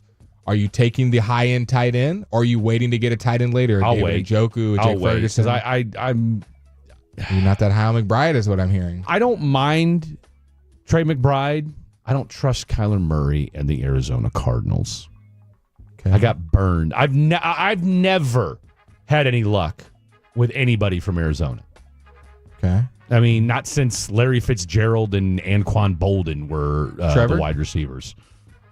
I'm definitely taking Bucky Irving or running back. Listen, In a heartbeat. Over Josh Jacobs. I've been having this debate in my head a bunch. Oh, now if Josh Jacobs is still on the board. Because, the Packers have leaned run heavy. Even with Jordan Love ascending, they've still leaned pretty run heavy. And there's really He's no not bad in the back. I mean, they'll throw to him, too. And they don't really have any competition back there as far as someone who's really coming for his job. No. I mean, he's one of the last of the bell cow backs. Whereas Bucky Irving's got, I'm going to get to some other guys. They got a talented skill positions over there. It's not just Bucky Irving. Well, yeah, but you've got 18 receivers in Green Bay, too. I mean, they're loving up Matt. I mean, they make Matt Golden sound like he's about to be the next, who am I thinking of here? Who was our boy? Who was our boy that had the Greg Jennings? Greg Jennings? Oh, my knee. Okay. So, yeah, but give me Bucky Irving because I trust that. I trust that offense just a smidge more. Are you or are you not drafting Tyreek Hill this year? He's going around. No. He's going around the third round in most drafts. I'm not touching Tyreek Hill. If he's sitting there in like 4 or 5, then I would take it. But no earlier than 4th round. I don't know if I'd take him any earlier than the 5th. I don't know if I'm touching a Dolphin this year. I mean, I'll tell you what.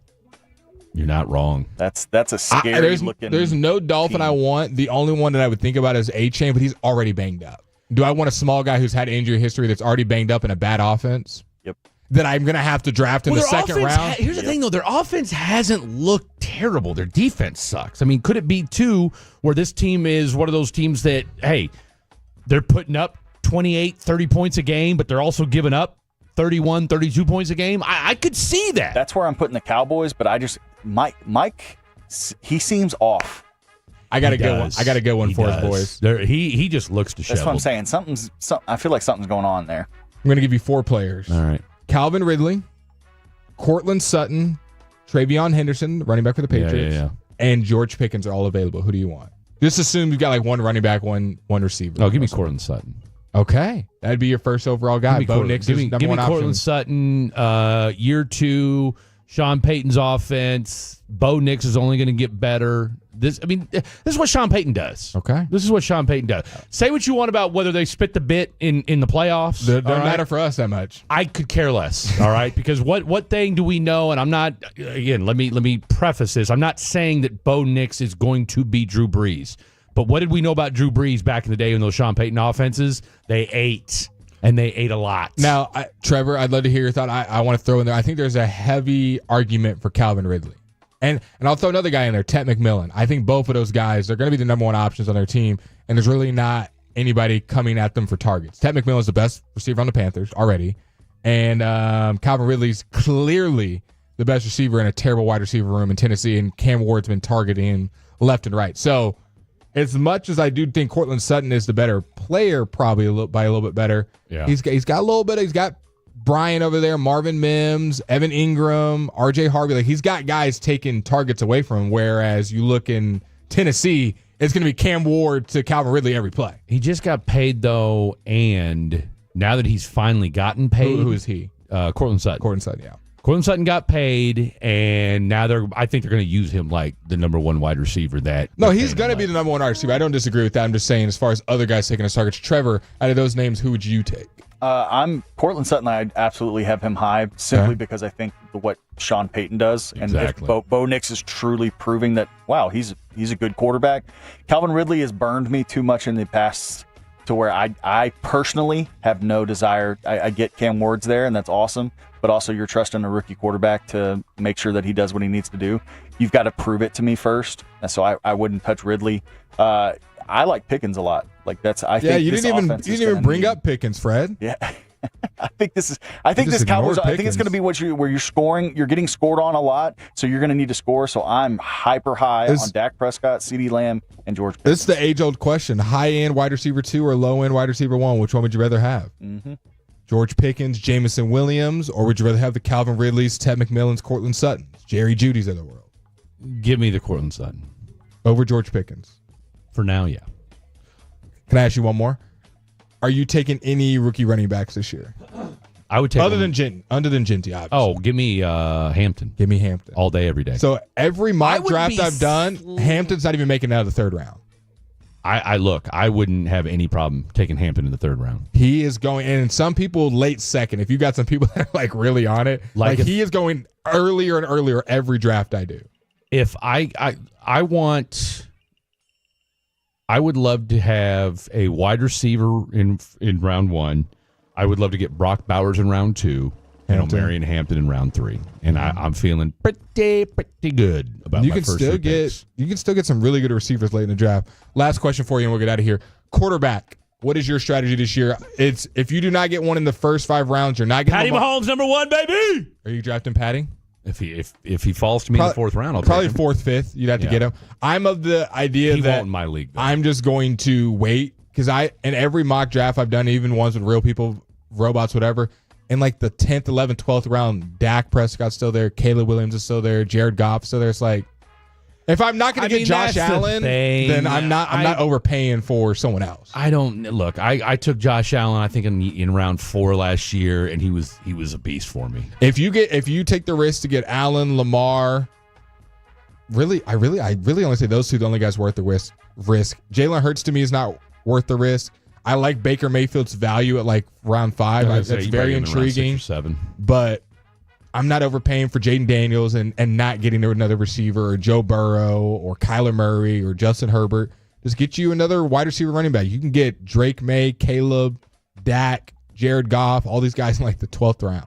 So take your quarterbacks late, folks. Unless you get one of those elite guys and you really like them and you're Fred and you like Patty Mahomes. But that's all the fantasy football I got for you. Draft Nico Collins. Hey, you cannot. Nico's going to eat this year too. Nico's going to eat. I could see, and Nico probably going like what 3rd or 4th round. No, he's going in the 1st round every draft. He's gone in the first 10 picks. I've never seen him go past pick 10 or 11. Nico Collins is going top 10, 10 or 11. Interesting. If it's a 12 team, he's not making it out of the 1st round. If it's 2 team, probably make it to like pick 11 or 12, 13. I probably did like, not gonna lie, probably like 20 mock drafts last night. Yeah. Didn't make it out of the 1st round. Marion Hampton, 3rd round guy now. I'll be damned. Nico Collins. Derrick Henry's also a 1st round guy. That's crazy to me. All right, where are you taking us extra credit? Extra credit. We got the NFL season upon us. Preseason finales coming up. So I'm going to give the boys some NFL players, and they're going to have to try to figure out what their real government name is. Next on The Fan.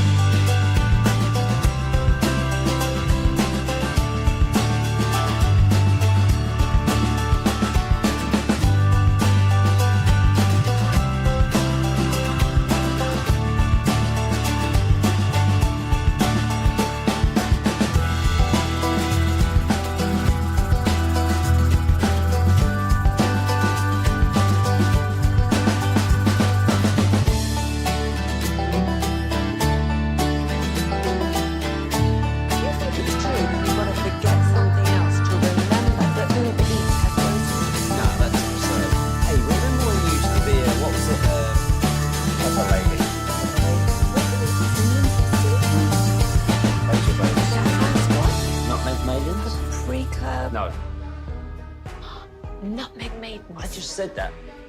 It's a Spice Girls. Doesn't sound right. What's it sometimes called?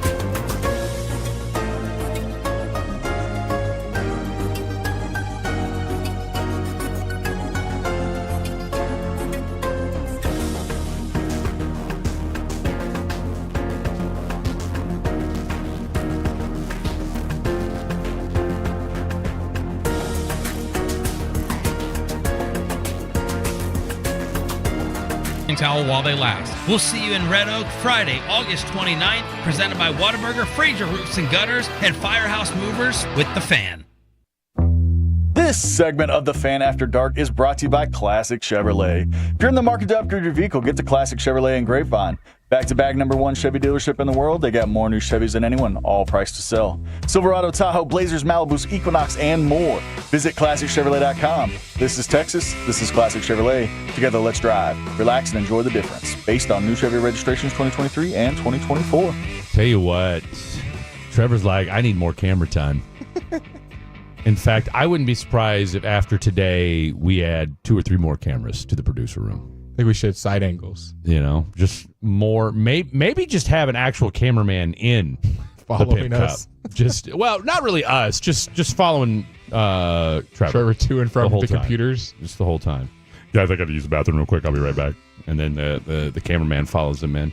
Just stops at the door though. We don't want to office style. That's it. You don't want to see inside our bathrooms. I don't think. Did you notice though that they've got the little urinal splatter things now? It smelled nice. I know that. Splatter things. You know, splash pads. But it was to keep stuff from going into the drain. I mean, what are people dropping in the urinals? I don't know. People put weird stuff in urinals, man. You think here though? I mean, I thought it was just so that it doesn't splash back at you. It's like a splash guard, right? Are you peeing that low? I mean, no, but I just noticed that there's a splash guard that I'd never noticed before. But it's not a splash guard though. It's so stuff doesn't go down the drain. Well, what's it called then, Trevor? So a thing doesn't go down the drain? There you go. I don't know. I thought it was a splash guard. So Trevor didn't come up with a name, so we're going with splash guard. We'll call it splashing. I've been struggling with words all night, so it's been a long day. Hopefully you're not struggling with buttons because it's time for a little extra credit. Okay, ring the bell. Fred and Blake. It's a merry-go-round, you dumbass. Do you need the dumb in front of the dumbass? I mean, I did his homework. Not like he bullied me. Just kind of redundant. Okay. I've never even heard that word in my life. But as my own personal form of punishment, I figured out how you're going to earn that extra credit. All right, let's go. Here we go. I wish I'd have got 2 burgers from Whataburger because that first one was hitting pre-show. Yeah. They didn't have pepper jack, so I had to get Monterey Jack. Had to do the little substitution. Monterey? Monterey. Did you try the new burger yet? Am I saying it wrong? Is it Monterey? No, it's Monterey. Monterey. Oh, what did I say? Monterey. You add an extra R. Maybe they didn't have the cheese because you couldn't. Yeah. Monterey Jack. Did you ask if I had tater tots? No. Have you tried the new burger that they have? No. Just get the same thing. What is it? That's fair. What's the new one? It's got a chipotle aioli on it. Pretty dang good. Got some fries. I know that was bad. I'm sitting here trying Pretty dang good, guys. Pretty dang good. Got some Monterey Jack on it. A little Chipotle and some Monterey. Pretty dang good. Back to you in the studio. I swear, our producers love ripping ads just in the middle of the show. These guys, something else. Okay, so I've got some NFL players' names. Okay. And you're going to say, this is what I think Fair their name foul. is. Okay? Julio Jones. If you know before I read the multiple choice, you're more than welcome to go. Where's the bell? I need the bell. I need the bell. Here we go. I'll catch it. Just hand it to me. Throw it to me. You know Fred. You know Fred. That ain't. Why does he not trust me with the bell? I don't know. Because I think it's because he likes the bell and he wants to keep the bell Okay, safe. you can answer, Trevor. Julio Jones. Do you want the multiple choice, or do you already know his real name? Give me the multiple choice. A. Julian Lopez Jones. B. Quintoris Lopez Jones Jr. Quintavion Luis Jones Jr. Julio Quintorius Jones Jr. I believe it's B.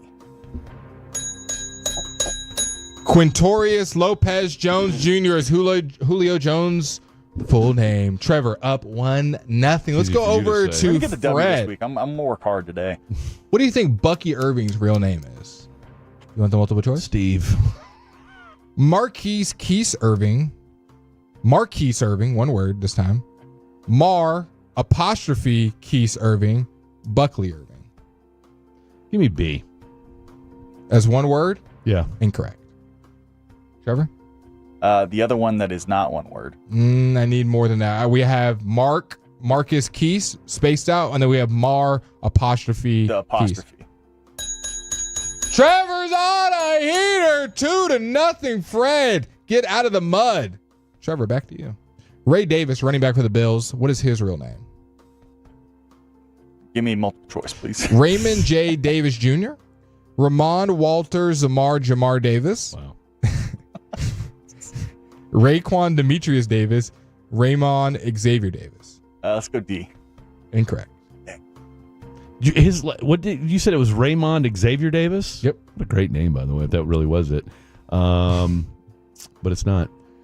You said Raekwon? I did not say that. Yeah, I did actually say you did. that. Yeah, no, you did. Raekwon Demetrius Davis. Let's go with that one. Incorrect. The correct answer was Ramon, R-E''Mon, Walter Jamar Davis. Boy. Wow. What a name. Boy. The Bills running back shortens it to a great name to Ray. Just shortens it up. Let's call it Ray. Fred. Josh Dobbs. Joshua. You sure you want to lock that in? You want me to do the multi? Okay. I do. That would be incorrect. Trevor? Trying to steal one. Trevor? Give me the multiple choice here. Robert Joshua Dobbs, Joshua Robert Dobbs, John Joshua Dobbs, Joshua Christopher Dobbs. Joshua Robert Dobbs. Say it one more time, sorry. Joshua Robert Dobbs. Incorrect. B. No. Correct. The correct answer was Robert Joshua Dobbs. Wow. Wow. But you may know him as Bob. Look at this one. This one's one of my personal favorites. We'll go to Trevor with this one. Wide receiver from the San Francisco 49ers, Juwan Jennings. What is his real name? Multiple choice, por favor. Juwan Malik Jennings, Benny Juwan Jennings, Juan DeAndre Jennings, Benjamin Juwan Jennings. Let's go D. Incorrect. Fred Davis. Give me A and B again. Juwan Malik Jennings, Benny Juwan Jennings. And then What was A? Incorrect. Fred will stay 0 on the board. Wow. Correct answer we're looking for was Benny Juwan Jennings, otherwise known as BJ Jennings. We'll go back to Fred Davis, see if we can get on the board right here. Okay, here we go. Right here. This should be a gimme. Von Miller. What is Von Miller's real name? Tolos texted in 877-881-1053. I know you know this one. Von Miller's real name. I can read the multiple choice so you get on the board. I mean, you're down 2-0. You're going to be trying to play catch up. There you go. A. Vonnie B. Vashon B. Apostrophe V. Sean Miller Jr. Von B. Apostrophe Sean Miller. Vonity B. Apostrophe Vion Miller Jr. Valonis Miller II. Those are tough to say. Let's go with B. As in Von B. Apostrophe Sean Miller? That's correct. Incorrect. Can you read him off again? Wow. This is, I mean, I Just say A, C, or D, for God's sake. That was painful. I mean, that was painful. My God. Just guess. You're up 2-0. Do you want Vonnie, T.Y., or Valonis? Let's go Valonis. Incorrect. Correct answer we're looking for was Vonnie B. Vashon Miller Jr. Okay. So 2-0. I mean, you make it sound like everybody should know what Von Miller's real name is. Oh, this should be a layup. Like, yeah, I'm sorry. Multiple choice for you, so you'll get it real quick. Yeah. All right, Trevor. Yep. This would have been a good one for Fred because I know you'd get it. Nico Collins. I wouldn't get it. Nico Collins. Yeah, A. Multiple choice. Nicholas Dominique Collins. B. Dominique Stephen Nicholas Collins. C. Nicholas Dean Collins. D. Dominique Stefan Nico Collins. E. Nico Harrison. Let's go A. I'm just gonna go. We're just safe here. Wrong. Of course. There's just so many. There's so many Nicos in here. Yeah. Harrison, Nico Collins, the fifth. Give me C. Do you know what C was? Nope. Don't know. C was Nicholas Dion Collins. You want to lock that in? I do. Incorrect. Answer we're looking for was Dominique Stefan Nicholas Collins. Nico comes from his middle name, Nicholas. Okay. Fred. Okay. DK Metcalf. Decalian Zacharias Metcalf with an apostrophe. Decalian Zacharias Metcalf, no apostrophe. Decalian Zachariah Metcalf. Daniel Kalen Metcalf. What is this correct name? The only difference in A and B is one has an apostrophe. One doesn't. Yeah. Let's go with C. Decalen Zachariah Metcalf? Yeah. Incorrect. Trevor. All right, we're gonna go with the one with the apostrophe. There you go. Hey. Running away with it. No. I was wrong. It's Decalen Zacharias Metcalf, no apostrophe. So it's still 2-0. So no apostrophe. No apostrophe. I got a little ahead of myself. Yeah, right you there. did. Come on, Fred Davis. No. Oh, it's his turn. It's his No, turn. no, no, no. Oh, my bad. Trevor. His turn. AJ Brown. What does the AJ stand for?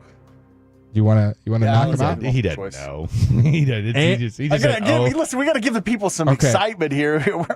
Andrew James Brown Jr., Arthur Juan Brown Sr., Wow. Anthony Jalen Brown, Augustus John Brown. Anthony Jalen Brown. Incorrect. Which Come one on, was Fred, that? It's a layup. Which one was that? That was C. AJ Brown. He said Anthony Jalen Brown C. You still got Andrew James Brown, Arthur Juan Brown, and Augustus John Brown. He strikes me as an Augustus John Brown. Let's go with that one. Well, he would strike you incorrectly. His real name is Arthur Juan Brown Jr. I almost guessed that. Fred, if you get this right here, you'll tie it up. Okay. It's 2-0. 2-0. Oh, we got to get without multiple choice. Without multiple choice.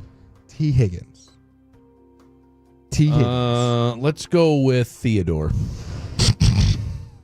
Theodore Demetrius Quanciferous Eximus the Fourth. No, Trevor. Yours are Terrence Edward Higgins, Tamarese Williams Higgins, Tavion Wade Higgins, Tyrese Elijah Higgins. D. Incorrect. You guys stink. It was Tamarese Williams Higgins. Yeah. I don't think you guys would have got any of these. I'll just give you a free blank right here, just so you can say you got one. Sauce Gardner, Fred. I have no idea. Ahmad Gardner. Okay. We'll call him that all the time. I have no idea. All right, we're done. Fred lost 2-0. Congratulations, Mr. Our boy Trevor, fill in the blank what his middle name is, Beck the Creator. All right, coming up, final hour of the program, we'll do our top 5. We've also got a show reset coming up. What happened with your Texas Rangers and Cowboy Cut Down Day, just a couple days away. Who are some guys we'll be having our eyes on tomorrow? Lots to get to. Don't go to our final hour. This is Fan After Dark.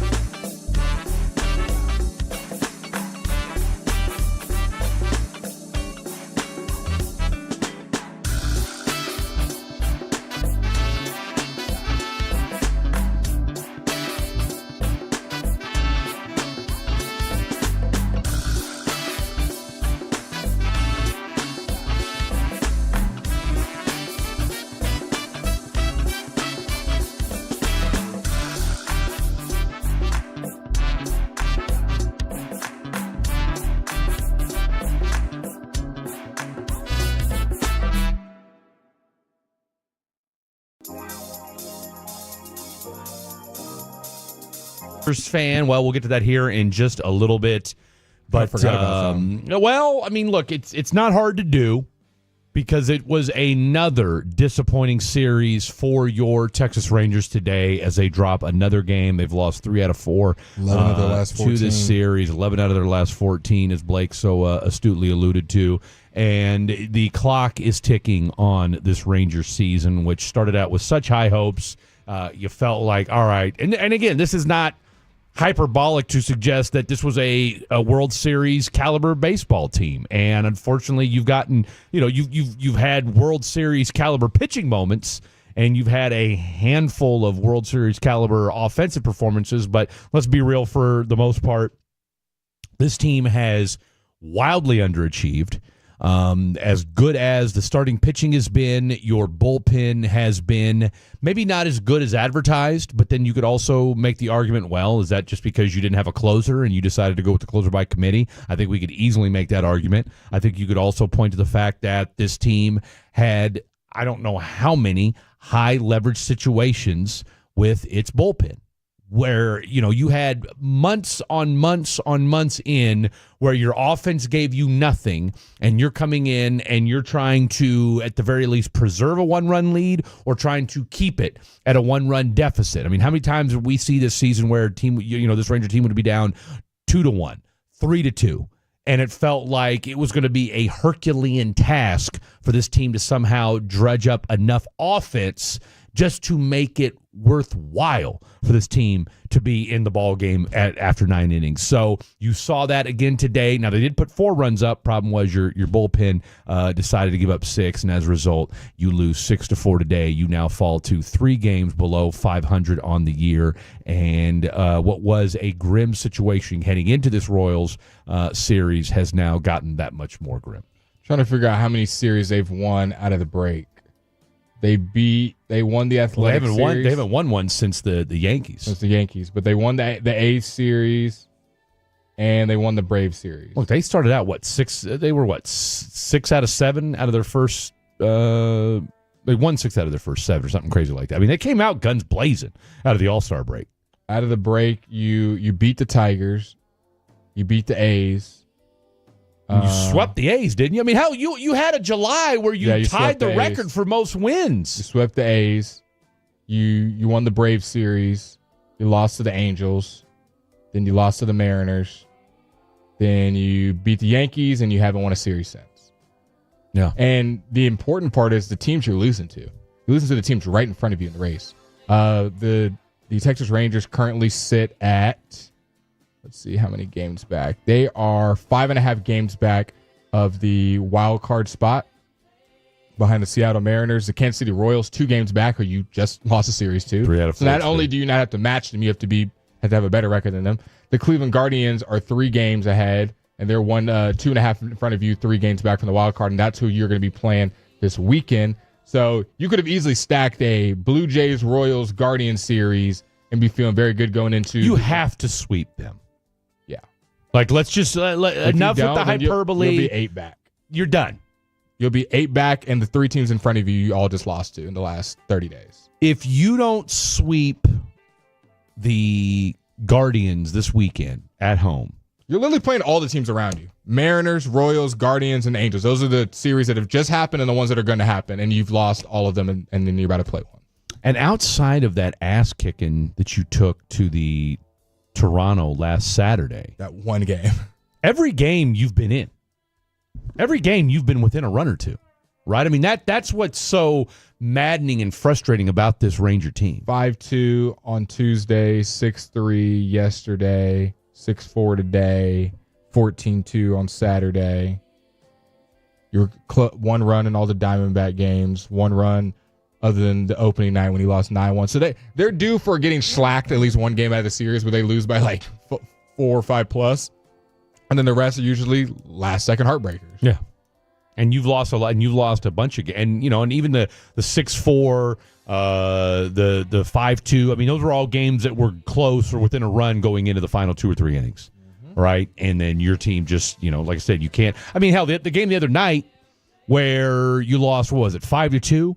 And you had, a Jock Peterson home run and a Corey Seager home run, Or was it a Marcus Simeon home Are you run? talking about when they lost 5-2 on August 19th on Tuesday or yesterday? Yeah, the 19th, when outside of the 2 home runs, the 2 solo shots, they had nobody get past. In fact, they didn't have a single base runner get past first base, and they had no batters with runners in scoring position. Isn't that phenomenal? Right? I mean, that's kind of where, and that's where it feels like this team's at again. And that was where Merrill Kelly gave you 6 innings and only let up 2 hits. Yeah.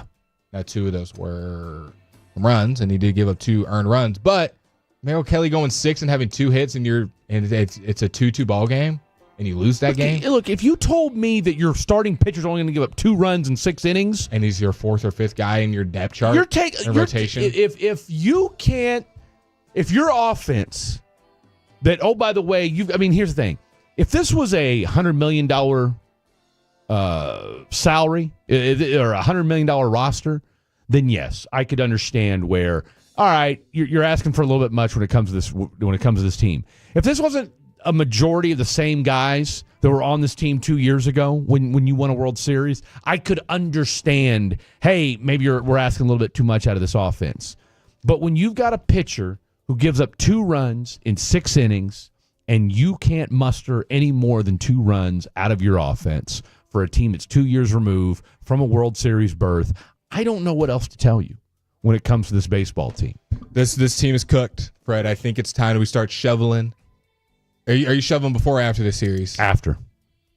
So here's the deal. Let's. I'll tell you what. Let's see. Tell me this, and I got some audio for us to play on once you're done. What's the audio? Old boy Tom Brady having a good time, and then Eric Dickerson talking about our boy Shador. All right, play the audio. We'll come back to this because I got 2 points I'll make. No, but let's hear this audio first. Well, I got to find it. Play the audio. Okay. Let's do the funny audio first. This is Tom Brady. Well, I don't know if Fred's paying that much attention. We'll do the Eric Dickerson one. It's a little bit longer. This is him talking about Shador Sanders and why he did not get drafted early. Hall of Fame running back Eric Dickerson. And I'll tell you this much here, what I heard from someone that's in the NFL, that the NFL told other, don't draft him, do not draft him. We're gonna make an example out of him. And this came from a very good source, And he said that, I won't say who, somebody called the Cleveland Browns and said, don't do that. Draft Really? him. Yep, draft him. Don't do that. Because they weren't going to draft him either. They weren't going to draft him. Your I'll thoughts? tell you this much here, Your thoughts on it now coming a little bit more forefront that teams were told not to draft him? And I don't think Eric Dickerson would come on here and just lie for the heck of it. No, I don't think he's lying. I mean, so they're gonna make an example out of him. I think that's unfortunate if that is the case. I really, really do. And I'm even more perplexed. Now, here's what here's what I'm also going to say. Isn't it crazy when it comes that to Shador did all of that, and obviously we know all the stuff that happened in the draft. And I love Arch, and I love Texas. He hasn't played a snap. And he's already the projected number 1 pick, like betting favorite. Yeah. That just shows you the craziness of he obviously played a couple snaps last year, but let's be honest, hasn't played a snap, hasn't played a season. Yeah. Already projected 1. Shador does play a season, plays great, and they're like, yeah, I don't know, we're going to project him top, but we're not going to get him. But continue your point. The only thing I'll say about when they say they told the NFL not to draft him, there was only a handful of teams that were going to draft him anyway. Correct. 4 or 5, the Saints, Jets, Giants.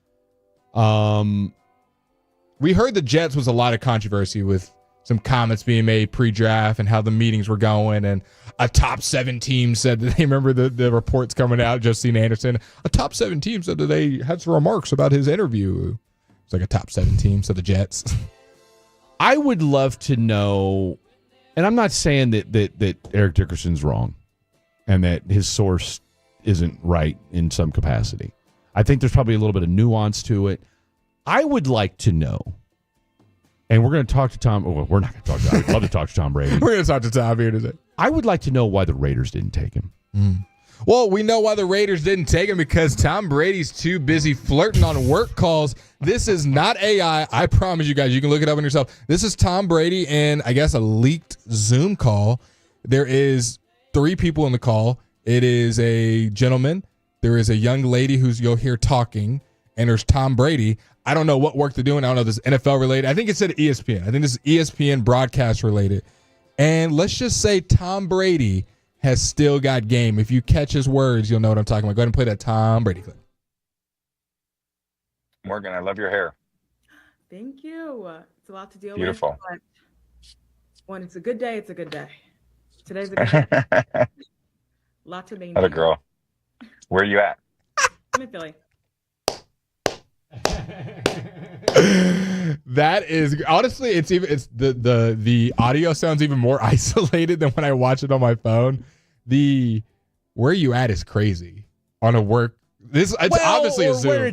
But at the same time too, it is on a Zoom, so I could see. I mean, it's Right not after like he knows where right she's after the at. giggle. Where you at? I mean, he's Tom Brady. He said, at the end of the day, a girl is crazy on a work call. At a girl, but he's loving up her hair. Play that again. Play that again. Play that again. Give me a second. Trying to do other work too. I apologize, guys. I'm sorry. Damn you. That's what a Kevin Walker. Ooh, shots fired. By the way, your Texas Rangers, you've got Evo on the bump tomorrow, Jack Leiter on Saturday, and then was it Merlin? Is it Merlin Kelly? Merrill Kelly. Merlin was the name of the guy that I crashed into the last night I drank. That's the I told whiskey. that story earlier today. I have an imaginary friend. Maybe we should call him Merlin. I like Merlin better. Maybe he'd win more games. His name was Merlin. All right, here we go. I told you guys I wasn't good with names. All right, this is Tom. Morgan, I love your hair. Merlin, I love your hair. Beautiful. When it's a good day, it's a good day. Today's a good day. Lot to maintain. Other girl. Where are you at? I'm in Philly. It sounds AI. I love it. Does it not sound AI like how Where you smooth? At? Where you at? Where you at?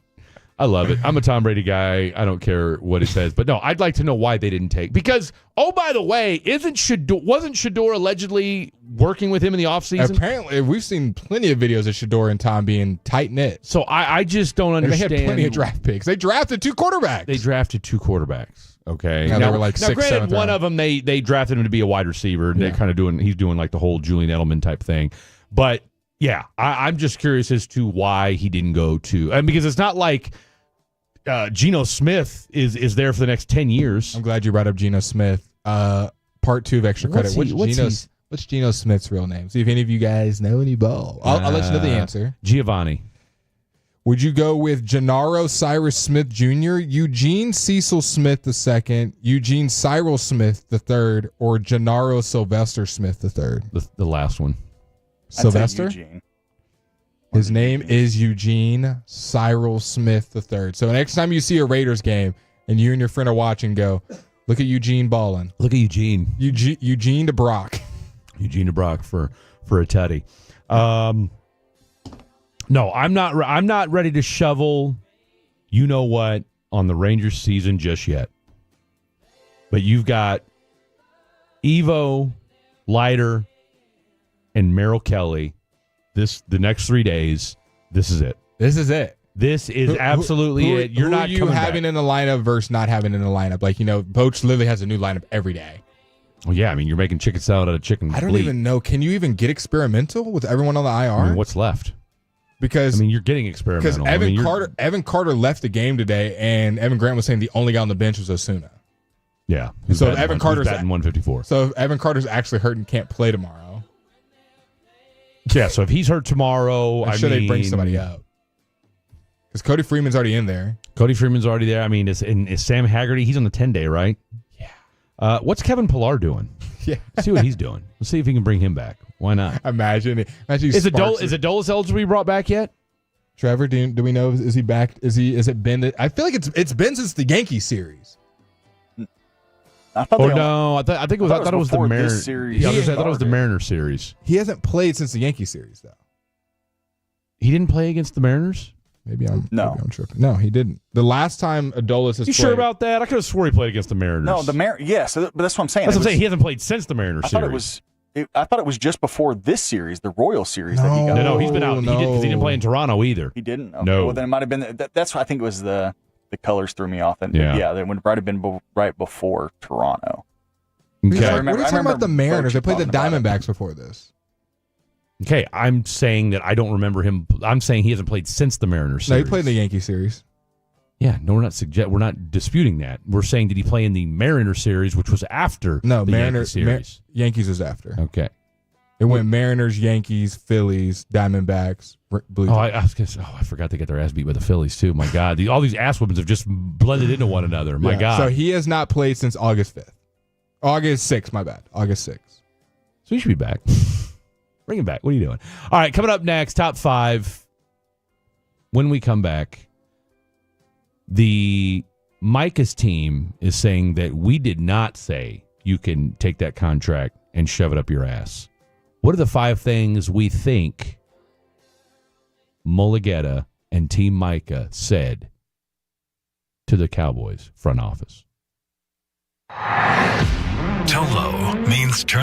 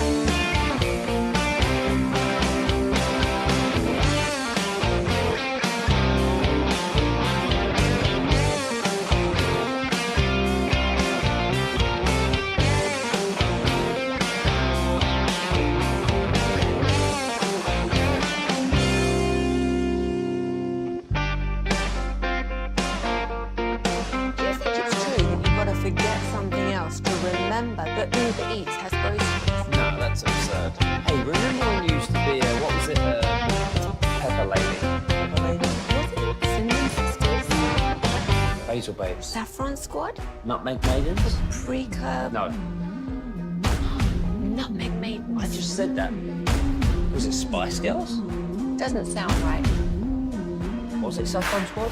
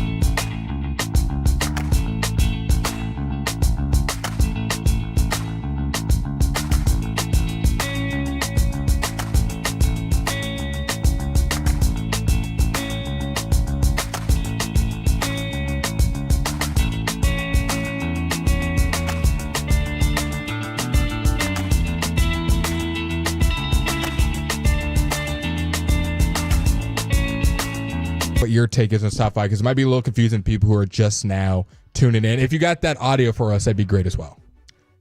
So the deal is this. Are you going to play the audio real quick? All right. So our boy Trevor is efforting to get this audio. So essentially, Jerry Jones was on the YouTube channel of Michael Irvin today and was telling his side of the story, the latest and greatest of where things are at. And this was apparently the back and forth between him and team Micah Parsons. When we wanted to send the details to the agents told us to stick it up our ass. Okay. Now, that's come out and been disclaimed that was hyperbole. David Mulligetta, all the beat reporters have said, hey, that's not what he said. That's not what he said. So, top 5 things we think or are suggesting or speculating that was said instead of go shove it up your ass. My number 5, we respectfully decline your offer. Nice. Okay, just something simple.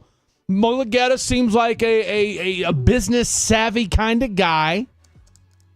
And so nothing simple, plainer, and classier than, hey, we respectfully decline your offer. So minor phrases as well. I'm glad we're on the same page. Yes. I got an honorable mention, my only honorable mention. Not around here. Yeah. And then number 5, you can kick rocks barefoot. Okay, now this is David Mulligetta saying this? Yeah. But you're saying it in Jerry's voice? He's getting into that southern. Okay. Mind games. Mind games. Okay. Fair. Talking different. You gotta match the energy. You gotta mirror. Code switch. Look at Jerry. Say, Jerry, you can kick rocks barefoot. You think I'm gonna sign that contract now? That's it. You see who my guy is, Micah Parsons? Okay. All right. I like what he did there with this. All right. So my number 5 is and I went with what Atolo had said because I dug it, and you can stick that in your pipe and smoke it. I would love to hear. So that's your number 5. That's my number 5. You can stick that in your pipe and smoke it. I like that. I like that. And then snake draft. Snake draft. Thank you, Ross. Appreciate you. I'm a very big, just simple to the point. So get out of here, pal.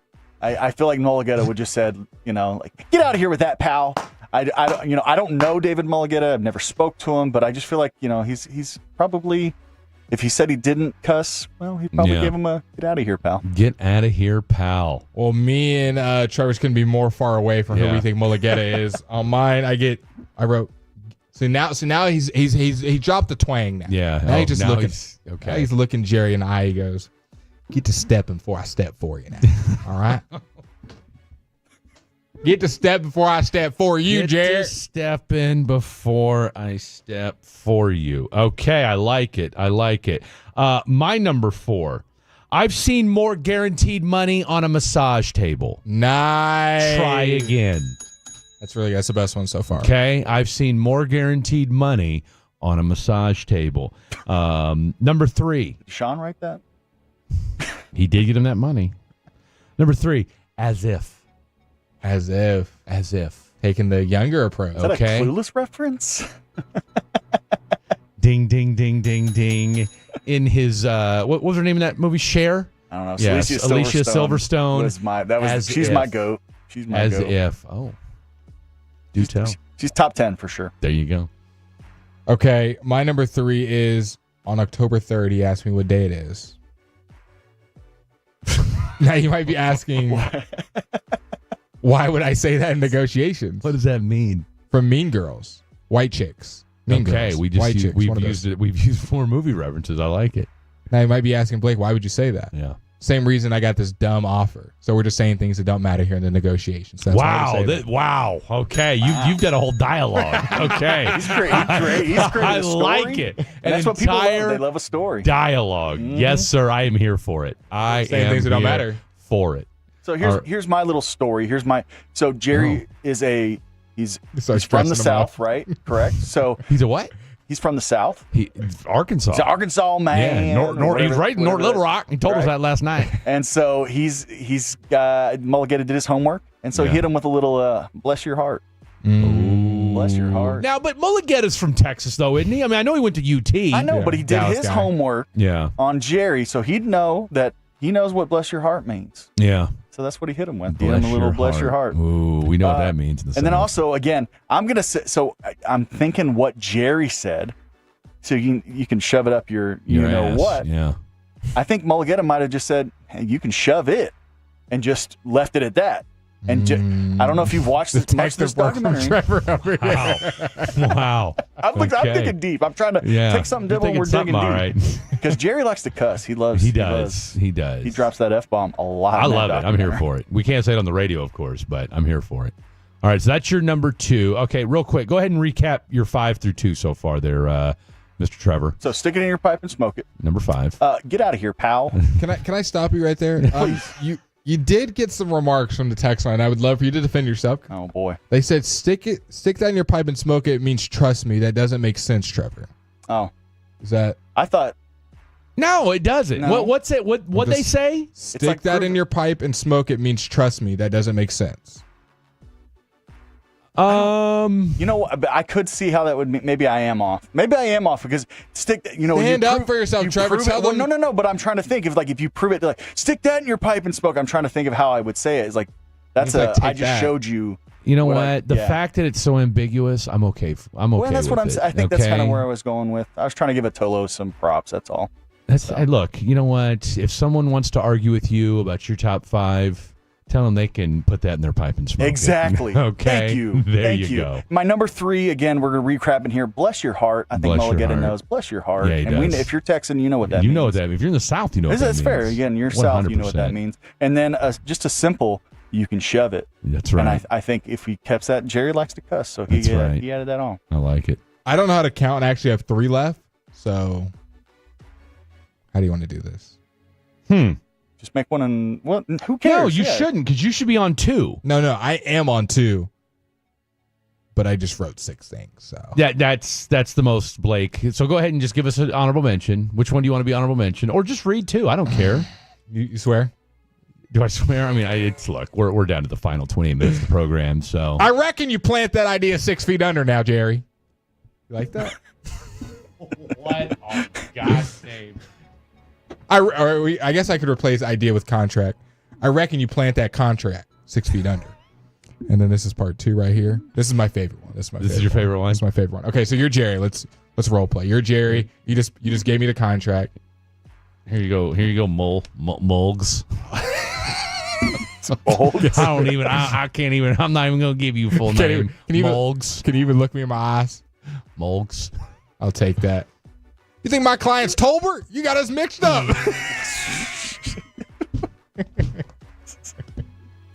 That was my favorite one. And if you're a fatty, you know how much Blake Elliott loves Jalen Tolbert. Okay.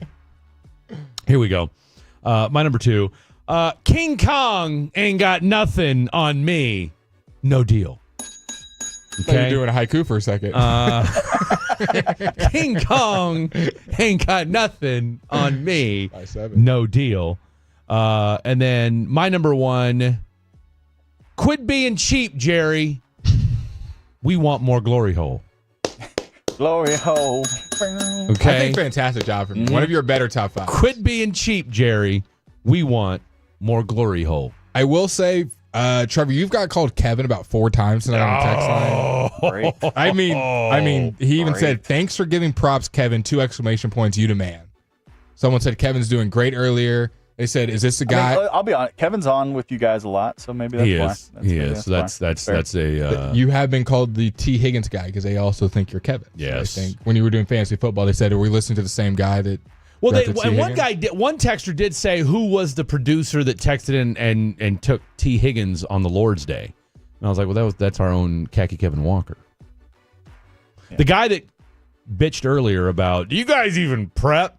I said, well, what'd we do? And he never responded. So it's okay. We still love him. Honorable mention from the 214. That's a no for me, dog, from Randy Jackson. That's American Idol. Oh, that's a good one right I'm there. jealous. That's good. Yeah, that's a good one. People are saying No, it doesn't. Trevor's using it correct. See, it does not mean trust me, because if you're telling someone to put it in their pipe and smoke it, they have to really trust you to smoke it without knowing what is in it. Yeah. Trev, my bad. I think That's you're all right. okay, That's Trevor. all right. I didn't. That's what I'm saying. I mean, I think that term's been Look, used a lot. In neither a lot of us different ways. balked at it, so I didn't know any different. All right, my number one. Take that contract, Jerry, and feed it to the hogs. Sue-wee. No, you got some back there, Jer Bear. Take that contract and feed it to. Would that quote go viral if that's what he said instead? I mean, it would definitely. I'll tell you what. It would definitely. I feel like garner more conversation than shove it up your ass. I don't know. Shove up your ass was kind of doing numbers That's before. what I'm saying. I think that one's. Well, that's because it's just the Explicitive? the candor of it. But if he said, because now if you're saying take it to the hogs, Then you're kind of you're digging personal. no, because anybody can tell you to shove it up your ass. That's fair. Yeah. Right? Like that, there's nothing special about being told to shove something up your ass. But going after the pig But now because going after the Razorbacks. Oh, and you're a country boy. You're from Arkansas. Yeah. And give it to the hogs? What if he would have called him a hillbilly? Oh man. Oh, if they would have gone, you're just a podunk hillbilly. Oh, that would have been good. Trevor wants the team to explode. No, it would have been, that'd have been good. But that's good. That'd have been great in the documentary. That's good media. That's all I'm saying. You do that though. Now you've gone. You're probably not getting other agents. That's They're fair. not getting other players. That's fair. No, now you've crossed the line. Yeah. Now you've crossed the line. That's fair. Got the cameras. Yeah. Oh, Jerry would lose his you know what if that was made public. Like that's what he said. You'd have an old man fight or something like that. Oh no, Jerry would go scorched earth. If he got, because he would own it in some form or fact. He would own the fact of where he's from. He would tell you about what his parents went through. He would tell you about what it's like. I mean, he would give you. He's got hillbilly tendencies, sure, right? And he would share that with us, but in a positive light. So Yeah. that's what we should all do in life. We all have different walks of life. Let's find the positive. Let's pieces find of the it. positive. Let's find the positive. I mean, look, I think that's the one thing about. Has Trevor even done his number one? Yeah, what is your number one? So my number one is one of my favorite things. You can take a long walk off a short pier. I love that. It's simple. That's a good one. But it's I mean, good. that takes it home. Like I love just I the like way. that. Well, it's just your way of saying and then you could also just say bleep you. That's tried and true and never. What's your favorite way to say bleep you with being FCC compliant? Oh, get out of here, pal. Get out of here, pal. Hey, Get out of here. Get out of here. that's mine. Hey, Get out of here, pal. I mean, pal is the ultimate. Better not be here when I get back. Yeah. I'm not your friend, bud. I'm not your friend. Not your pal. I'm not guy. You're not that guy, pal. You're not that guy. Like that's to me one of the all-time greatest. That came from a meme. Yeah, but now it's kind of a check though. I mean, I don't know that many people that say it, but if some two big dudes are standing in front of each other, kind of at a bar, and someone were to say that, I would assume they're about to fight. Oh, you get told you're not that guy, pal. You kind of have to. We're time. dropping hands, 100%. Like it's go time. Yeah. I'm waiting for Xavier's girlfriend's stepdad to say something like that to me. Can we get that on film? Can we add it to the? Can we world star it? Can we add it to Cowboys and his gamblers? We don't want to put that out there. Bonus cut. We don't want to put local that out radio there. hosts. The funny part is, I'll tell you what. When we come back, final segment of the program, and something I said during one of our shows that was not supposed to be heard by the person that heard it. What am I talking about? I'll tell you next. Coming up Friday morning on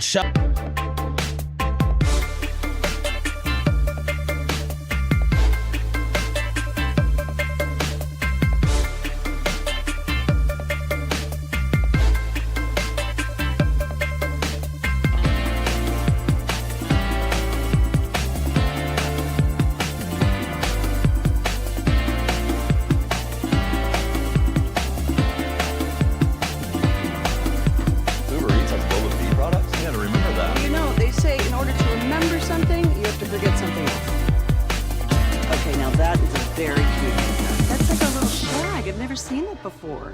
Well, I mean, of course you have. It's the Rachel. Oh, is that your name? No, I mean like your name. No, I'm Jen. My name's Jen. Right, but I just mean like this is your haircut. But that's hair on your head. I'm not saying this is your hair. Okay, freaking me out a little bit.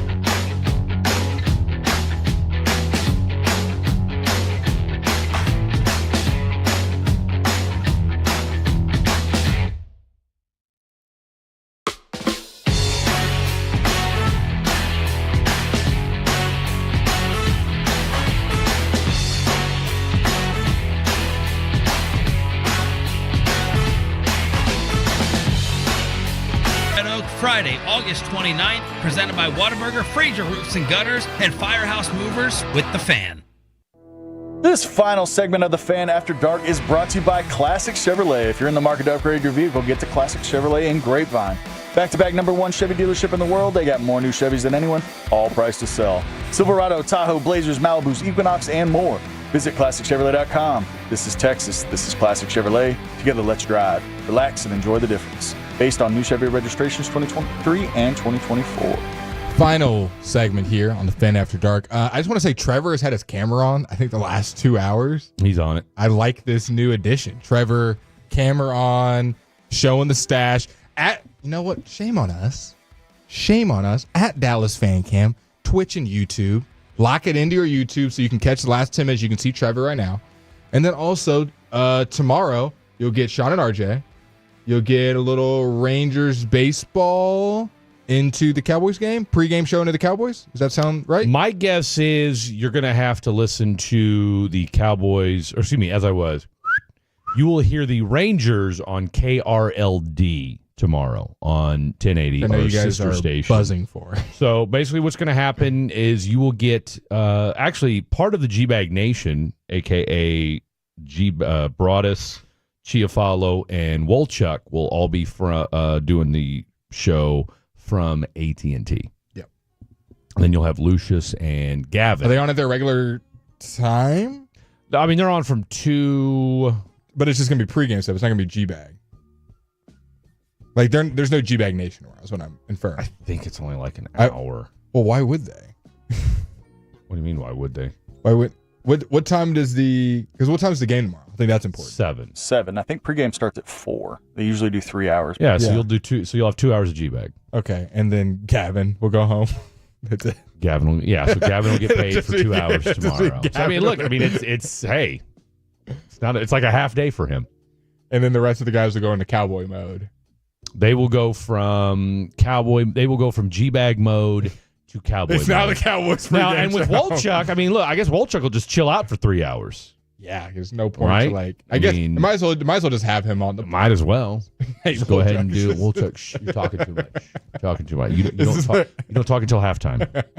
Okay. I think that would be hilarious if Broadus was just like, oh no. I don't want to hear about Rivaldo Fairchild until halftime. Okay. Well, Thank Chuck, just go get us some more Sandos. I need some brisket Sandos, some mac and cheese. What are we thinking will be on the? I want something a little different. I will say mac and cheese needs to stay staple. What are the staples? Have you noticed? We've been enough times. The mac and cheese has been there every time. The bread, the rolls. I'm not a fan of the rolls. Can we get some new rolls? Who do I need to talk to about the rolls? Okay, I'm not because I love the butter. Oh, the butter. The butter's delicious, but I just think a different texture. What are those poppy seeds in those? What are those sunflower seeds? Like, look, I don't want to sound ungrateful. Just a different texture. I think we're looking for. Can I get a King's Hawaiian bread roll? This just Hawaiian bread is, I think, universally loved. It's one of the newer additions to the bread game in the last Whoa. Newer? Maybe in your world. I've been eating King's Hawaiian bread since I was a kid. Is Hawaiian bread not? I'm not saying new as in like 5 years. I'm just saying as far as all the other breads, is it not a newer variation to hit stores, or has Hawaiian bread been out for like hundreds of years? And look, I'm talking about, I'm talking about the orange packaging. I don't even remember that when I was a kid. That being at the front of the store and being like a marquee item. Okay, again, I can't speak to where Mama Kim was shopping when Walmart. Little Blake was around, but I know that young Fred. But what was it called? Was it the same brand? King's Hawaiian bread. Same one that we buy now. Absolutely. Okay, I stand corrected. I've been eating. I'm behind you here on Blake. Like I good for you, Fred. Good, but in Texas, I guess because Texas we've always had Texas toast. It's always been the old girl, yeast rolls, Baird's or whatever. Like, here's what you got to remember: Mrs. Baird's was always the front and center. Hawaiian bread was not big. So I'll tell you, I'll take it back a step further. That was a great point. Him being from Kansas, Tempe, okay, whatever. Tempe, yeah, Arizona. No, I'm from Topeka, Kansas. Thank you very much. It started with a T. I'm so old that when it comes to the King's Hawaiian bread, so you know how they got the rolls, and of course now they got the buns and what have you. Everything now, yeah. They used to have it where it was just like a big bucket.